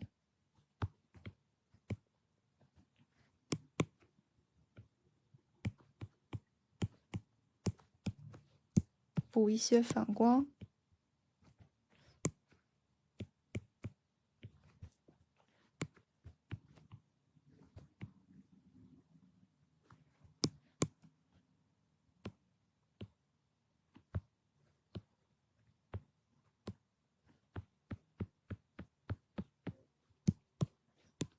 补一些这样的高光。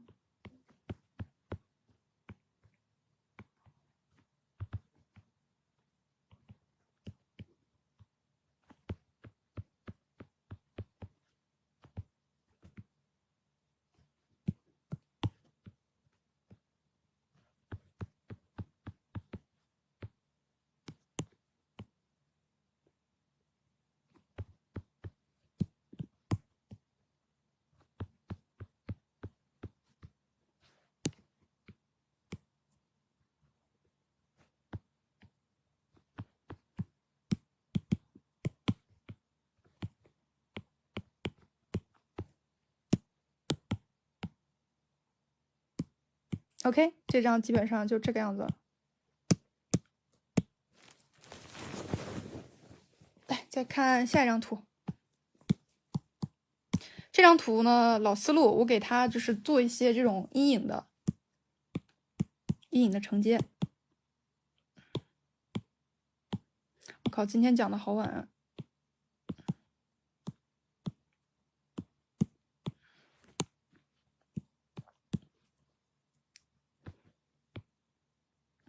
假设阴影是，但光从这边打吧。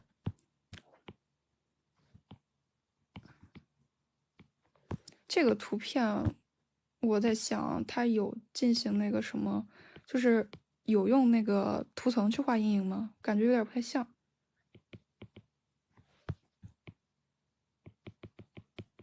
就如果用的话，同学们要注意，就是我用这种图层去处理阴影的这种一致感。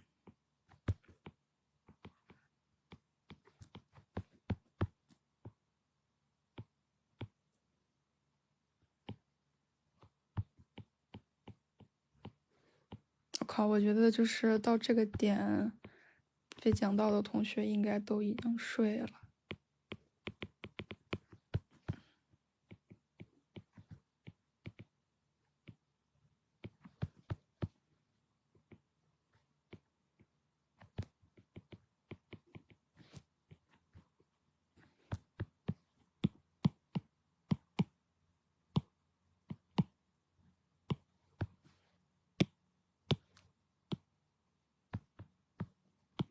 啊，那是我那个什么了。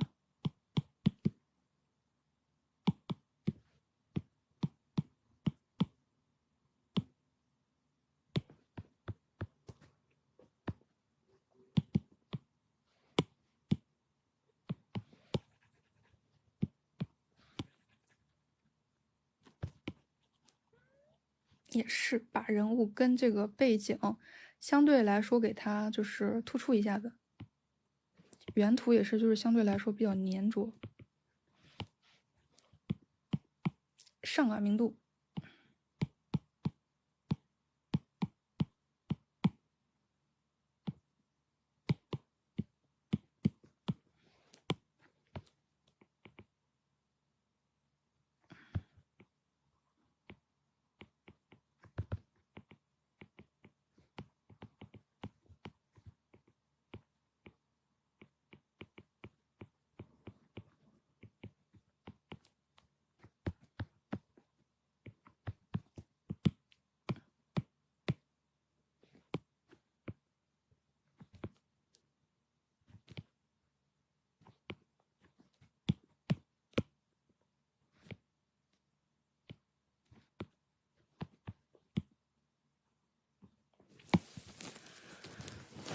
OK， 感受一下这个光影节奏。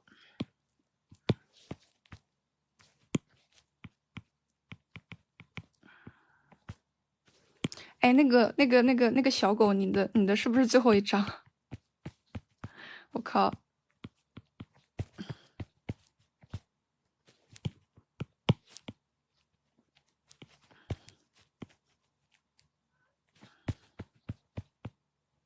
还有就是什么，这个头发它的节奏也是太平均了，仍然是那种大的带小的，把头发的这个节奏分的，就是相对来说，拉的更开一点更好。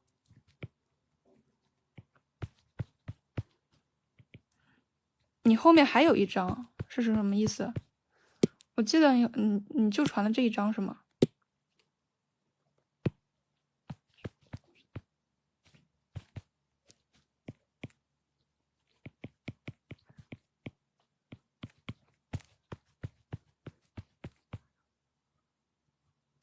你是传了2张上去吗？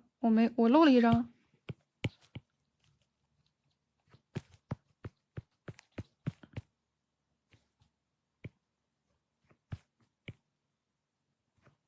那我没看见了，我真的是到点儿就那个什么了。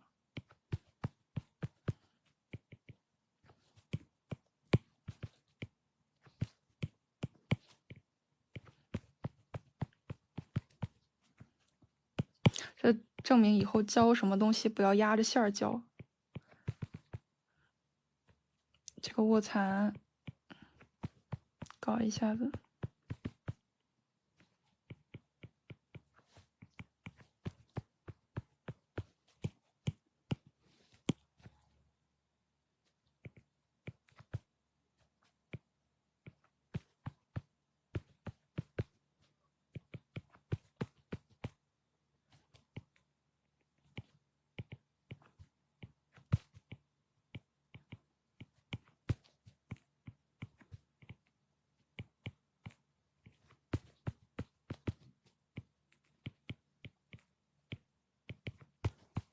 哦，这个样子哦，我昨天就说了，其实会讲的。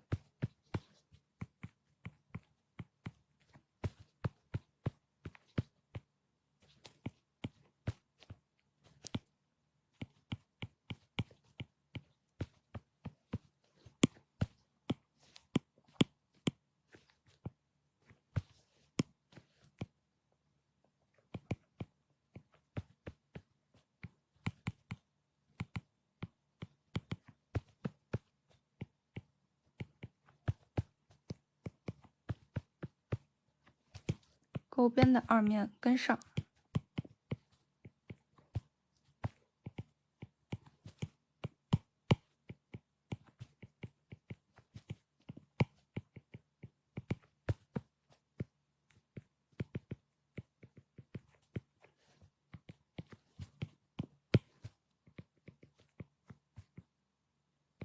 钩边的2面跟上。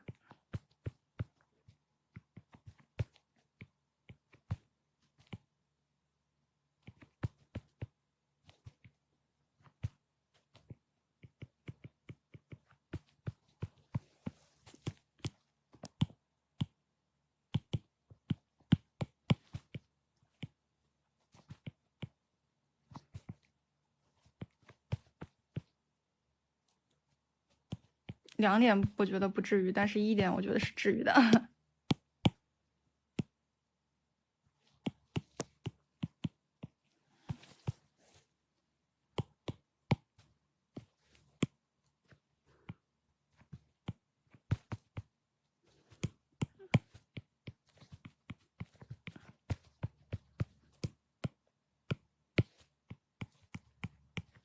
看一下子，它这个基本上就是什么重塑一些这种暗面，然后呢，就一定要同学们我知道，就一定要注意它这个暗面的整体性，就是先把它整体的2分做了，再去谈刻画，就是不要2分都做的没有那么明确，然后继续开始刻画，甚至我觉得就是可以就是练到那个什么，甚至我觉得就是可以什么，我就光练2分，我就不用练刻画，确保你自己把这个阶段推的没有问题了，再去推下一个阶段。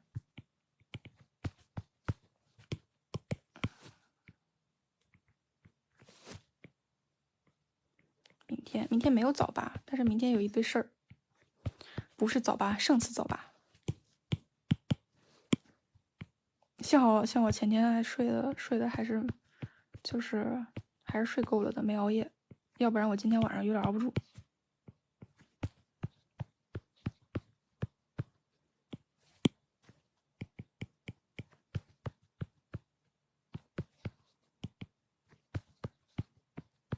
可以看的话，画鼻子就这么画就行了，真的，就是那种比较二次元表达，你这么画就可以。OK， 这张就先改到这里，对比一下子。我们看这张，这张的话也是，它比较飘逸吧，我就改一下这种大的这种，改一下它这种大的那个什么，我先勾线哈。虽然说是勾线，我是直接就勾线。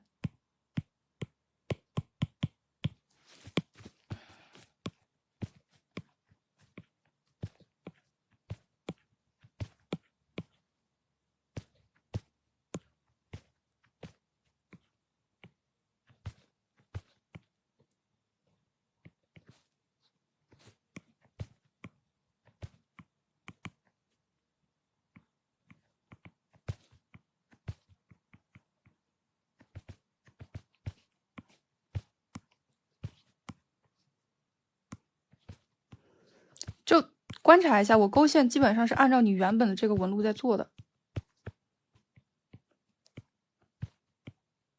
但是区别就是什么？区别就是这种线条的这种松动的这种感觉。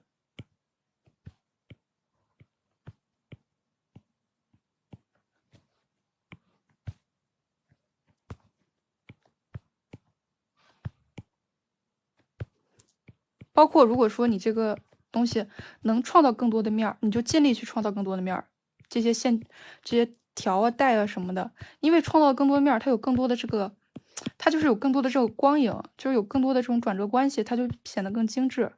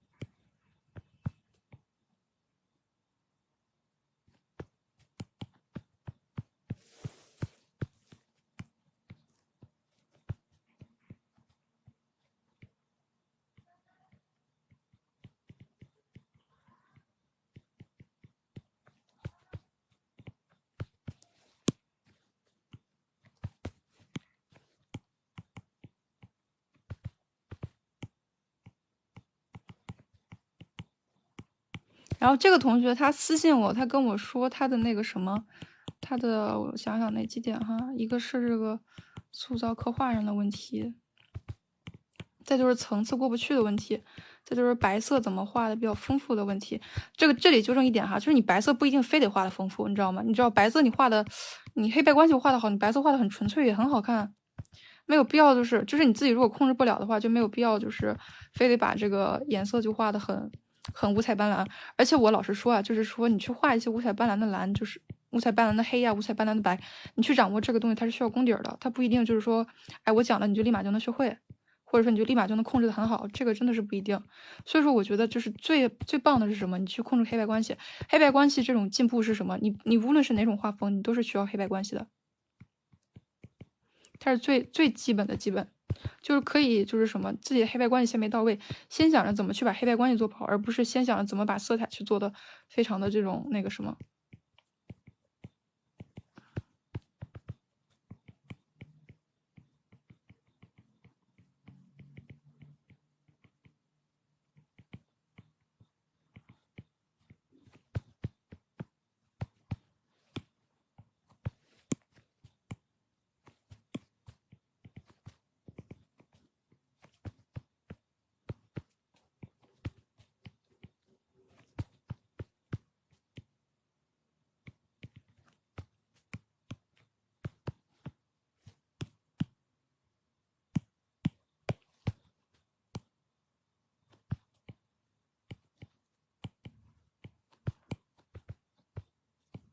看我的线条，这就是默认笔刷，真的就是默认笔刷。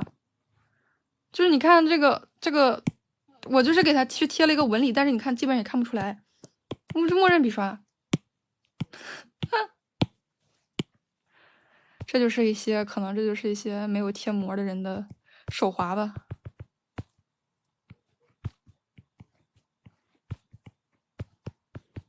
你自己直接新建一个，直接就是我的笔刷。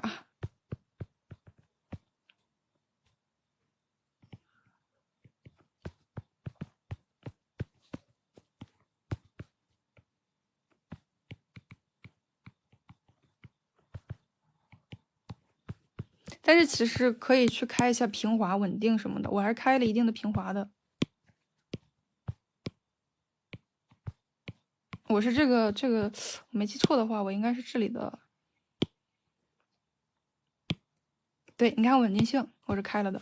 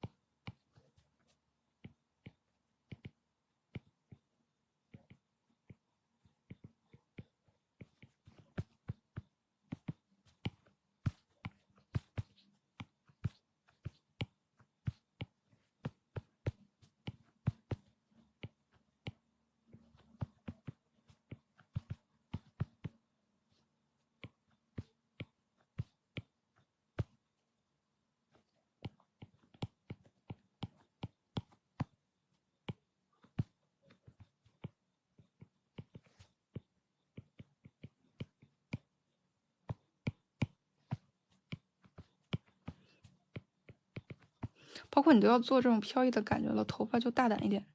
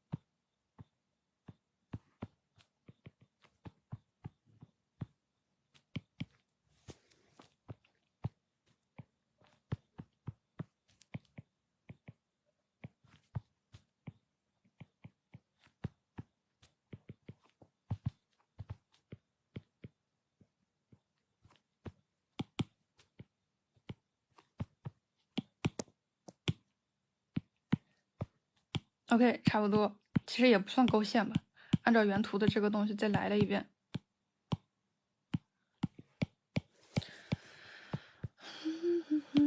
然后我就给你就是切一下固有色。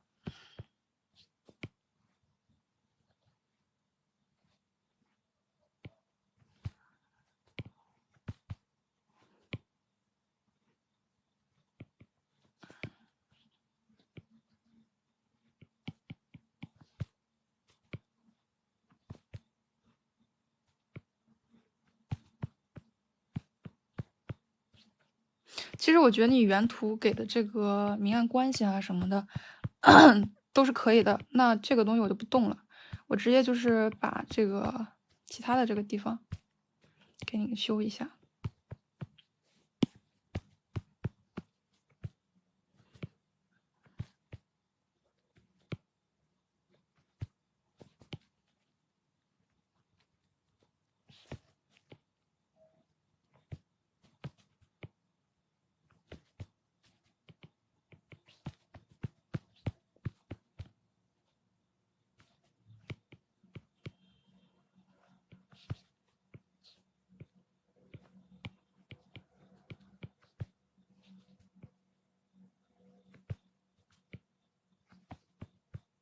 而且整体这个调子我也很喜欢，是有天分的，慢慢进步就好。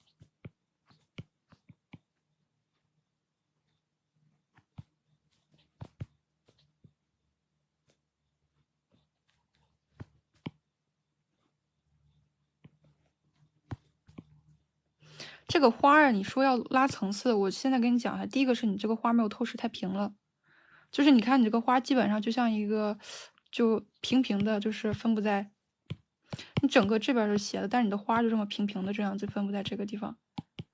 我个人建议，比如说你要画的话，你的花是什么？有一个这样的透视在，这个样子，这边粗，哎，这边窄，就这样子透过来，这边更细啊什么的，这边更粗，然后这边近的，哎，这个花这么大小，这个样子，稍微感受一下这种透视的感觉。然后谈到这个颜色上面，我觉得你这个颜色其实使得很好，没有必要非得去追求把这个颜色变得藏很多色呀，或者什么东西的。就是我觉得问题就是出在这个塑造的这个笔触上。你要是塑造的这个笔触做好了，你本身就是这种就很宜人的这种小灰调啊，也很好看。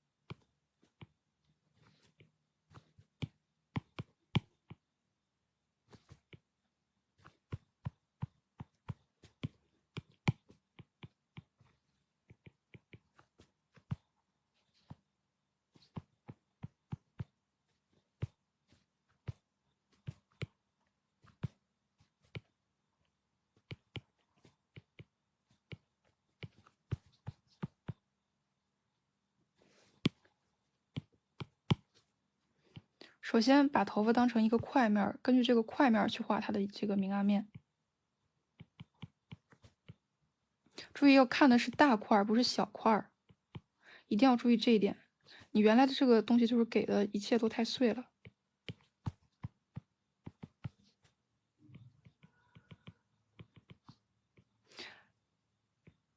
就是这个地方它画的很碎，或者分割很碎，它是什么原因呢？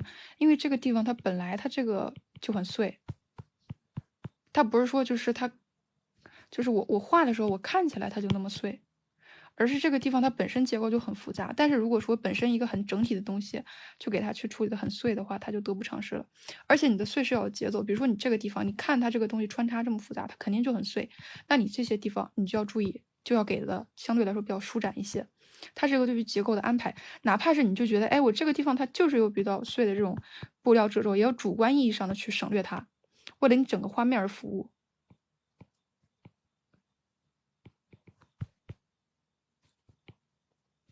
再就是什么，就是在做这种断面的这种东西，可以适当的就是什么，你去给它降低一下对比度，就是你比如说你觉得，哎，就是这个地方我要比较整体，我要削弱它，但是我又想保留这种感觉，怎么办呢？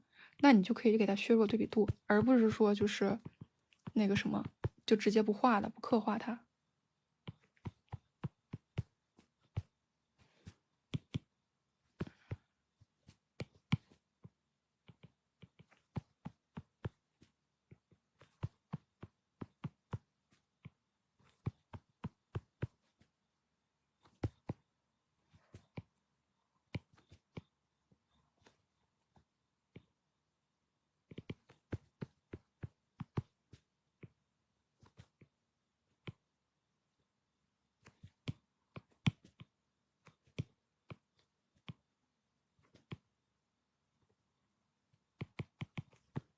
可以前加一些比较亮的，就是模拟一些透光的这种效果在。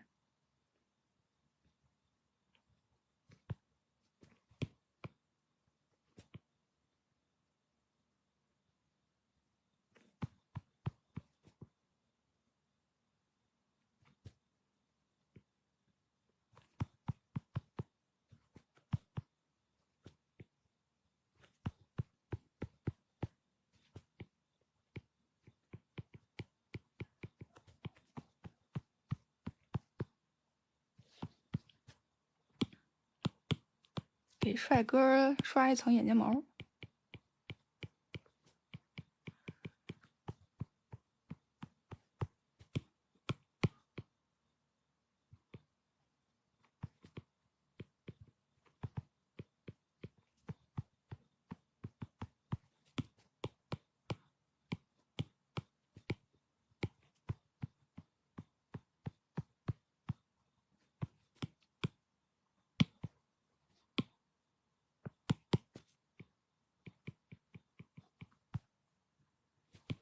给帅哥加一个暗面儿，把这个脸变得立体一些。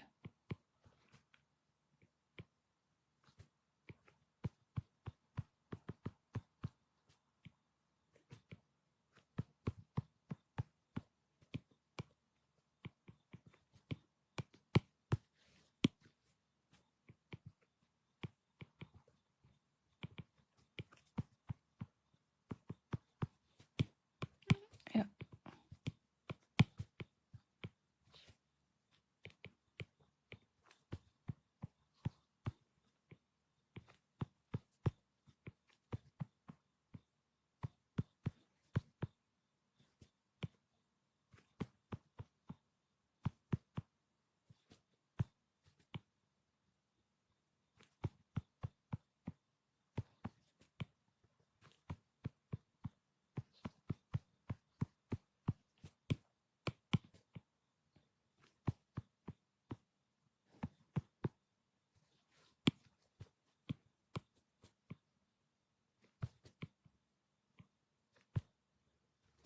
像这个地方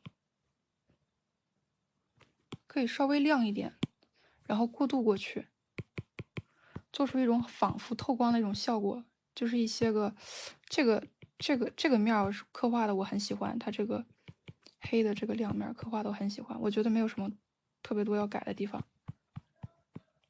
我觉得真的是很不错的质感。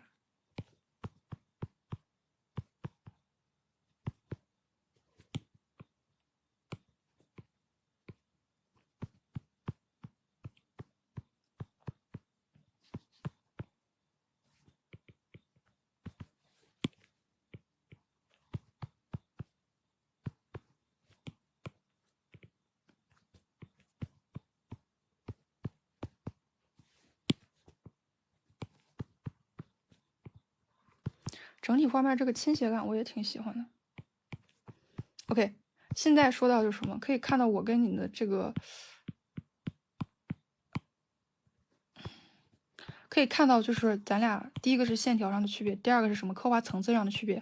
就这个地方我基本上我没给他一些特别明显的笔触什么的，就我主要就是让他省略掉。为什么让他省略掉？就是因为这个地方比较的就是它这边地方比较集中，这个地方我也没动哈，就是完全是你自己原来的刻画。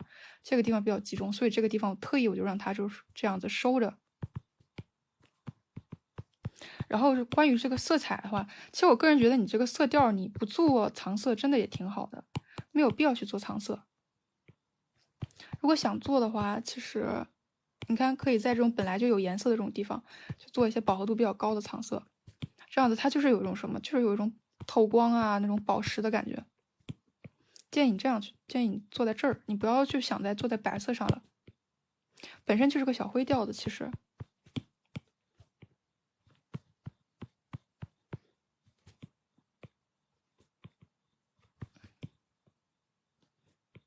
你可以脸颊上藏一点血色，这个样子也挺不错的。如果非得要做白色的藏色，我之前有教过办法。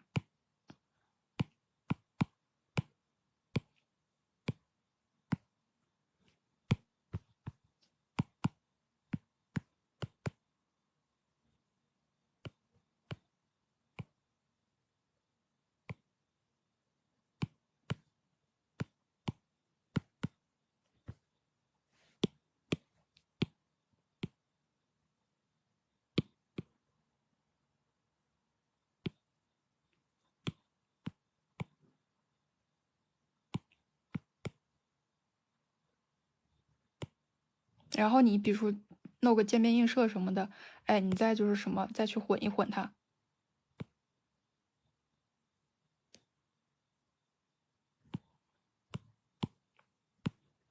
降低，然后你去降低一些，你用打开颜色图层，其他不必要的地方就不变了，就这个白色的这个地方。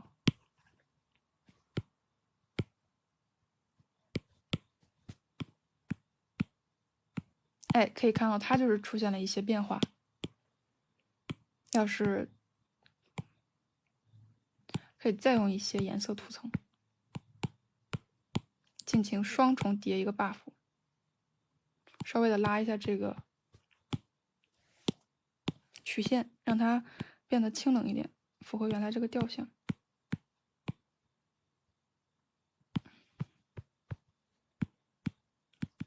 可以看到它就是有点藏色的那个味儿了。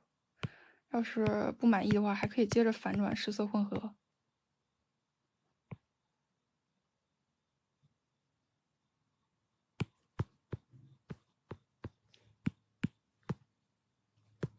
OK， 然后利用这个给你启发的过程中，你比如说我再去，我觉得它有点就有点太偏那个什么，太偏暖色了，我再去补一些那个什么的颜色，你再去补一些这种，哎，比较发冷一点的颜色。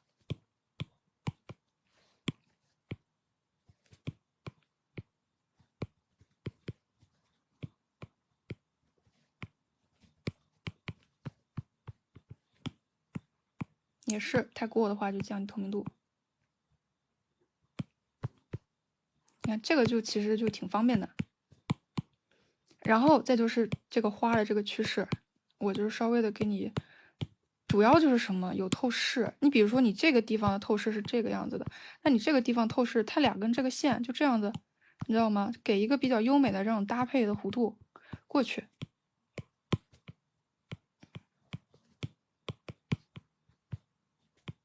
比如说这个地方这个花特别大，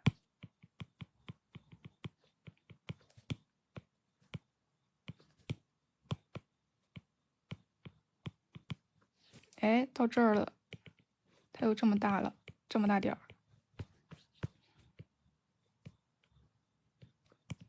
哎，到这儿就这么大点儿，更小，更小，更小，更小。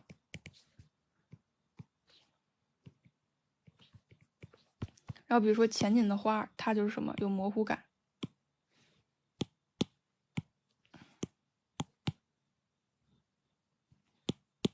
远景的花也有一点模糊感，而且变得颜色更浅。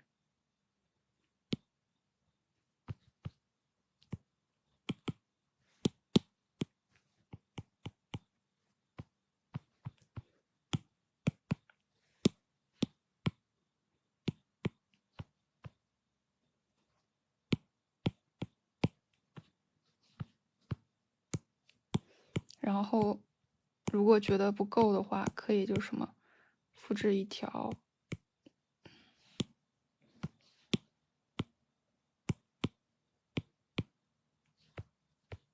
再去丰富一下它这个本身的这个曲线。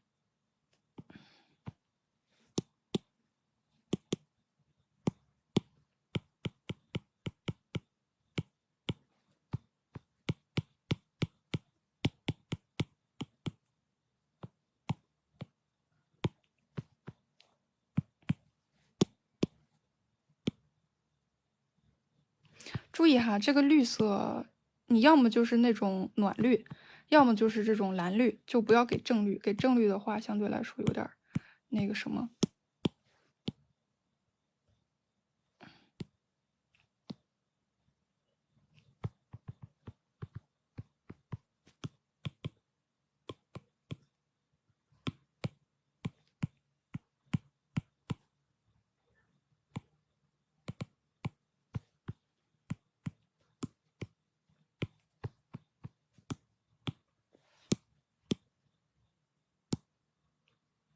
OK， 那现在这个画面这边就是有一点点失衡了，这边，那你这边可以加点飞鸟啊，或者更多的这样子，就是比较近景的这个花蕾啊，就是去平衡一下这个画面。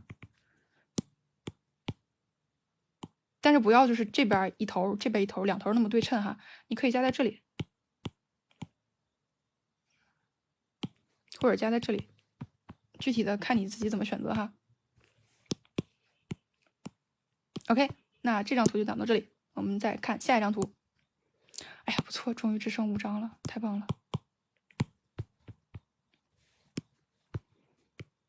这个同学呢，第一点我是先液化一下子，就是你的这个眼睛它不在一个弧线上，你看这个眼睛的弧线在这里，这个眼睛的弧线在这里，他们两个就是这个透视有问题啊，同学。你看哈，这是你眉毛的弧线啊，这个是你眼睛的弧线，它是有点问题的。你至少你这个眼睛还要再往上再抬个1/2。看不出来的话，自己去找模型去摆一摆。人体还是不多说。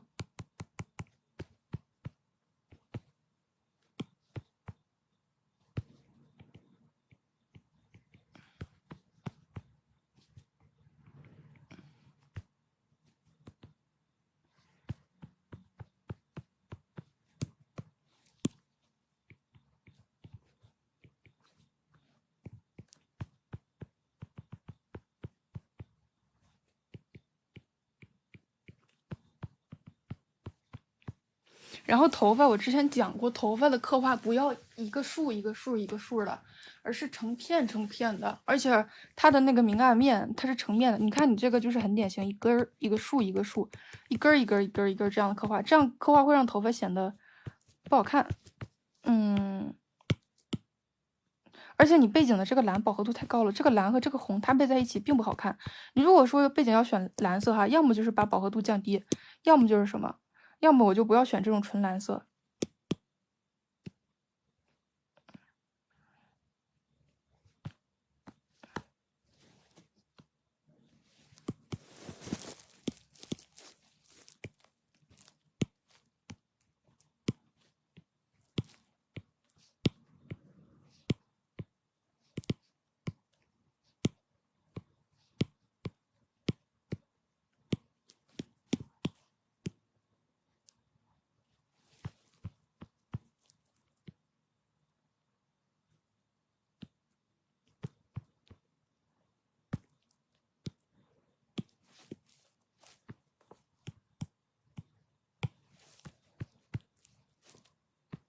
都被降到灰色，算了，无所谓。再就是头发，我之前也就说过，头发太平均了。这些剩的其他的我就不讲了，我直接给你改改光影吧，直接给你改一个改个大方向，因为昨天已经讲过了这个其他的这个部分，给你改个光影，还是削弱对比先。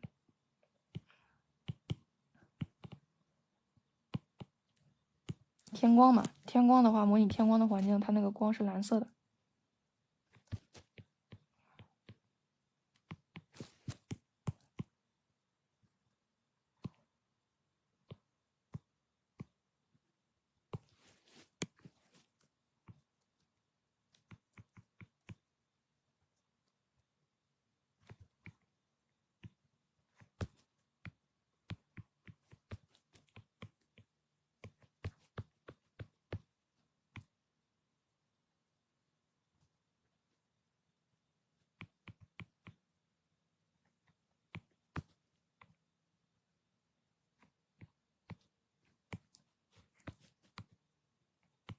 最后一节课了，给同学们多改一点吧。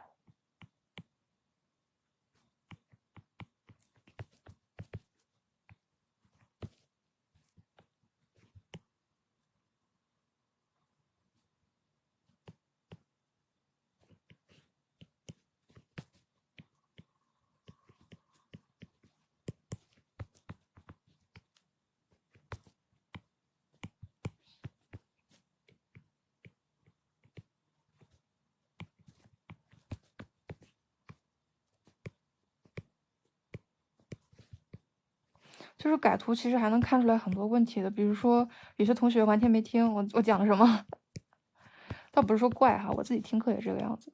但是我就是说，既然报了这个课，晚上就是因为我讲的时候，有的时候我觉得我自己讲的太干了，就是就是那个什么，同学们就是一定要那个回去多去看一下回放，有些东西，而且我讲的其实为什么就是说我一直是那种策略啊，我就是讲的比较干，然后你们可能就是听完之后有点不太懂，但是你可能你再画个一段阶段，你就会明白，就是我这个地方他是想说的是什么意思，我真的觉得就是要多看看回放。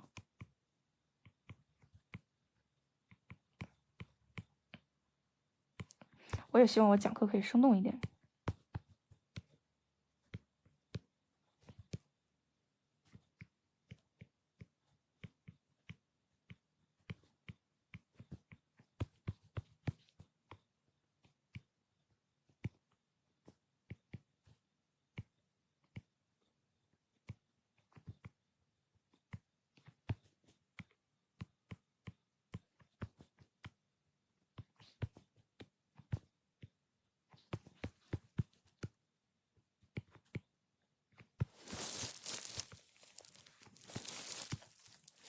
然后因为我这个你看它带一个黑边嘛，那我通过调节这个对比，把它这个黑边降低一点，哎，就不要调这个黑边了，哎，就是这种效果，不错不错，饱和度稍微高一点点，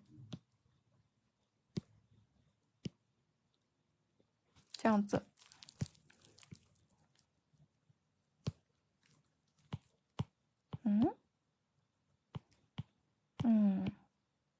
我先来一个正片叠底，然后再来一个颜色加深涂层。它俩有什么区别呢？正片叠底是不管你什么，就是正片叠底它是什么？它就是你不管你 A 来，就是你黑来也是来，白来也是来，你天王老子来我都给你什么，都给你统一往底下压黑，就是统一加低。那个颜色加深是什么？是你黑的来的话，我就给你加的更黑；就是白的来的话，我就给你加的少。就你本身多的来的话，哎，那我就给你就是深的更多；你本身少的来的话，我就给你深的更少。它要搞那种差别对待，你知道吗？这个颜色加深啊，它适合那种正午，就是它那种反光比较多的那种。正片叠底它适合那种室内光，就是那个什么比较多那种。大家可以体会一下这种，就是我把这个图层关掉，这个是正片叠底，这个是颜色加深，大家可以体会一下它俩之间的区别。可以看到颜色加深就是很典型的，正片叠底就是我不管你谁来我都给你这样。所以说我个人我喜欢把他们这两个混着用。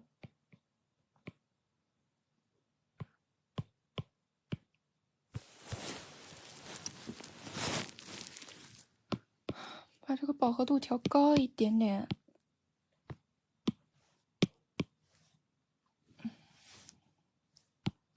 很正常，你要是听懂了就会画了，那你这个世界上遍地全是大画家，这个真的是很正常。这个东西我看天赋吧，我觉得真的看领悟力的天赋。说点残忍的话，但是很真实，就是这个样子。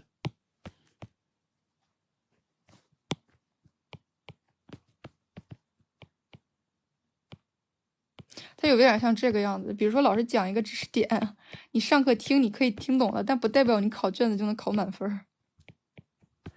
他用这个知识点出题的话，他就是又是另一番光景了。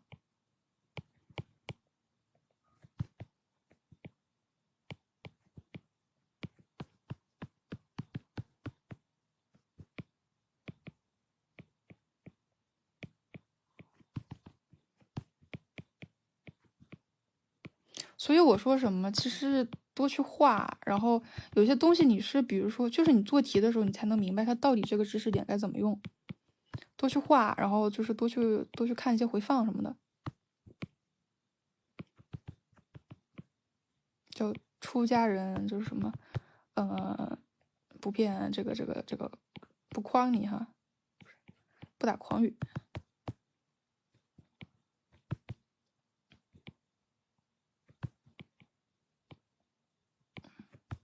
而且我个人建议哈，前期的话，如果说你想明白自己要走清楚这种深夜哈，就聊的话题也相对那个什么现实一点。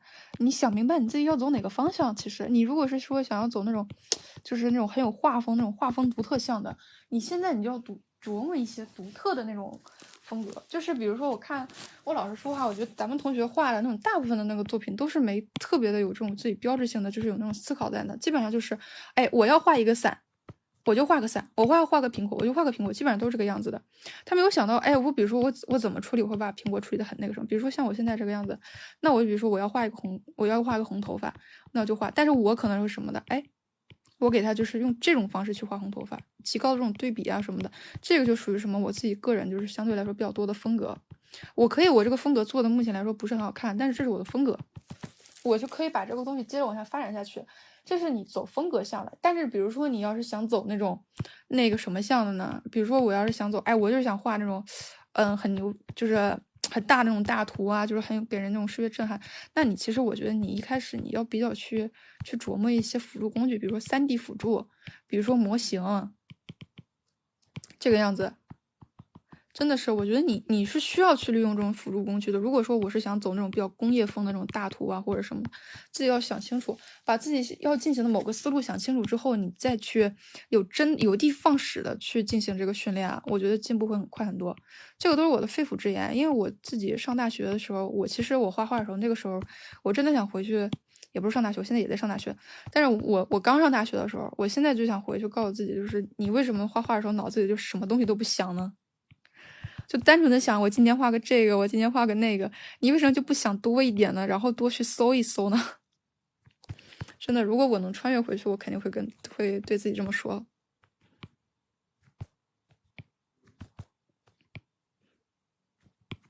所以我建议咱们同学也是想多一点，就是就是你对画面真的是要有规划，不是那种就是说，哎，我画一个东西我画不出来的那种规划，而是说对自己一个大方向啊，自己这个作为就画画那种发展的一种规划啊什么的。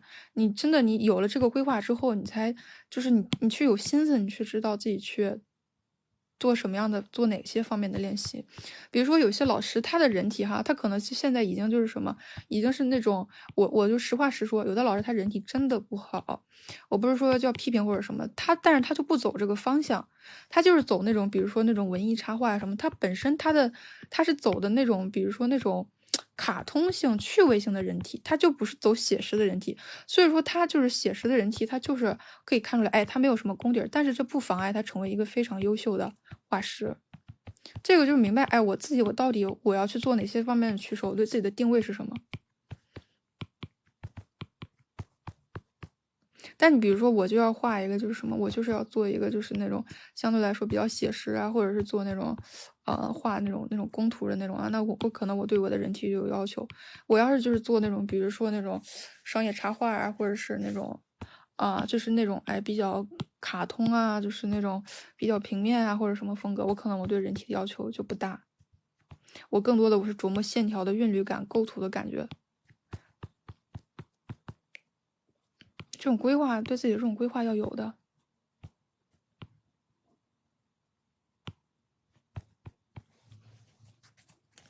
真的是一些肺腑之言啊。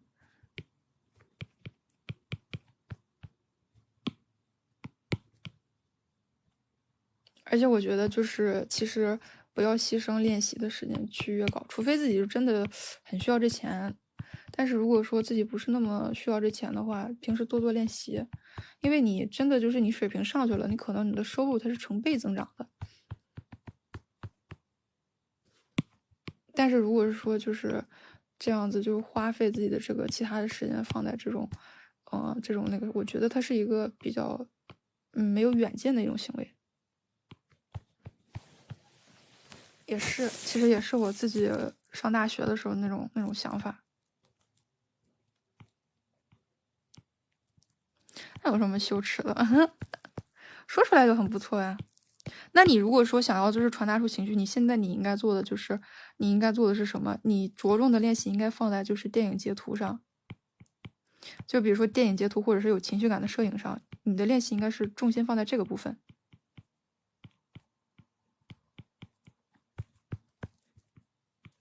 还有就是什么？注意打光，就是去搜集一些就是打光非常就是具有感觉的图片。人体什么的，其实我觉得不用急，因为人体都是就是你这种哈，就是你的人体其实就完全可以通过模型的处理啊或者什么的去做。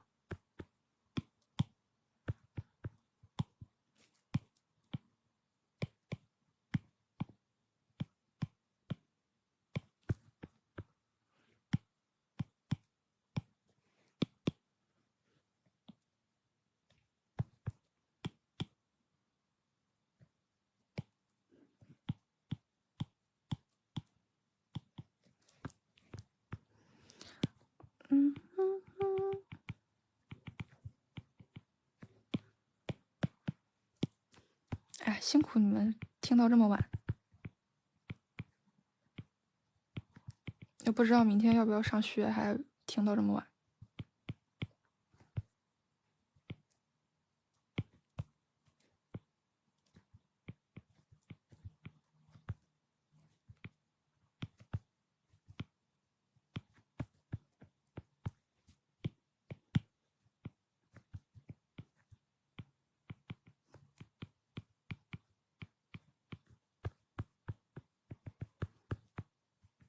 可以看到哈，把这个光影做起来，然后这边就很多细碎小发丝。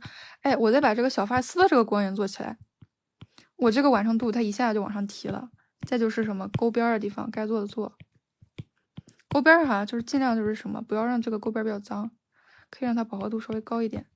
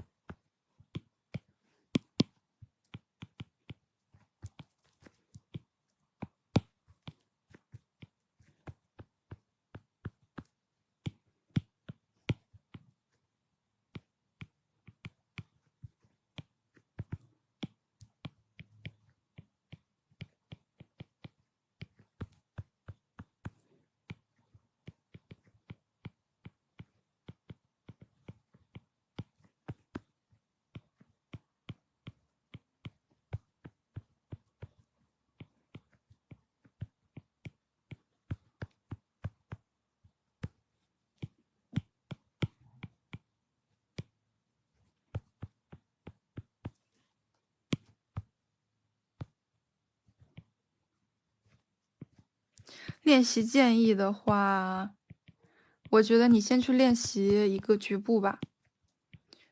不是说局部，比如说吧，就是同样一张照片哈，比如说第一个是什么？人体这个方面，我建议你去，第一个是你去买一本人体书、人体教材去看一下子。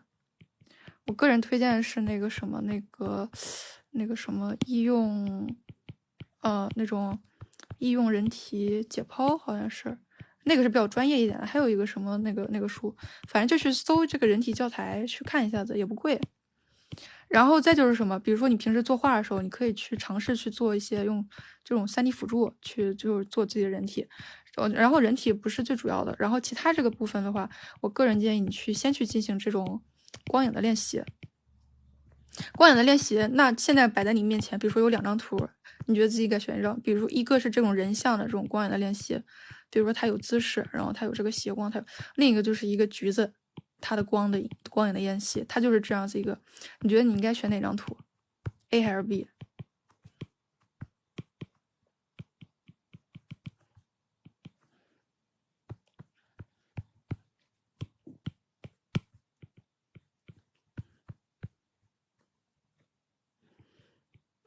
我个人觉得你应该选 B。为什么哈？我为什么跟你说就是这样子？就是它的那个光影哈，光影它是万变不离其宗的。就是你要明白的，我现在要你明白的是一个公式。哎，我是不是画在上面？算了，无所谓。就是光影它是什么？它有自己的一套公式。你要是懂了这套公式，比如说给你一个再复杂的东西，你的光影也都 hold 得住的。但是问题是，你是从一个比较复杂的画面中更容易看到这个公式呢，还是从一个比较简单的画面中更容易掌握这个公式呢？我个人觉得你是先从 B 开始，先从一个比较简单的画面中，你去把这一个简单画面的这个公式去体会好了。然后你再去慢慢的一点一点的去让自己去拓展到更复杂的画面，因为我看很多同学他一开始他画这种比较复杂的这种光影，他直接他就是他就是顾头不顾尾，他就是那种这种东西信息量太多，他处理不过来。我觉得还不如从一开始就从这种简单东西去做起。你比如说同样这个橘子，你去观察它的虚实到底是什么，然后它这个透光。它这个透光，它这个笔触，它这个晕染到底是怎么样子，到哪个地步？包括它这个什么，它这个明暗交界线，它的这个强调，然后它这个颜色这个强调。比如说你先画这个橘子，直到你觉得你画的跟这个橘子就是画的很好了，差不多了，你再去练习不同色调的这个橘子怎么画，然后再一步一步的，比如说下一步画2个橘子。比如说下一步画一个葡萄，或者说下一步画一个就是画一块有褶皱的布啊，或者什么的，然后直到最后你去再给一个比较复杂的东西。我个人觉得这个是比较合适的。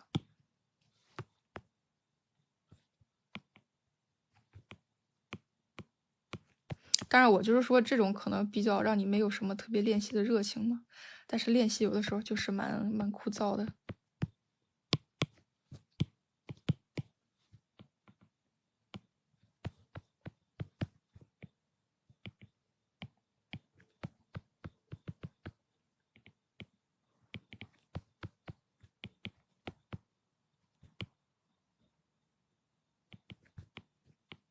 它也不一定非得是枯燥，就是你要是真的就是你去认真的去观察这个东西，你有一种学到了的感觉，你就会对这种感觉上瘾的，真的。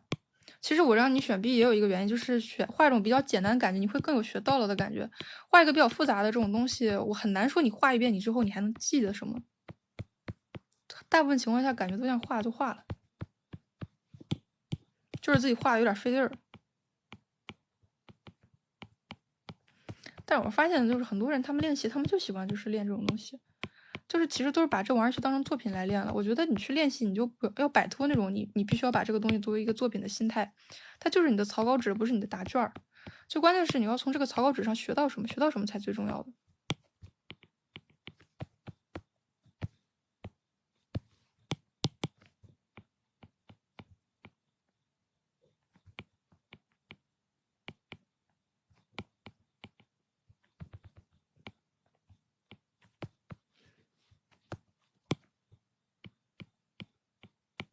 哎，看我的这个笔触，最细的可以给到多细？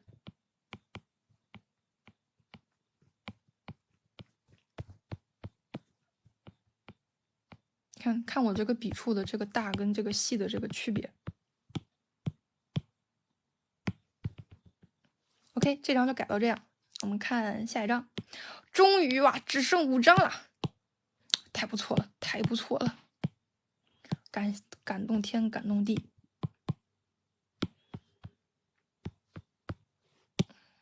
这个同学先给他液化一下子吧，他这个脸稍微有点歪，我觉得。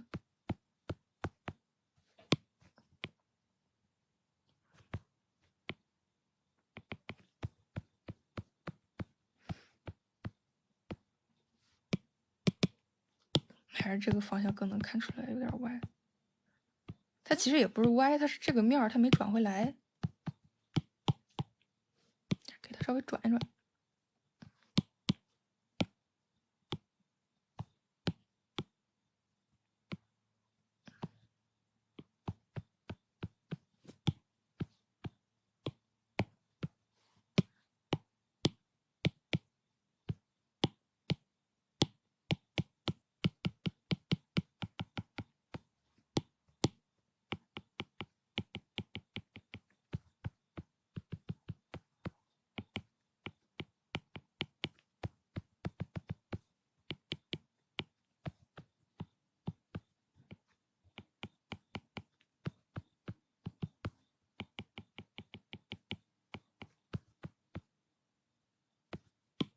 个嘴巴太靠上了，给它挪一下子。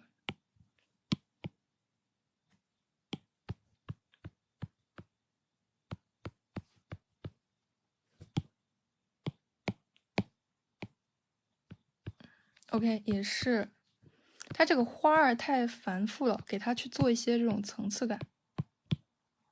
它这个花现在就像是平平的摆在这上面一样，然后光影也浅做一下。不过它这个刻画还是可以的，蛮用心的。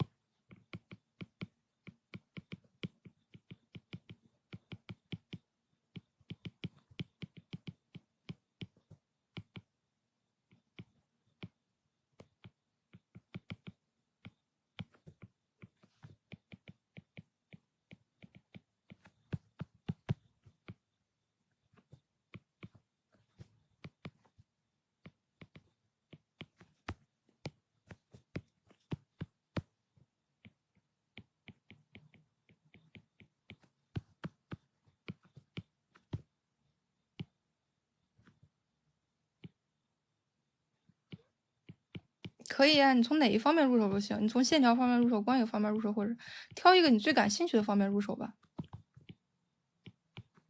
这个真的是因人而异，有的人就喜欢琢磨线条，有的人就喜欢琢磨其他别的东西。挑一个你最感兴趣的方向入手。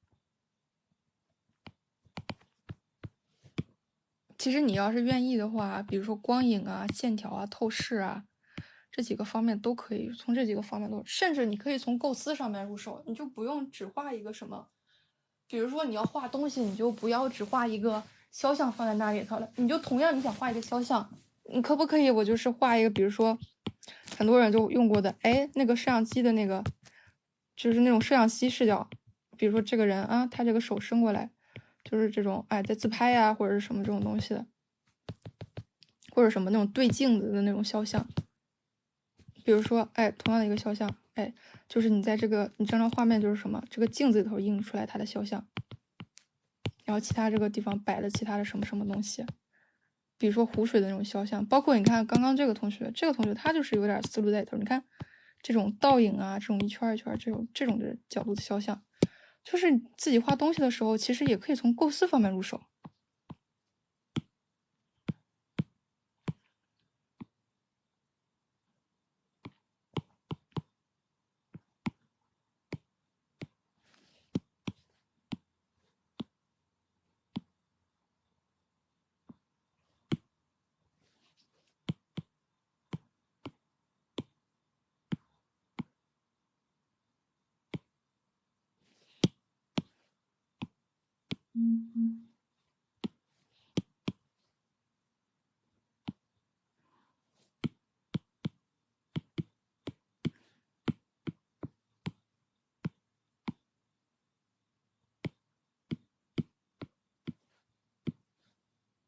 放不开的话，我觉得最快的办法就是你去临摹，你去临摹照片啊，或者去临摹就是那个大师的作品也好。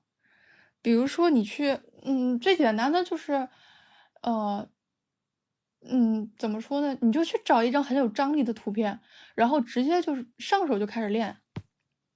练的多了之后，你再去，有的时候它不是说一开始是什么，有的时候它不是一些天赋性，有的时候它是一种纠错性的作画思路。比如说同样一个作画思路，比如说我到现在我是类似于这种选手，比如说我要画一个肖像的时候，我就会想，我这样子是不是太单板了？我要纠正我自己的错误，那怎么办？比如说我给它个透视，比如说我就不是这么画了，我就不这么画一个抱拳，我给它一个透视的一个肖像。这样子一个大透视的一个抱拳思路，然后我就想，这样子是不是还是我有点呆板？那我再去给他去做一个什么？给他做一个，比如说比较有意思的这种感觉，比如说它是一个什么水坑啊之类的东西，然后这个地方它有一种倒影的，这个大的这个透视，然后其他这个水坑周围可能摆放着什么，就是可以提示这个画面故事的这些东西。这是一种纠错性的思路，你知道吗？就是你见的多了，练的多了，你不是说一开始，然后就不是说就是你会变得就是一下子我就是很有天赋，但是你可以知道什么样子是避免的，你避免的多了，你最后的画面也就是很有意思了。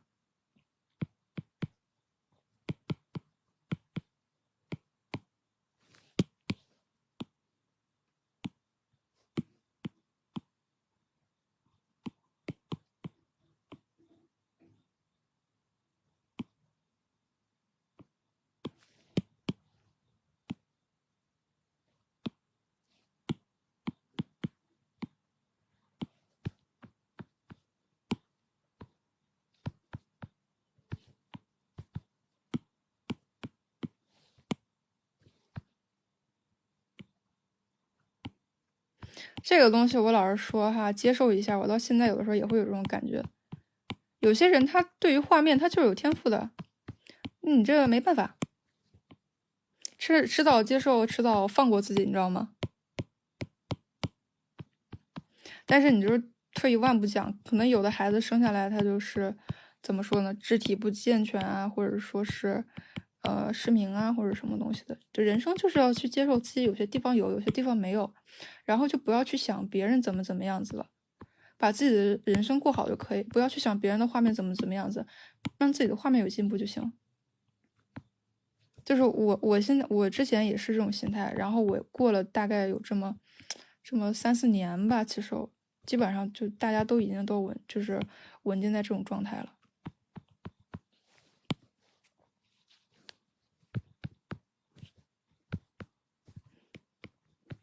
就放过自己，放过什么东西。而且其实说白了，有的时候其实最可悲的一点就是什么，就是画画本来是一个表达自己的一个东西。但是你就是因为这个天赋不同而去否定你自己，其实你自己是比画画要一个，就是比你画面要表现出来的，是一个就是丰富的多的一个立体的一个人物，就是一个很立体的一个存在。但是就是因为画画啊或者什么东西的，反而就是让自己感觉到更自卑啊，或者是这种，我觉得真的大可不必。有的人他可能是什么，有的人他可能他本身他没有特别多的内涵，但是他可以把这个很少的内涵，因为他有就是这种技术吧，他可以表现得很厉害。但是就比如说自己有很多的内涵，但是这个技术所限表现不出来，那也不代表自己就是一些怎么说呢，就也不代表有什么，就人不一样嘛。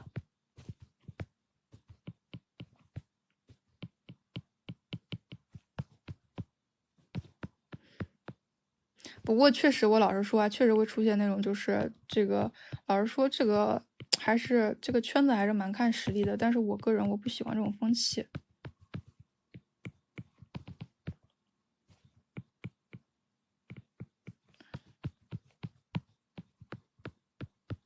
我大概是从17岁开始画，到现在4年了。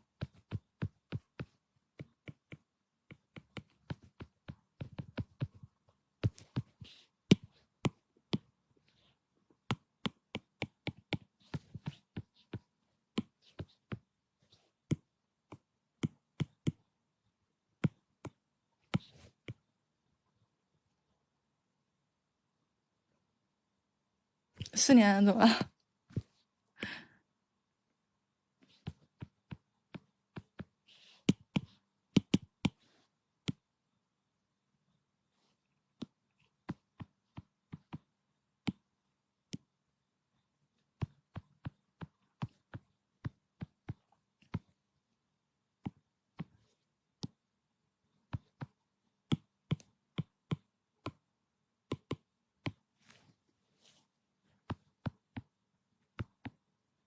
哎，无所谓啊，你这谁建议这个画了多少年，现在多少岁，将来能活多少岁都不一定。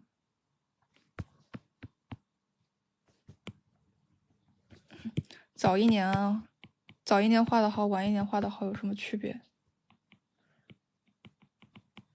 我也知道很多就是那种厚积薄发型的老师，而且你就比，就是我觉得现在比这1年2年的有什么意思？大家将来都不知道活多久，没啥可焦虑的。不是，虽然说我也焦虑哈，但是我自己觉得就是，这个东西不应该被焦虑到。但是我也不能免俗，我也是有很多时候会被焦虑到的。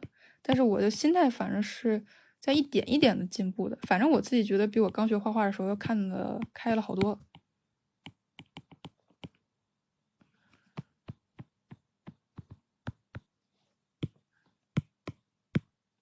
是的，享受过，就是有一天干一天，有一天开心一天，就是相对来说比较好的了。它就是某种心态嘛。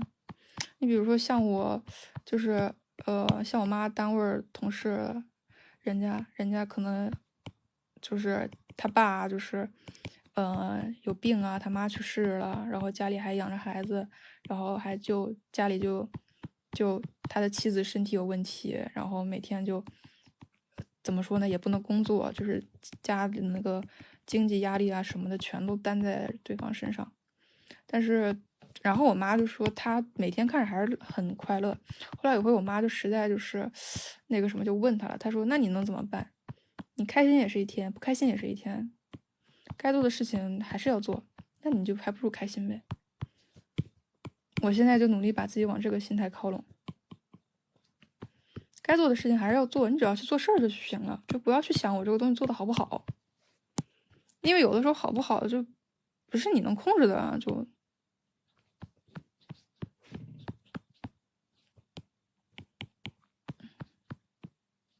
就比如说画画这个事情，你都因为这个东西而备受痛苦了，我觉得已经代表你其实已经很努力了。你要是不努力的话，你就不会因为这个事情而备受痛苦了。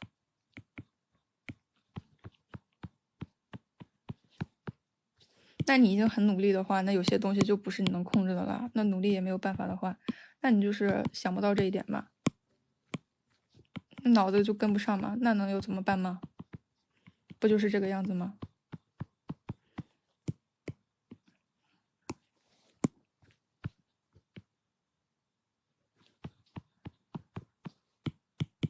就比我想到我之前去教我弟，我弟他就是数学是真的很烂，就是不及格那种烂。然后我发现他初一了，他连九九乘法表都不会背。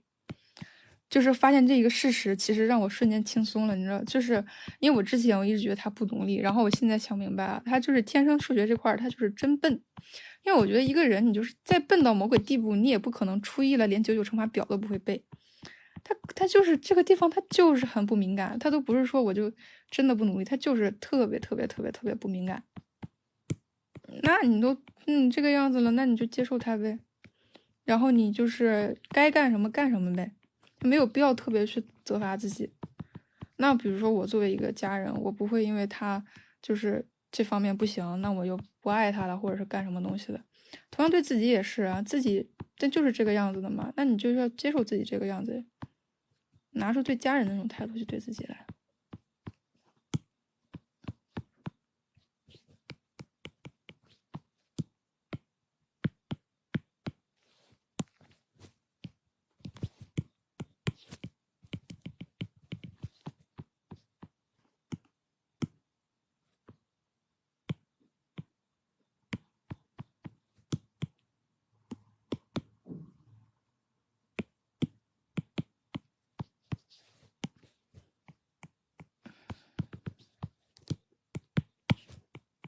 其实我觉得有的时候它不是说一个躺平不躺平，我觉得一个最好的心态主要是什么？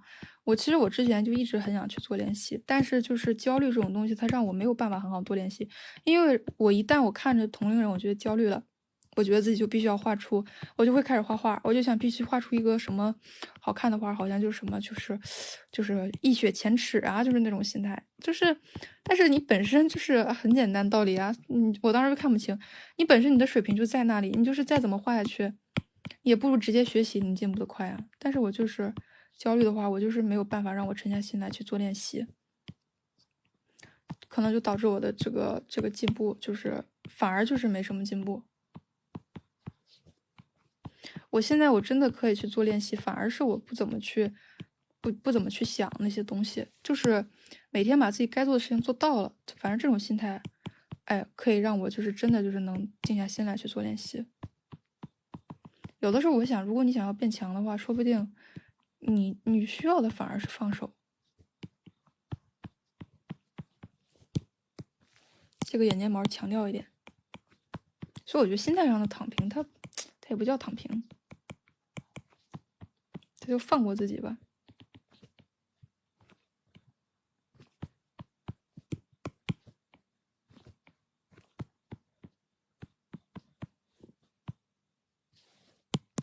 我不是很有执行力的人，我是暑假作业永远都是最后一天写的人。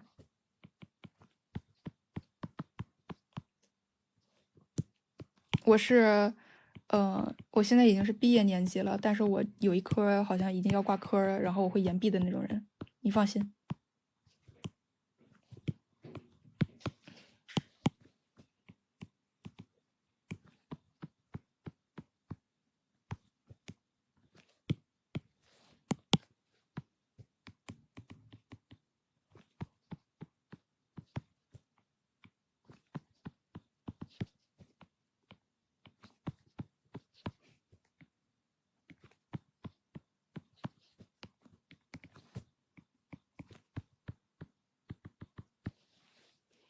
颜色图层将画面调灰亮，然后按不加深和深。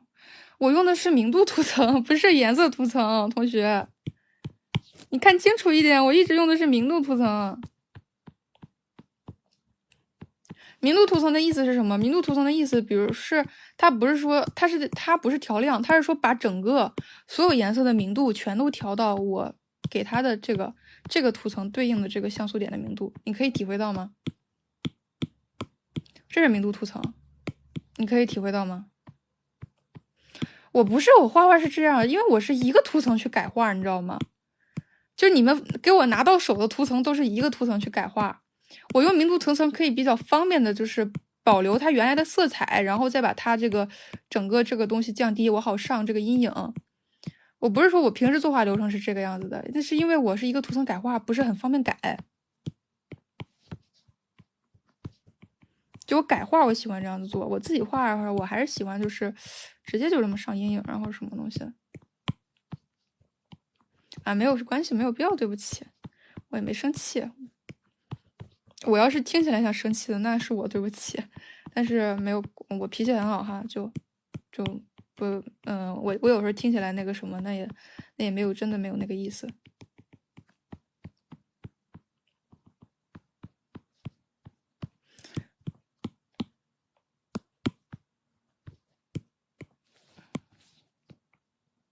然后像这种地方哈，可以饱和度高一点点。开始了，点缀色，开始战斗吧，点缀色。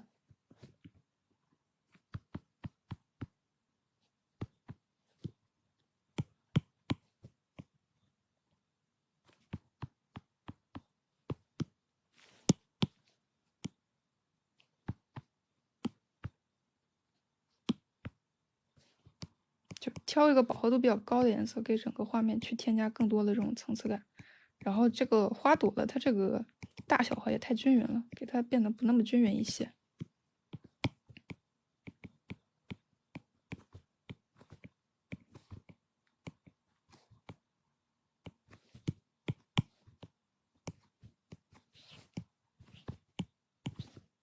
好处效果你就学呗，报了我的课想学就学，就怕你不学。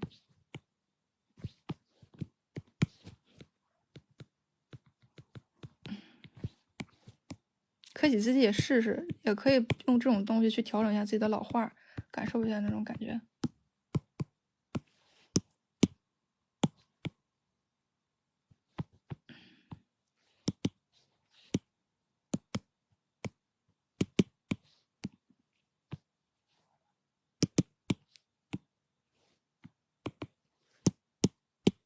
我看看能不能给它曲线拉的更那什么一点。OK， 这张图片就到这里，我们下张图再见。哎，这个整体这个光影啊什么的给的感觉是挺不错的。现在有一点就是画面它整体来说它内容含量不是很多，可以就是什么，可以把它这个内容拓展一下子。比如说像这个，哎，它有点这种就是那种，那种摆件那种风格的话，那我可不可以把这个画成一个盘子呢？比如说那种银盘，然后这个就是很精致的这种西式的银盘，上面有这个雕刻啊什么的，它是那种金属的那种质感。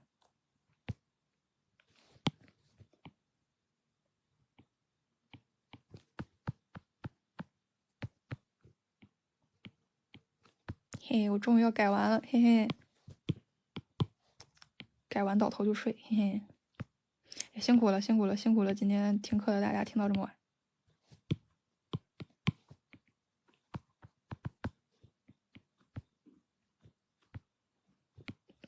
我觉得是有点可能的。你要困了你就去睡呗，都有回放的。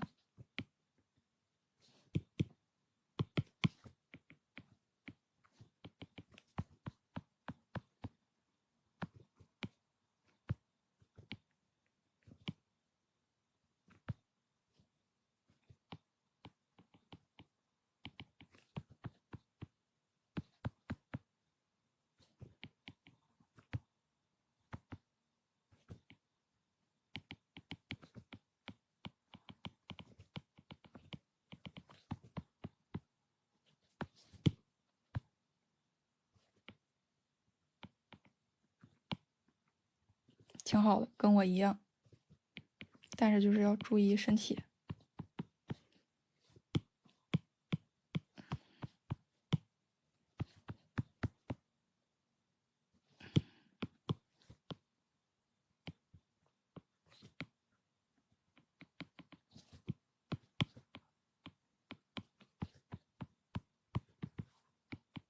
哎，意思意思这种金属的这个质感哈。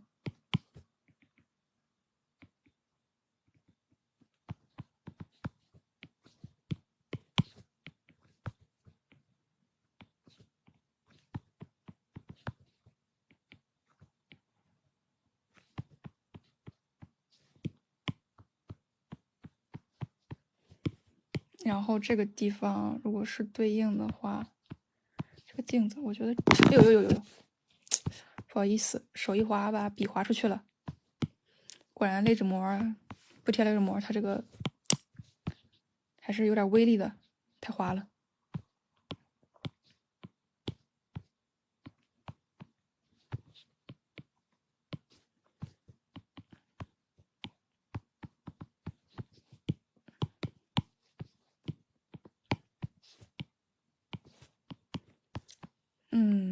比如说不做镜子，给这个地方它做一个圆环，感觉像2个圆环这样子搭在一下，它有点像那种发银河的那种舞女的那种感觉啊什么的。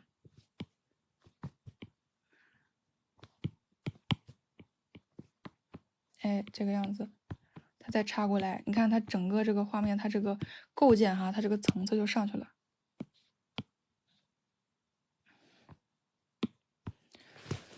比较细的这不，我不没有，我对比较细的笔触没有偏好，但是你们的笔触都太粗了，就是，我这么啊，这是可以说的吗？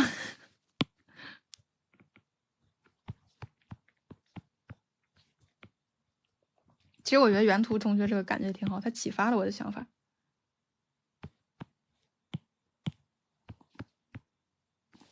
那有的时候他倒不是说非得就是这个想法自然产生，有的时候你就是画图多了，你觉得这个地方缺了一点，那你就可以这样子去想办法去弥补一下。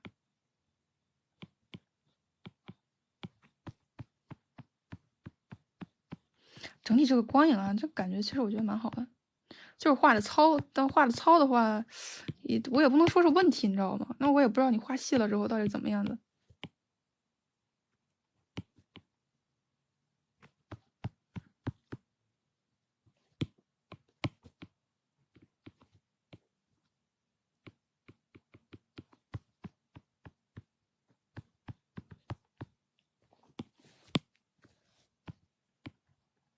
创作灵感来源啊，我个人感觉，其实我创作是个没有啥灵感的人。我很多时候，你比如说比如说我画个什么东西，我说的是那个，比如说我经常说摸鱼吧，那因为我是真的就摸鱼，我画的之前我根本没有想过自己要画什么，就是瞎画。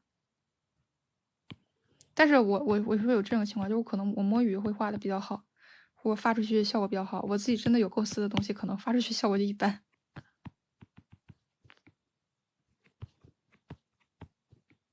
我灵感来源稿子和摸鱼。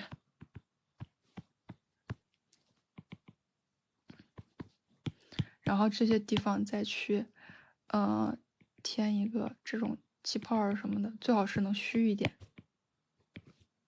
这样子。主要是什么？你这几个气泡的这个点哈，它相对来说它都有点平均有点小，你再去添几个大的，然后再给它构思模糊，它就有一种那种电影感，也不是电影感，反正就是你这种前后景的那个感觉，该有的大家懂的都懂，懂都懂。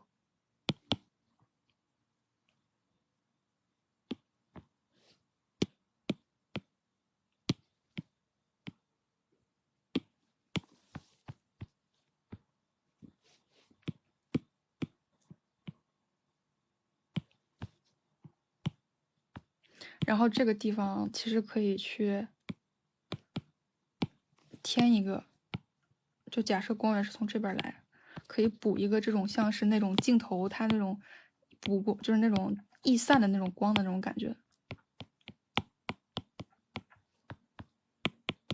其实我很多灵感来源是在什么？来源于试作品，就是对对图层的这种，就是那个什么，就是去玩这个图层，然后玩着玩着，哎，可能就来感觉了，就把它当成一个作品发出去了。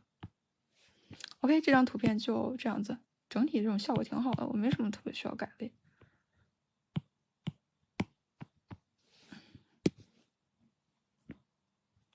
来看一下这张图片，这张图片就比较适合改，因为它还是有一定的刻画的。嗨，快改完了，开心。改哪边呢？改这边这个吧，比较好改。这张我主要是改刻画了。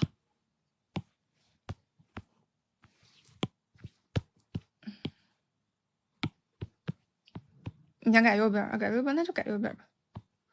那不就多了个背景吗？有什么区别？嗯，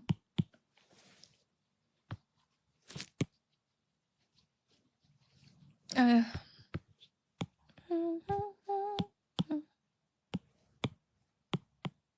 先把你这个背景抠出来。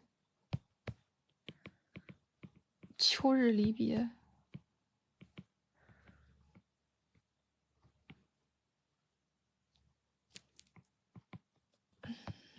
我倒真的就是对这个东西没特别多的印象。秋日离别，我对秋天的印象就是贴秋膘跟烤地瓜，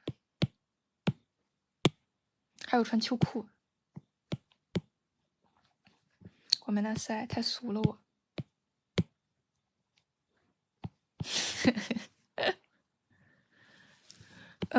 就是它这个光想一下子，就是有那种红枫啊，或者是那种什么的。光的话，给它补个强一点的光吧。然后它这个地方，它再有那个枫叶的那个影子打下来，就多少给你带点氛围感。又到了吃烤地瓜的季节了，我不知道你们有没有吃烤地瓜呀？我反正是没吃，因为学校烤地瓜贵死了，8块钱一个。这辈子没见过那么贵的烤地瓜。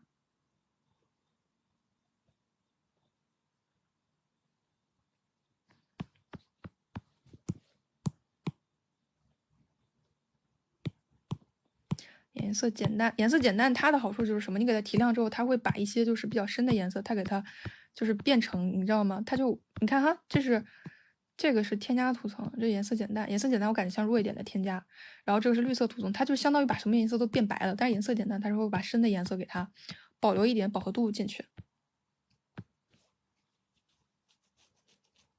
没得卖啊，那太惨了！烤板栗，学校烤地瓜21斤，21斤，它是在抢吗？它是抢，它是什么呀？这是地瓜吗？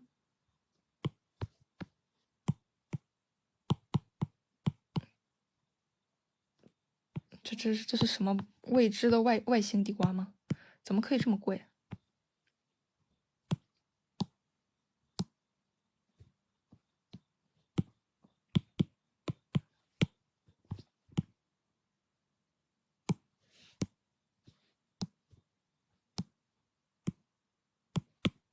我到底反转到哪里了？嗯，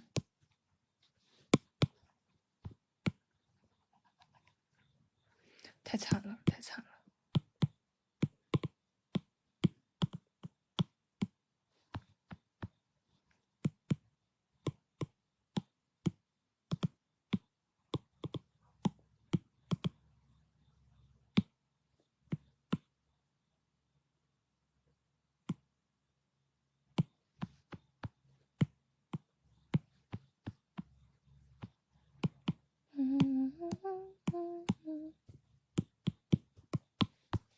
还有我们那个门口的栗子也涨价了，原来它是12块钱一斤的，涨到20块钱一斤了，难过了，买不起了。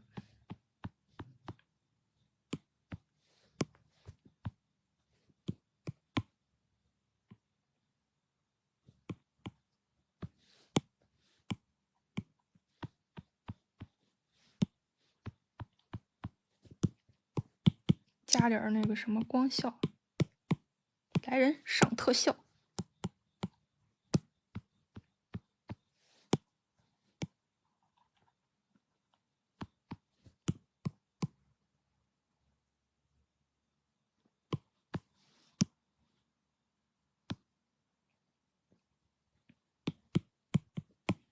我确实是很有烟火气。其实你见到我本人，你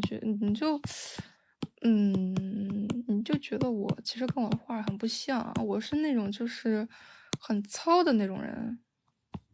我是完全就，我是那种哈，我是完全不化妆，就不是说我不想啊，不是说我不会画啊，我确实不会画，但是我是那种我自己一点也不想画，完全不化妆，然后其他什么地方也都从来都不讲究的那种人。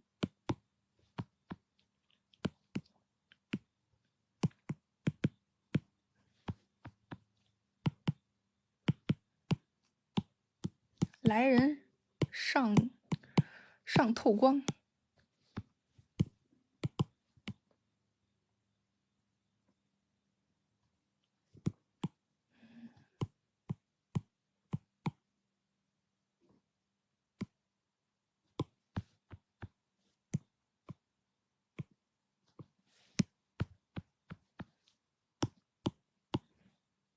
浅合一下，就先这样。先拷贝并键粘贴一下，先翻转一下，先复合画布一下。哎，终于看着得劲儿了。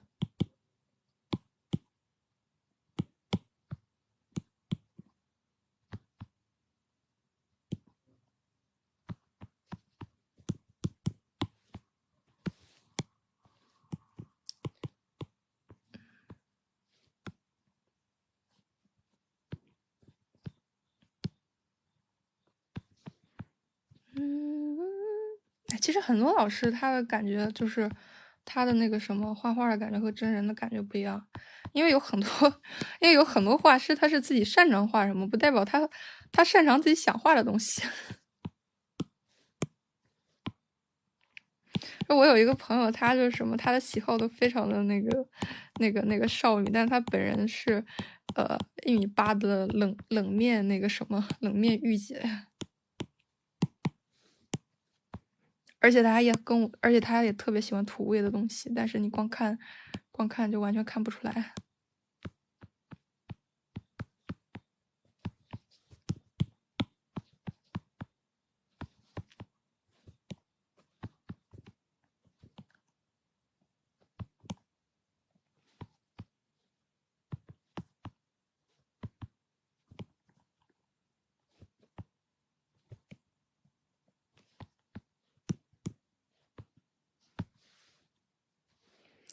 化若其人，有的人是这样啊，有的人就反差很大呀。还有那种就是你觉得是男的人，但结果是女的；你觉得是女的人，结果是男的，我都遇见过那种画师。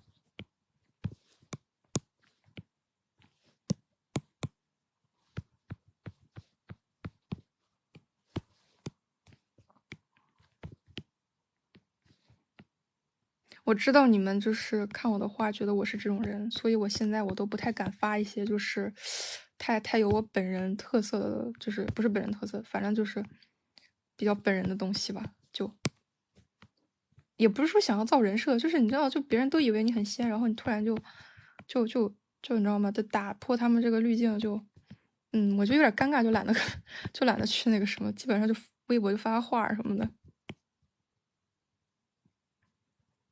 但我空间基本上都做自己。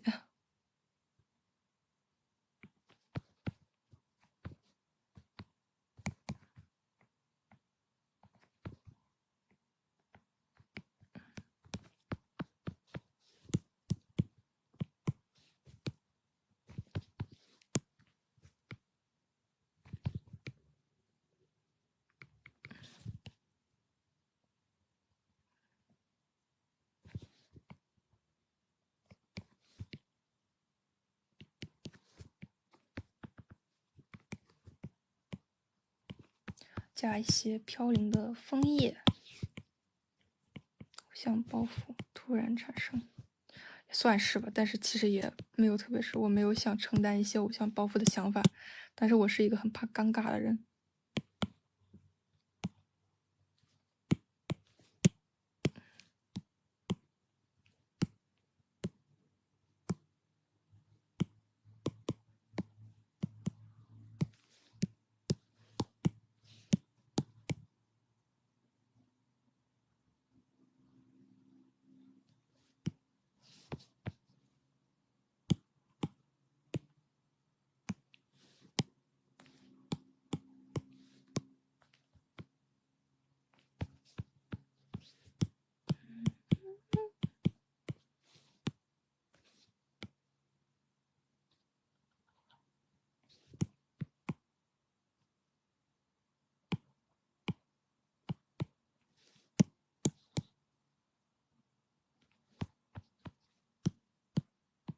来人上特效，它这个特效把这个东西糊的太亮了之后呢，然后你就需要再去主动的去加一些这种不该被糊掉的东西，你给它补回去。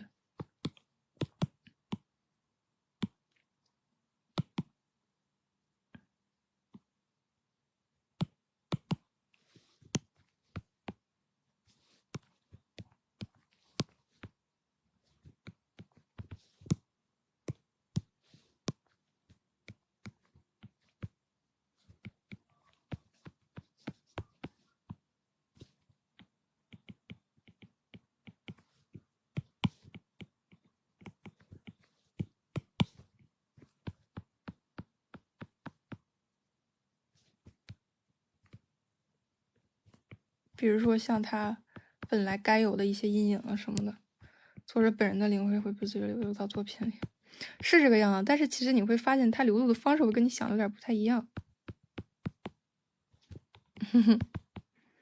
反正如果就是见的那个画师多，你会发现确实有点不太一样。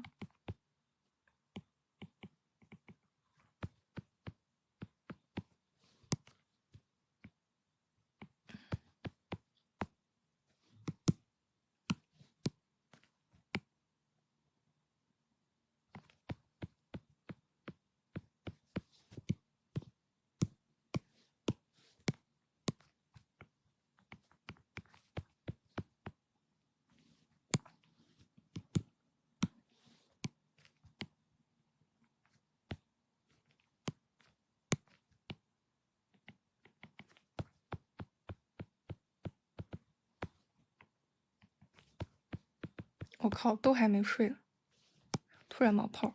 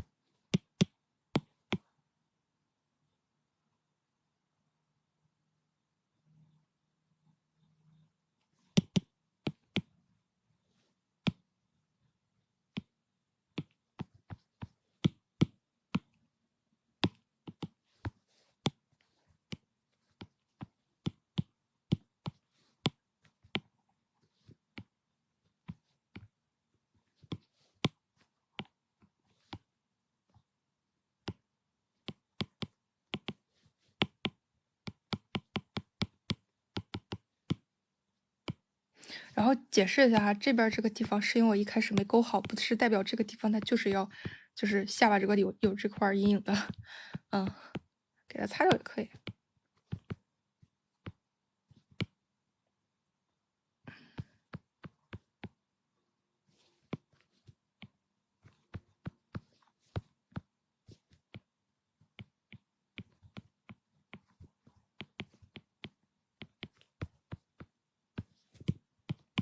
哎，它这个透一点高饱和的这种边缘，挺不错的。行，改差不多，这张就先到这儿。父老乡亲们。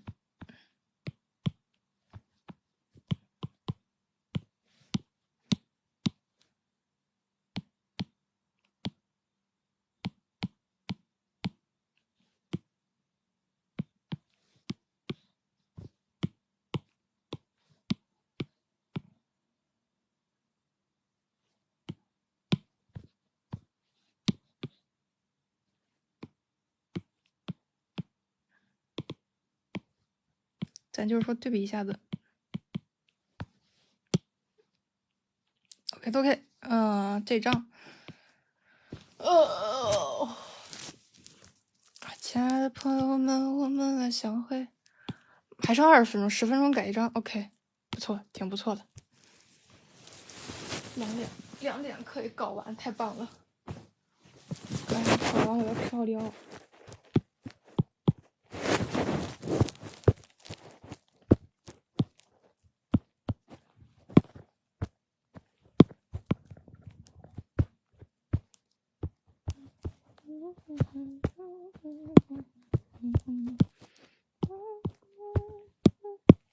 我第一点，我想把它对比拉强一点。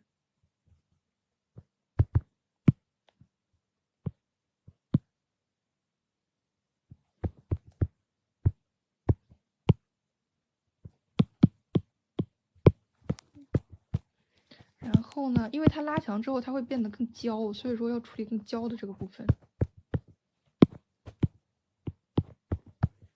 同时，它本来这种东西，这个笔触相对来说比较脏哈，块面不明显，然后拉强都会加强这种感觉。所以说，我个人其实我感觉是，我是想给它先拉强，然后去处理它的块面的。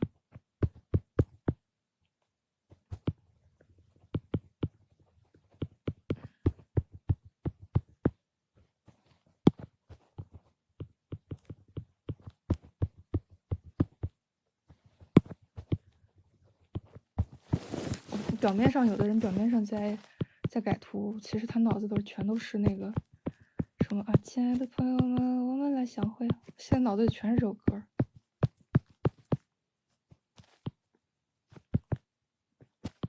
而且不是那个原唱的版本，是那个你我都知道的那个版本。没错，就是这个版本。你一对我一对，谁也分不开谁，全都送到农场做化肥。哎，好歌好歌，要是 KTV 能唱就好了。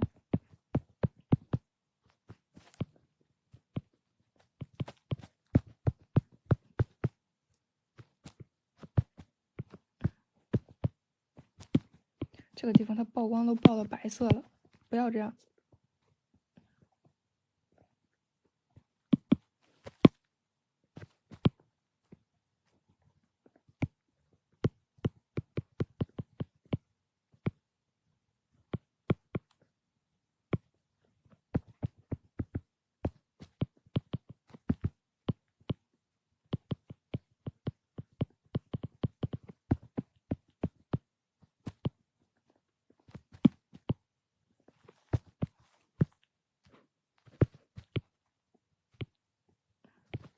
把这个面儿哈，它原来这个笔触就是太碎太松散，就是有一个就是很适合画这种那个什么强的这种，就是比较强的这种画面的构图和这个，我觉得其实作者本人也是有这种功底儿的。那这个笔触就也是要体现出这种强悍的利落感，我个人觉得。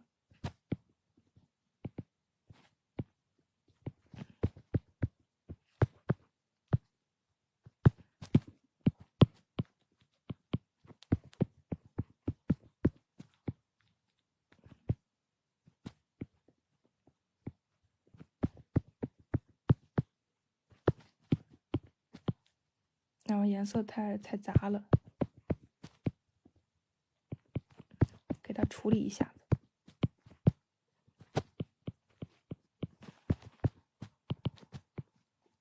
干，我觉得我嗓子有点哑。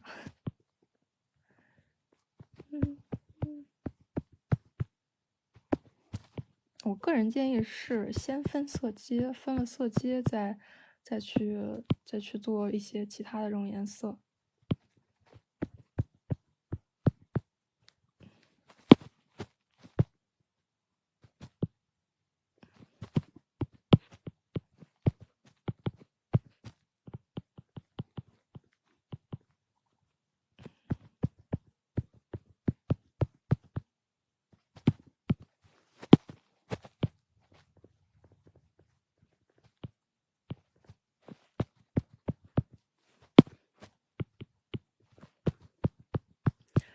发线稿画细了就没了色感，不会上色，不画好线稿造型又不太定得下来，成品又不精细，然后线稿和色彩在打架。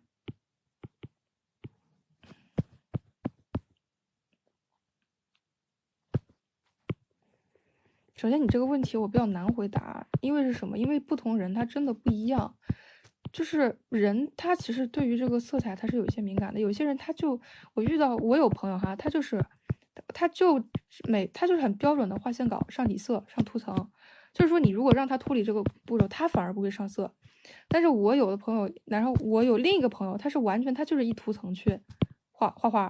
你如果让他就是完完整整的，就是画线稿啊，就是去打这个东西，其实他也画不了。这个真的是非常的看个人，你知道吗？但是其实我推荐就是什么？我推荐还是画线稿。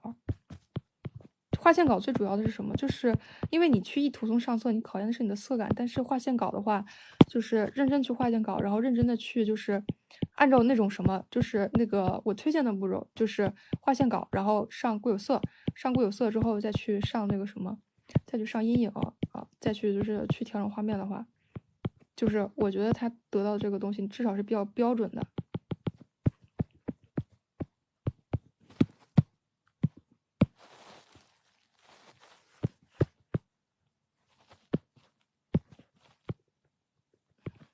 画线稿画细了就没了色感，就不会上色。你把那个没了色感，你可以继续的更细的描述一下吗？什么叫做没了色感？而且我个人感觉，我之前看过，就是你的那个，就是你勾线，你发给我改那个作品，我觉得它那个色感还是蛮好的呀。我从那张图中没看到画线稿会影响你的色感。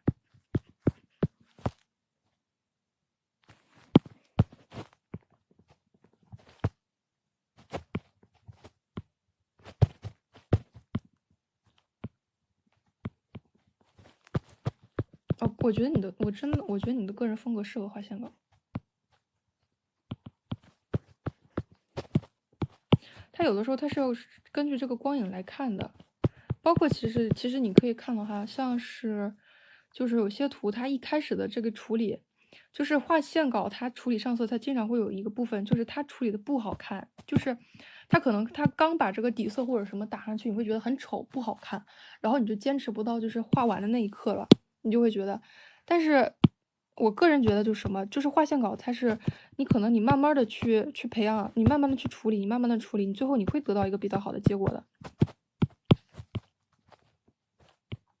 但是我虽然这么说，我很多作品我也都是不画线稿的。不过我是真的觉得我练的话，我推荐你去用线稿上色，因为你要是不用线稿，你的单纯那么上色的话，你就需要是色感了。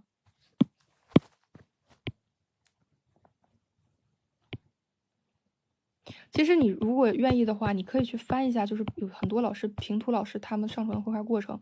我就是观察，我发现很多老师他们这个上传绘画过程，他们到某个节点都不是很好看。我不是说这个丑哈，我是说它其实那个效果还没出来，然后它可能突然加了那2个图层，哎，它那个效果就出来了。我觉得有的时候可能你们就是没做到那个份儿上。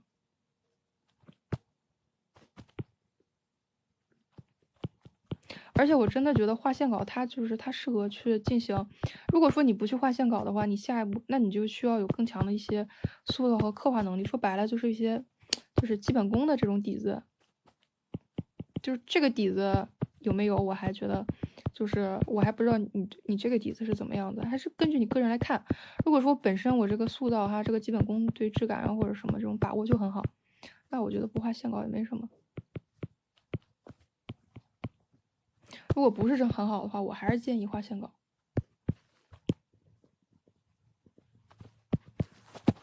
然后对比一下它这个体块这个明确感，但是这个色感我觉得对比之前它是有点太焦了，我后期我会再调一下子。但是就是可以看一下哈，暗面过度的暗面，这种利落的这种感觉，少去把握一下子。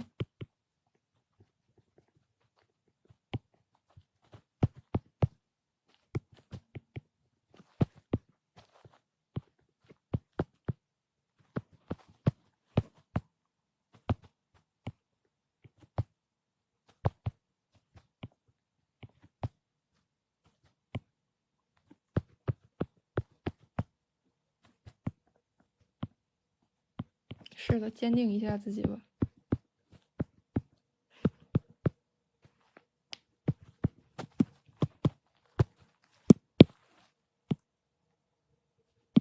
调整一下饱和度，然后把想要拉高的饱和度那个地方拉得高一点。这地方是个电锯吗？是想表达一些电锯吗？哦，果然真的是个电锯。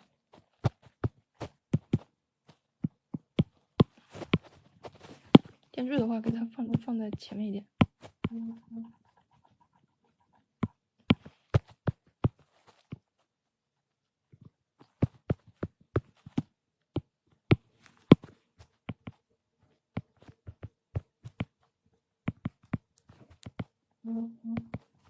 是的，我也看出来了，他火的这个程度是个中国地球人，是个地球人都会看出来的。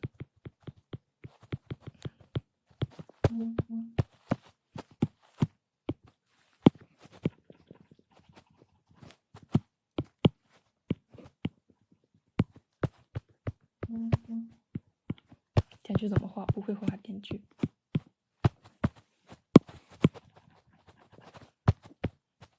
先画一下吧，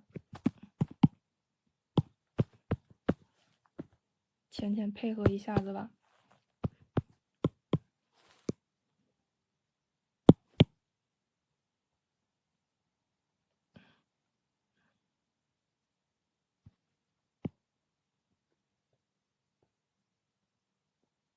哎呀，它这个动态模糊怎么就不？哎呀，这个往这儿模糊，这个往这儿模糊。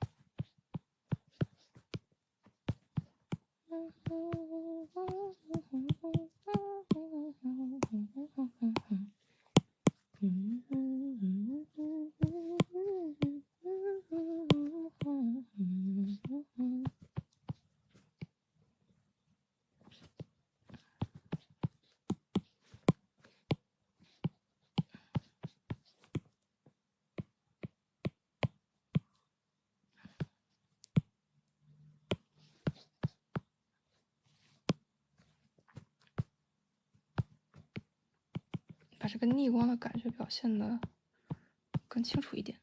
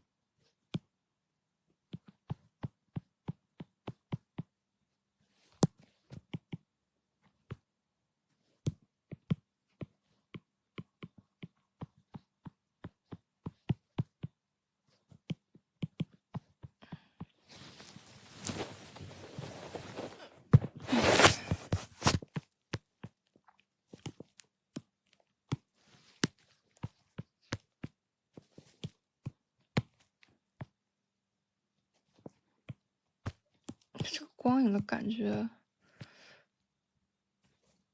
让它始终只有一个暗部，这个暗部太脏了，饱和度更高一点。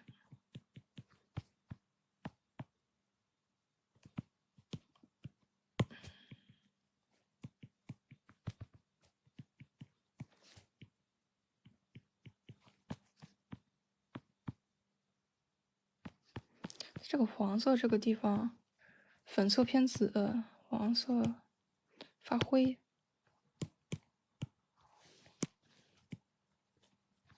黄色现在变得更黄的话，我觉得相对来说有点脏，把它往黄灰上靠拢一下会好一点。就我刚刚那个逻辑是什么啊？就是它这个肤色肉粉色，它的阴影是紫色，那它往哪里走？它是往蓝里走的。那你黄色往蓝里走，那你是往哪走？往灰里走呗。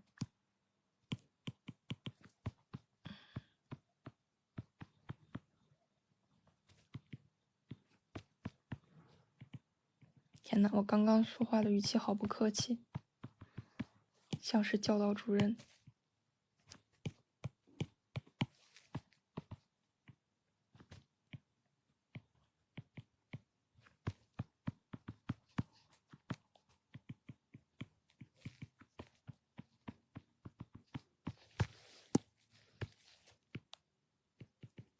哎呀，说到这个，我想到我们的这个老师，我不知道大家上学的时候有没有那种爱管闲事的女班主任还是什么的。我们班就是，他既然就什么他在的时候，我们下课也不让出声音，你知道吗？他就会进来说啊，你们都学完了啊，你们都学会了，怎么还有脸在这笑？最可怕的是，这个人还是心理咨询师，我觉得他咨询的给人咨询抑郁了。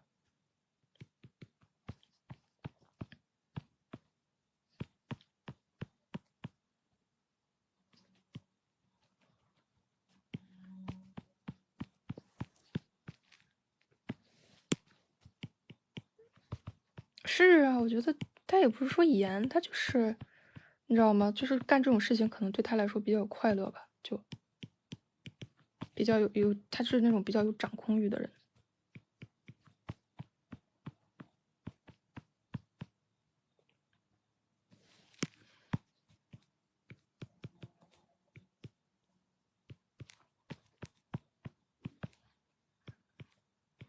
我跟他最好笑的是，他根本没有怨气，他不是找学生撒气儿，他是真的觉得学生下课就不能那个什么，笑死了。不懂，我觉得他这种年轻的时候没当过学生吗？为什么自己当班主任的时候还要这么去要求学生？不懂。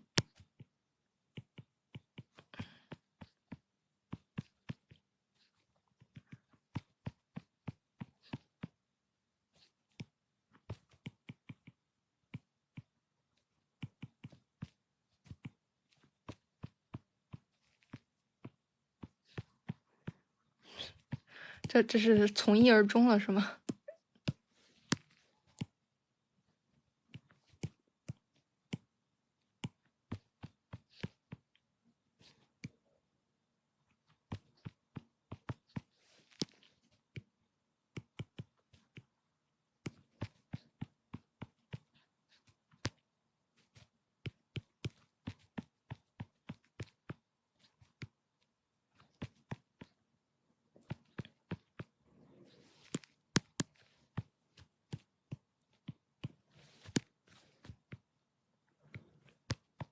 我不知道你们小的时候啊聊一些闲话，我不知道你们小的时候有没有听过那个什么，从前有座山，山里有座庙，不是，从前有座山叫做我真山，然后山上有个庙叫做我真庙，然后什么，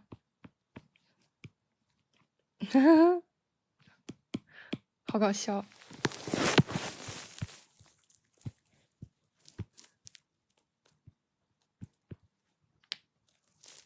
这个地方鼻部的这个阴影加强。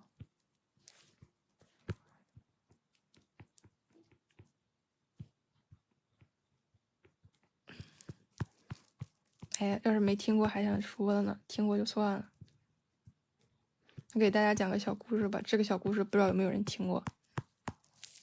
讲的是一群人4个人去攀登一座山，然后攀登这个山的过程中呢，然后他们就是什么，就是天黑了没来得及下山，山上呢就是开始发暴风雪了，暴风雪那肯定下不了山的，那只能在这山里过一夜。过一夜的话，然后他们肯定要找个地方去挡风，不然，就是没有风的话，这么过一夜都得折在这儿。所以他们就找呀找呀找，然后找到了一个四四方方的一个小屋，就是完全是那种正方形的那种小屋。然后他们一共4个人，他们进去之后就是说今天晚上也不能睡，怕睡了就过去了。然后他们就说那个每个人就是他们就玩游戏吧，就保持自己清醒，让自己保持清醒。玩什么游戏呢？就是玩4个人分别站4个角，然后那个其中一个角的人先开始跑，他沿着这个边线跑到另一个角，他沿这个边线跑到另一个角，然后跑到那个角去拍那个角站的人的那个肩膀，然后那个人再沿着就是相邻的那条边跑向下一个角，然后下一个角的人再去跑向那条边，再去拍下一个人的肩膀，就是这样一个小游戏，他们玩了一整夜。OK， 我讲完了。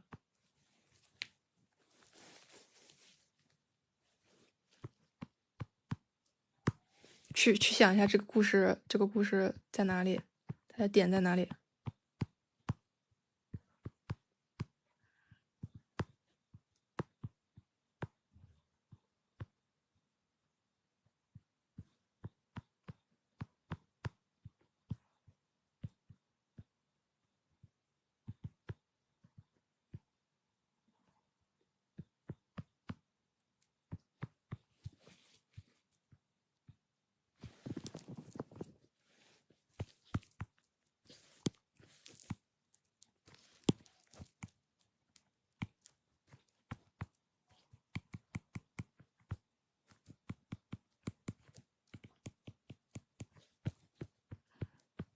想明白了吗？有想明白的吗？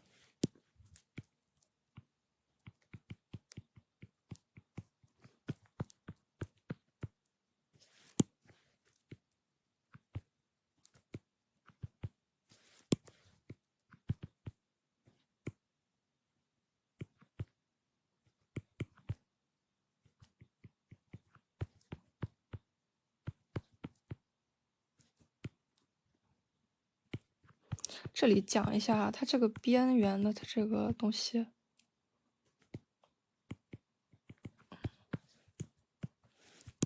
它原来这个边线太粗了，然后这个地方它有挤压感的话，要注意把这种挤压感表现出来。而且挤压感连着这个暗面的话，其实可以把这个东西，哎，引申一下子，这个样子，就这样的才是相对来说比较细腻的一个渐变的那个。哎，猜对了。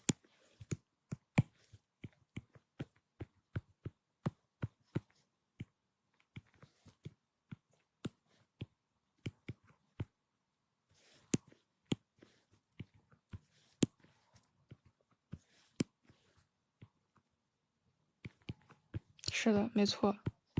怎么样？有没有被安慰到？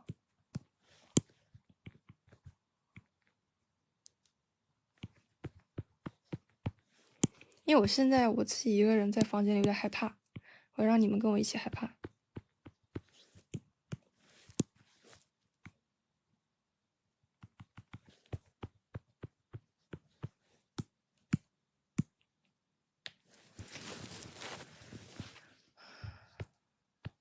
这个地方饱和度还是稍微有点太高了，降低一点点。说白了还是有点太焦了。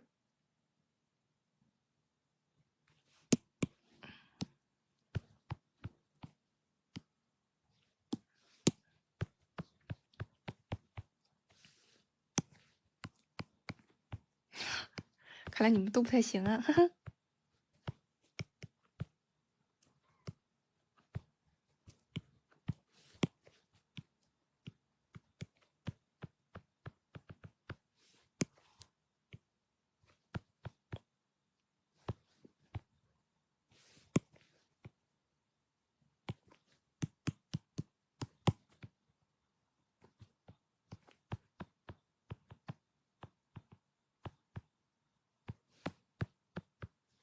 你别说了，我床底就是有空间的床底，别说了。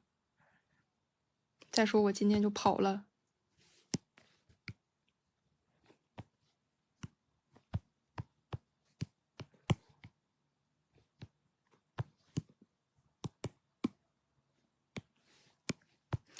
这个地方使用一些，就是它这个瞳孔周围哈，可以再圈一层，这个样子，它就给人感觉它这种质感更那个什么。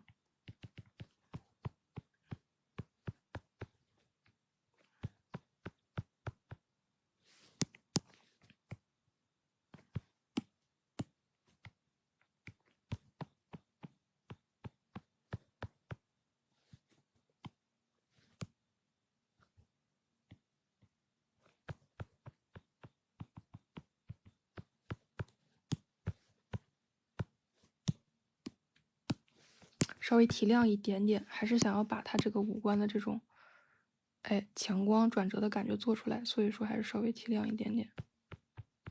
看，提亮过头了。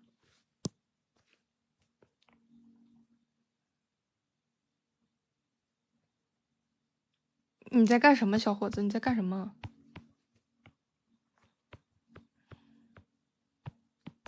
你请这个很绘画的，就是被改图的这个老师，请他去画吧。我不会，我相信我，你不会想看我画这个的。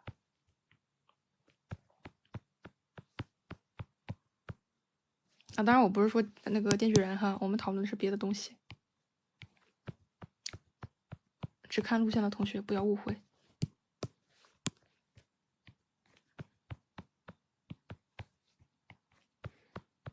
这个就涉及到比较私人的东西了。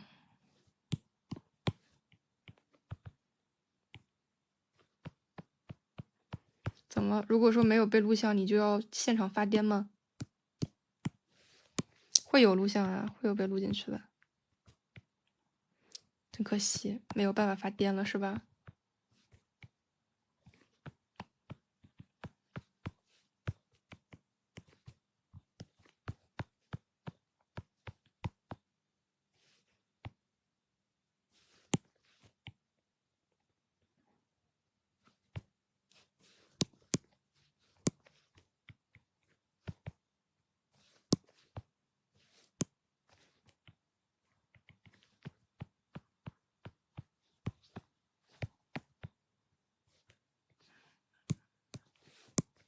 妈呀，已经2.05了，对不起，我没遵守到我的承诺。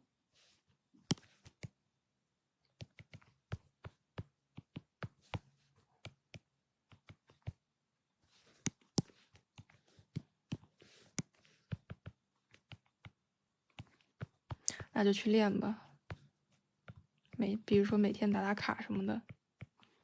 就是我跟你说，你要画个插图人体，我还建议你去怎么啊，去拿个模型摆一下。你要画这种啊，这种动作类的这种的，那你这个东西，那你是真的需要底子了，因为模型它摆出来的很僵硬，它只能将就用，你懂吗？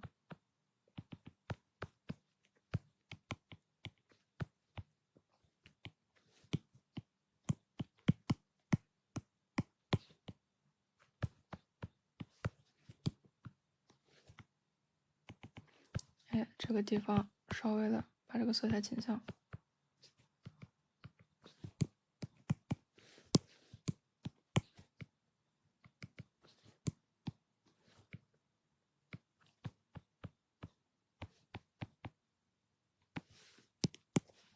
是的，它真的就只能将就用，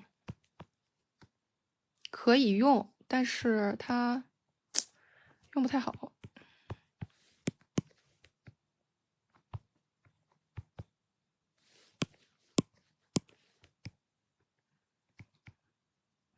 我觉得它适合那种底子不是很好，但是想要把构图拓展一点。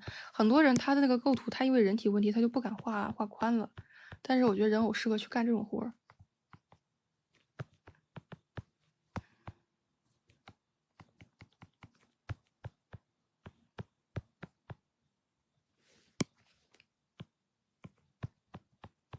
其实如果说有条件的话，攒点钱买个 BJD 做参考也行。我觉得 BJD 也不怎么带。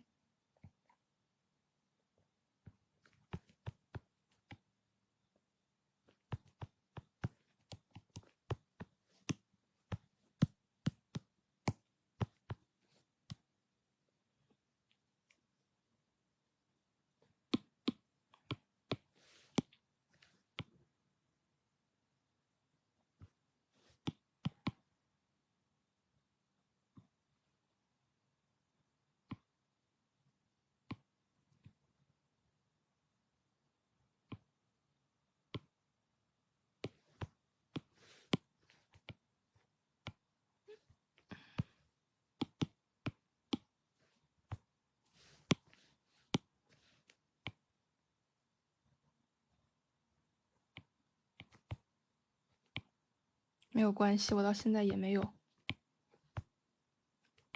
那要是没有 BJD 的话，自己有条件去下个大子也可以。不过大子是电脑上的，电脑上搞的。大子真的是一个专业的，就是用来做服装的，同时它也会有涉及到这个人物什么的。我觉得它的这个还是相对来说比较自由一点的。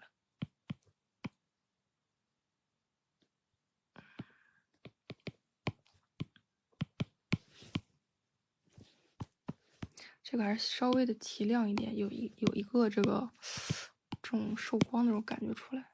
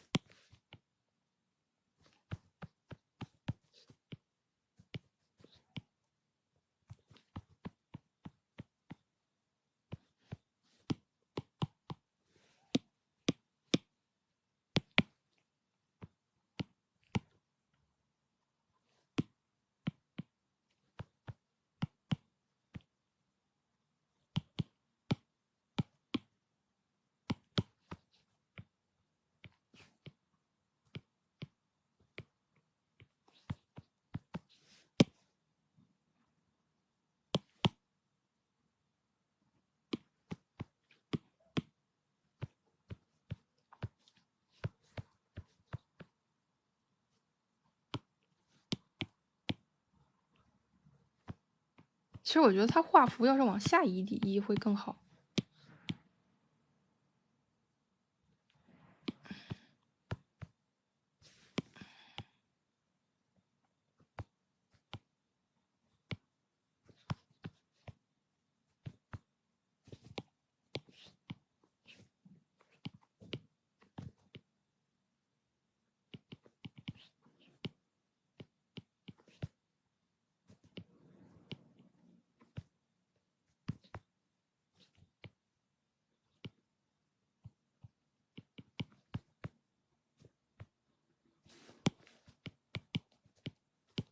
哎，我终于明白刚刚那种别扭的感觉在于哪里了，在于它这两个东西移的有点远，你知道吗？就是让他感受到威胁的东西跟这个离得有点远。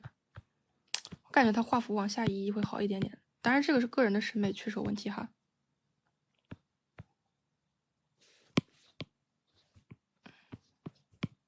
这只是我个人的一个感觉。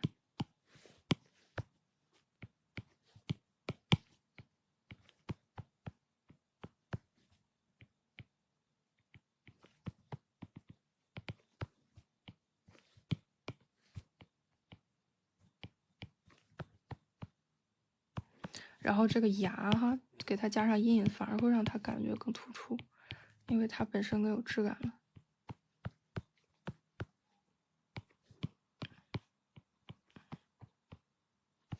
OK， 这张就先改到这里，最后一张了，耶！画的比较简单哈，比较简单，我就自由发挥了一点了。想玩个大的。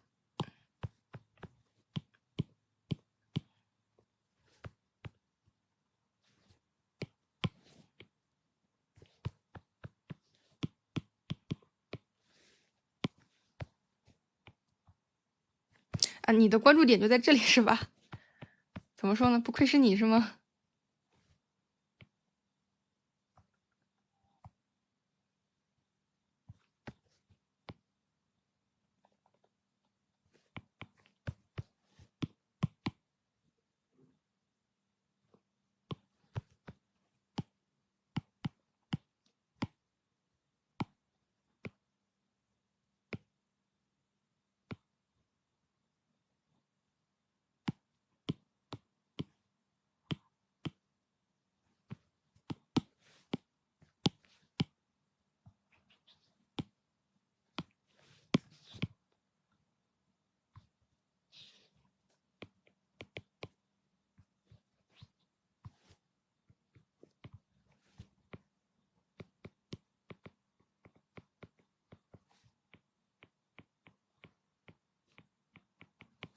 它这个样子哈，其实我是想做一个，我是想直接把整个光源这个倾向都改了，就是画这种大的这种特写哈。为什么说我要把整个光源这种倾向都改了？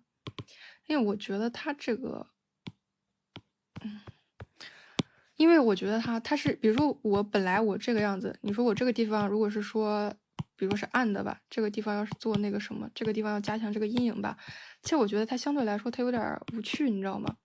但是相反，我是什么？我是这个地方不要它做阴影，这个地方让它做这种这边透的光。第一个是这边它的这个交错，哎，相对来说是比较那个什么复杂的。你要是这个地方去加强阴影的话，这个地方就全是阴影了，这就浪费了这么好的这个交错的一个素材。另外是什么？就是你看哈，它这个三角这个样子是比较紧密，它有种逼仄感。然后这个大特写的话，把这个焦点凝固在这种逼仄感这个上面，它就会给人感觉更有冲击力的。不然如果就是说什么哈，你整个方向这么顺着，然后你的光也这么顺着，我个人感觉它是有点那个，就是不是不可以，但是我觉得比较无聊。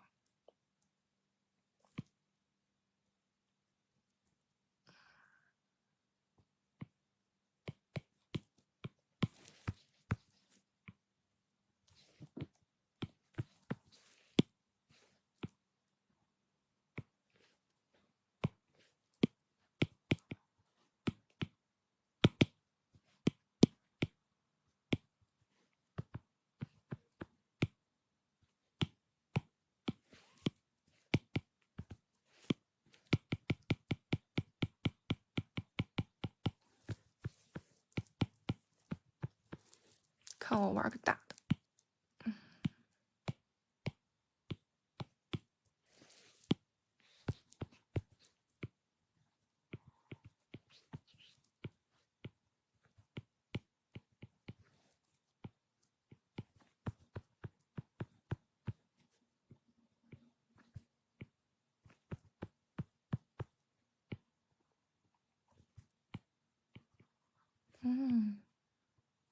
好像是有点。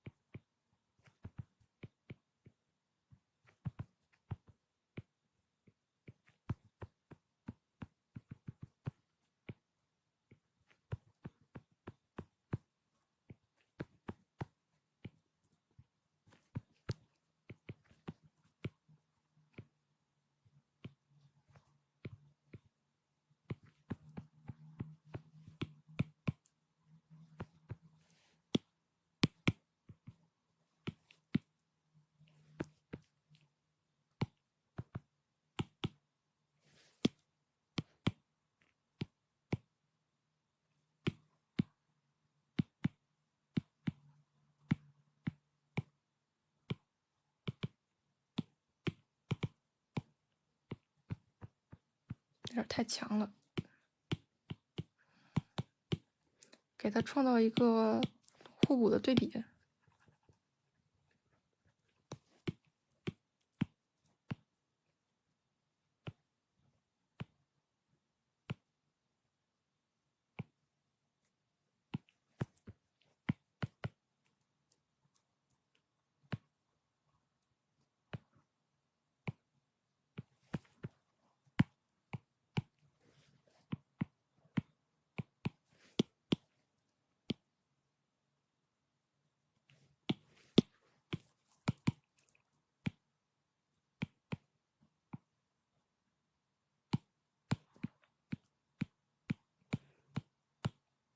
哎，这个地方再稍微的透一点点光。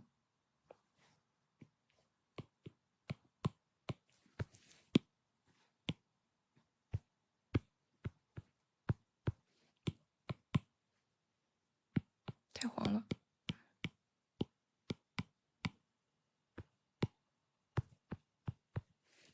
像这个地方透一点光进来，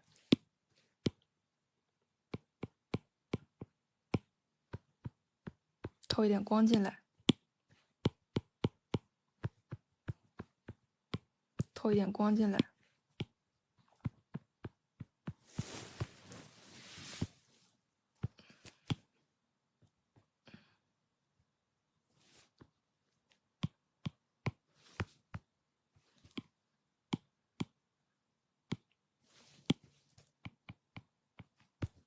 看，这个就是光影的魅力哈。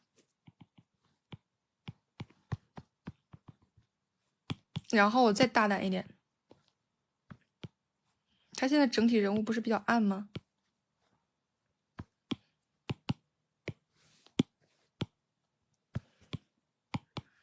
看我做个小银河出来，然后就是印在这个人物上面。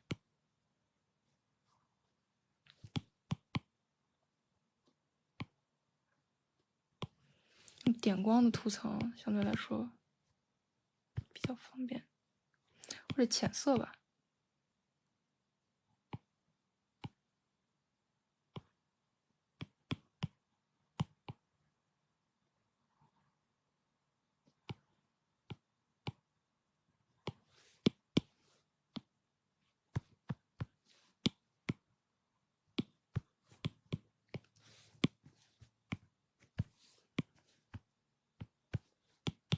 上面加一些小星球。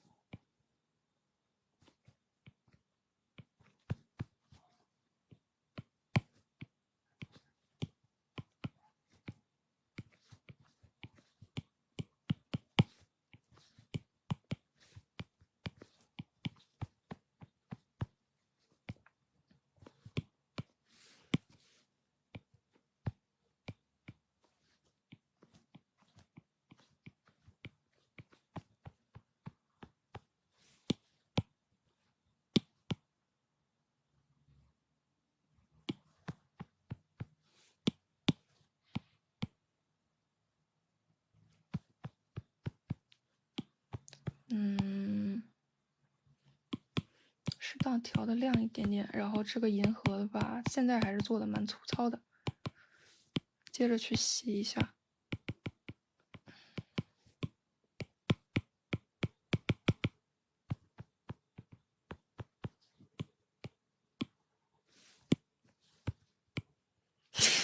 什么星球杯？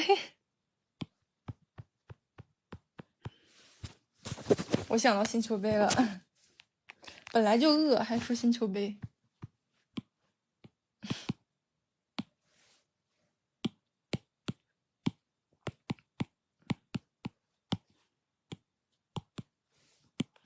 有一说一，星球杯确实比较好吃。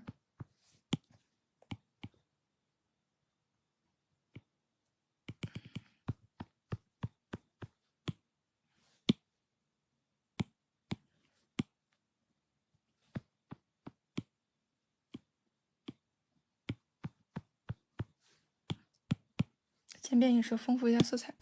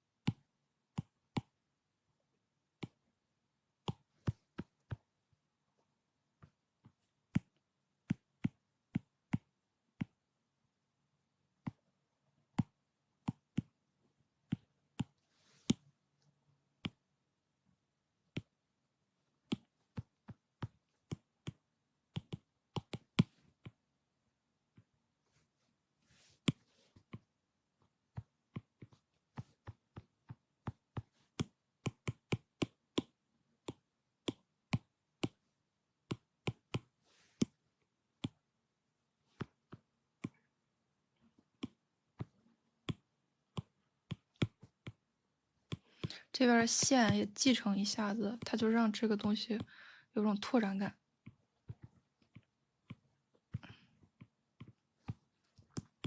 然后背后画一点，就是类似于星轨的那种感觉。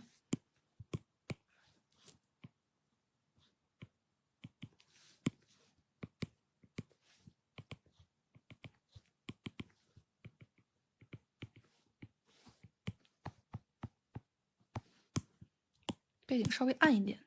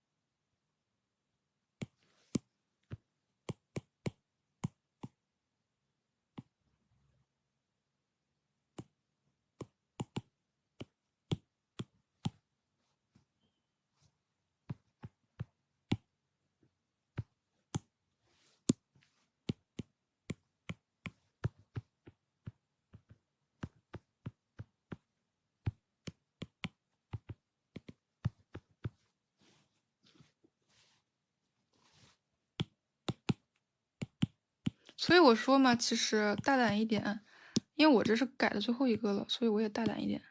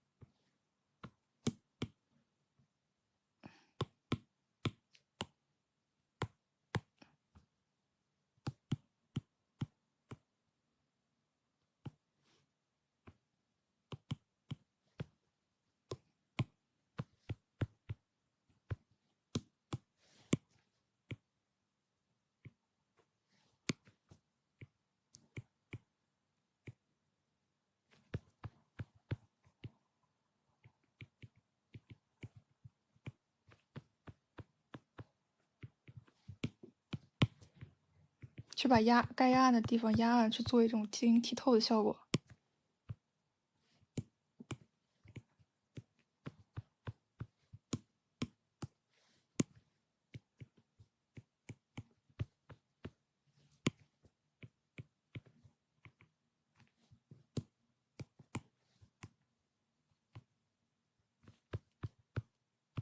其实我跟你说，你比如说画这样一张图，我基本上全是技巧，没有感情。这就是为什么人们会对画室有误判了。比如说它这种星球的这种感觉，其实本质上来源于我见过类似的这种构图，所以我会有这种想法。就没有什么，就我个人我没有什么浪漫的那种感情在里头。实话实说，有的时候你去表达一些某种有感情的东西，你可能反而离不开的是技巧。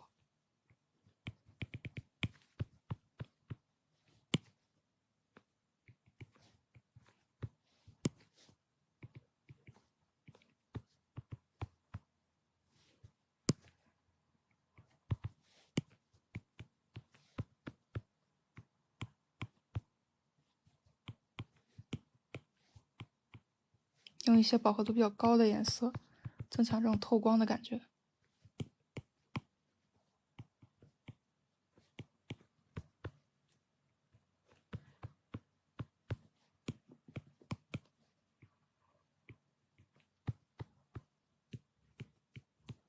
哎，藏色，增强这种透光的感觉。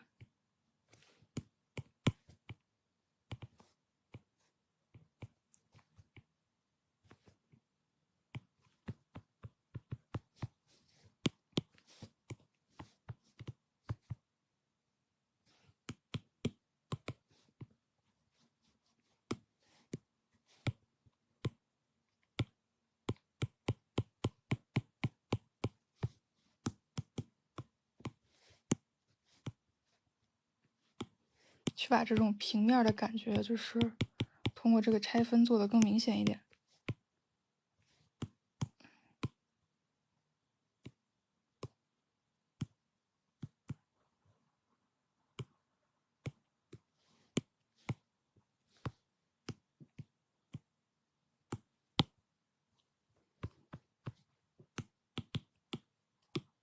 然后最后再补个光。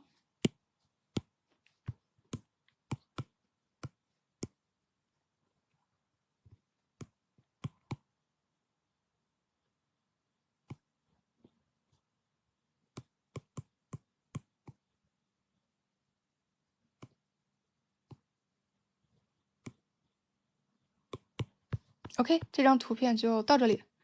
那我们今天就正式的改完了，大家就有缘再见，拜拜拜拜拜拜，我下播了，拜拜。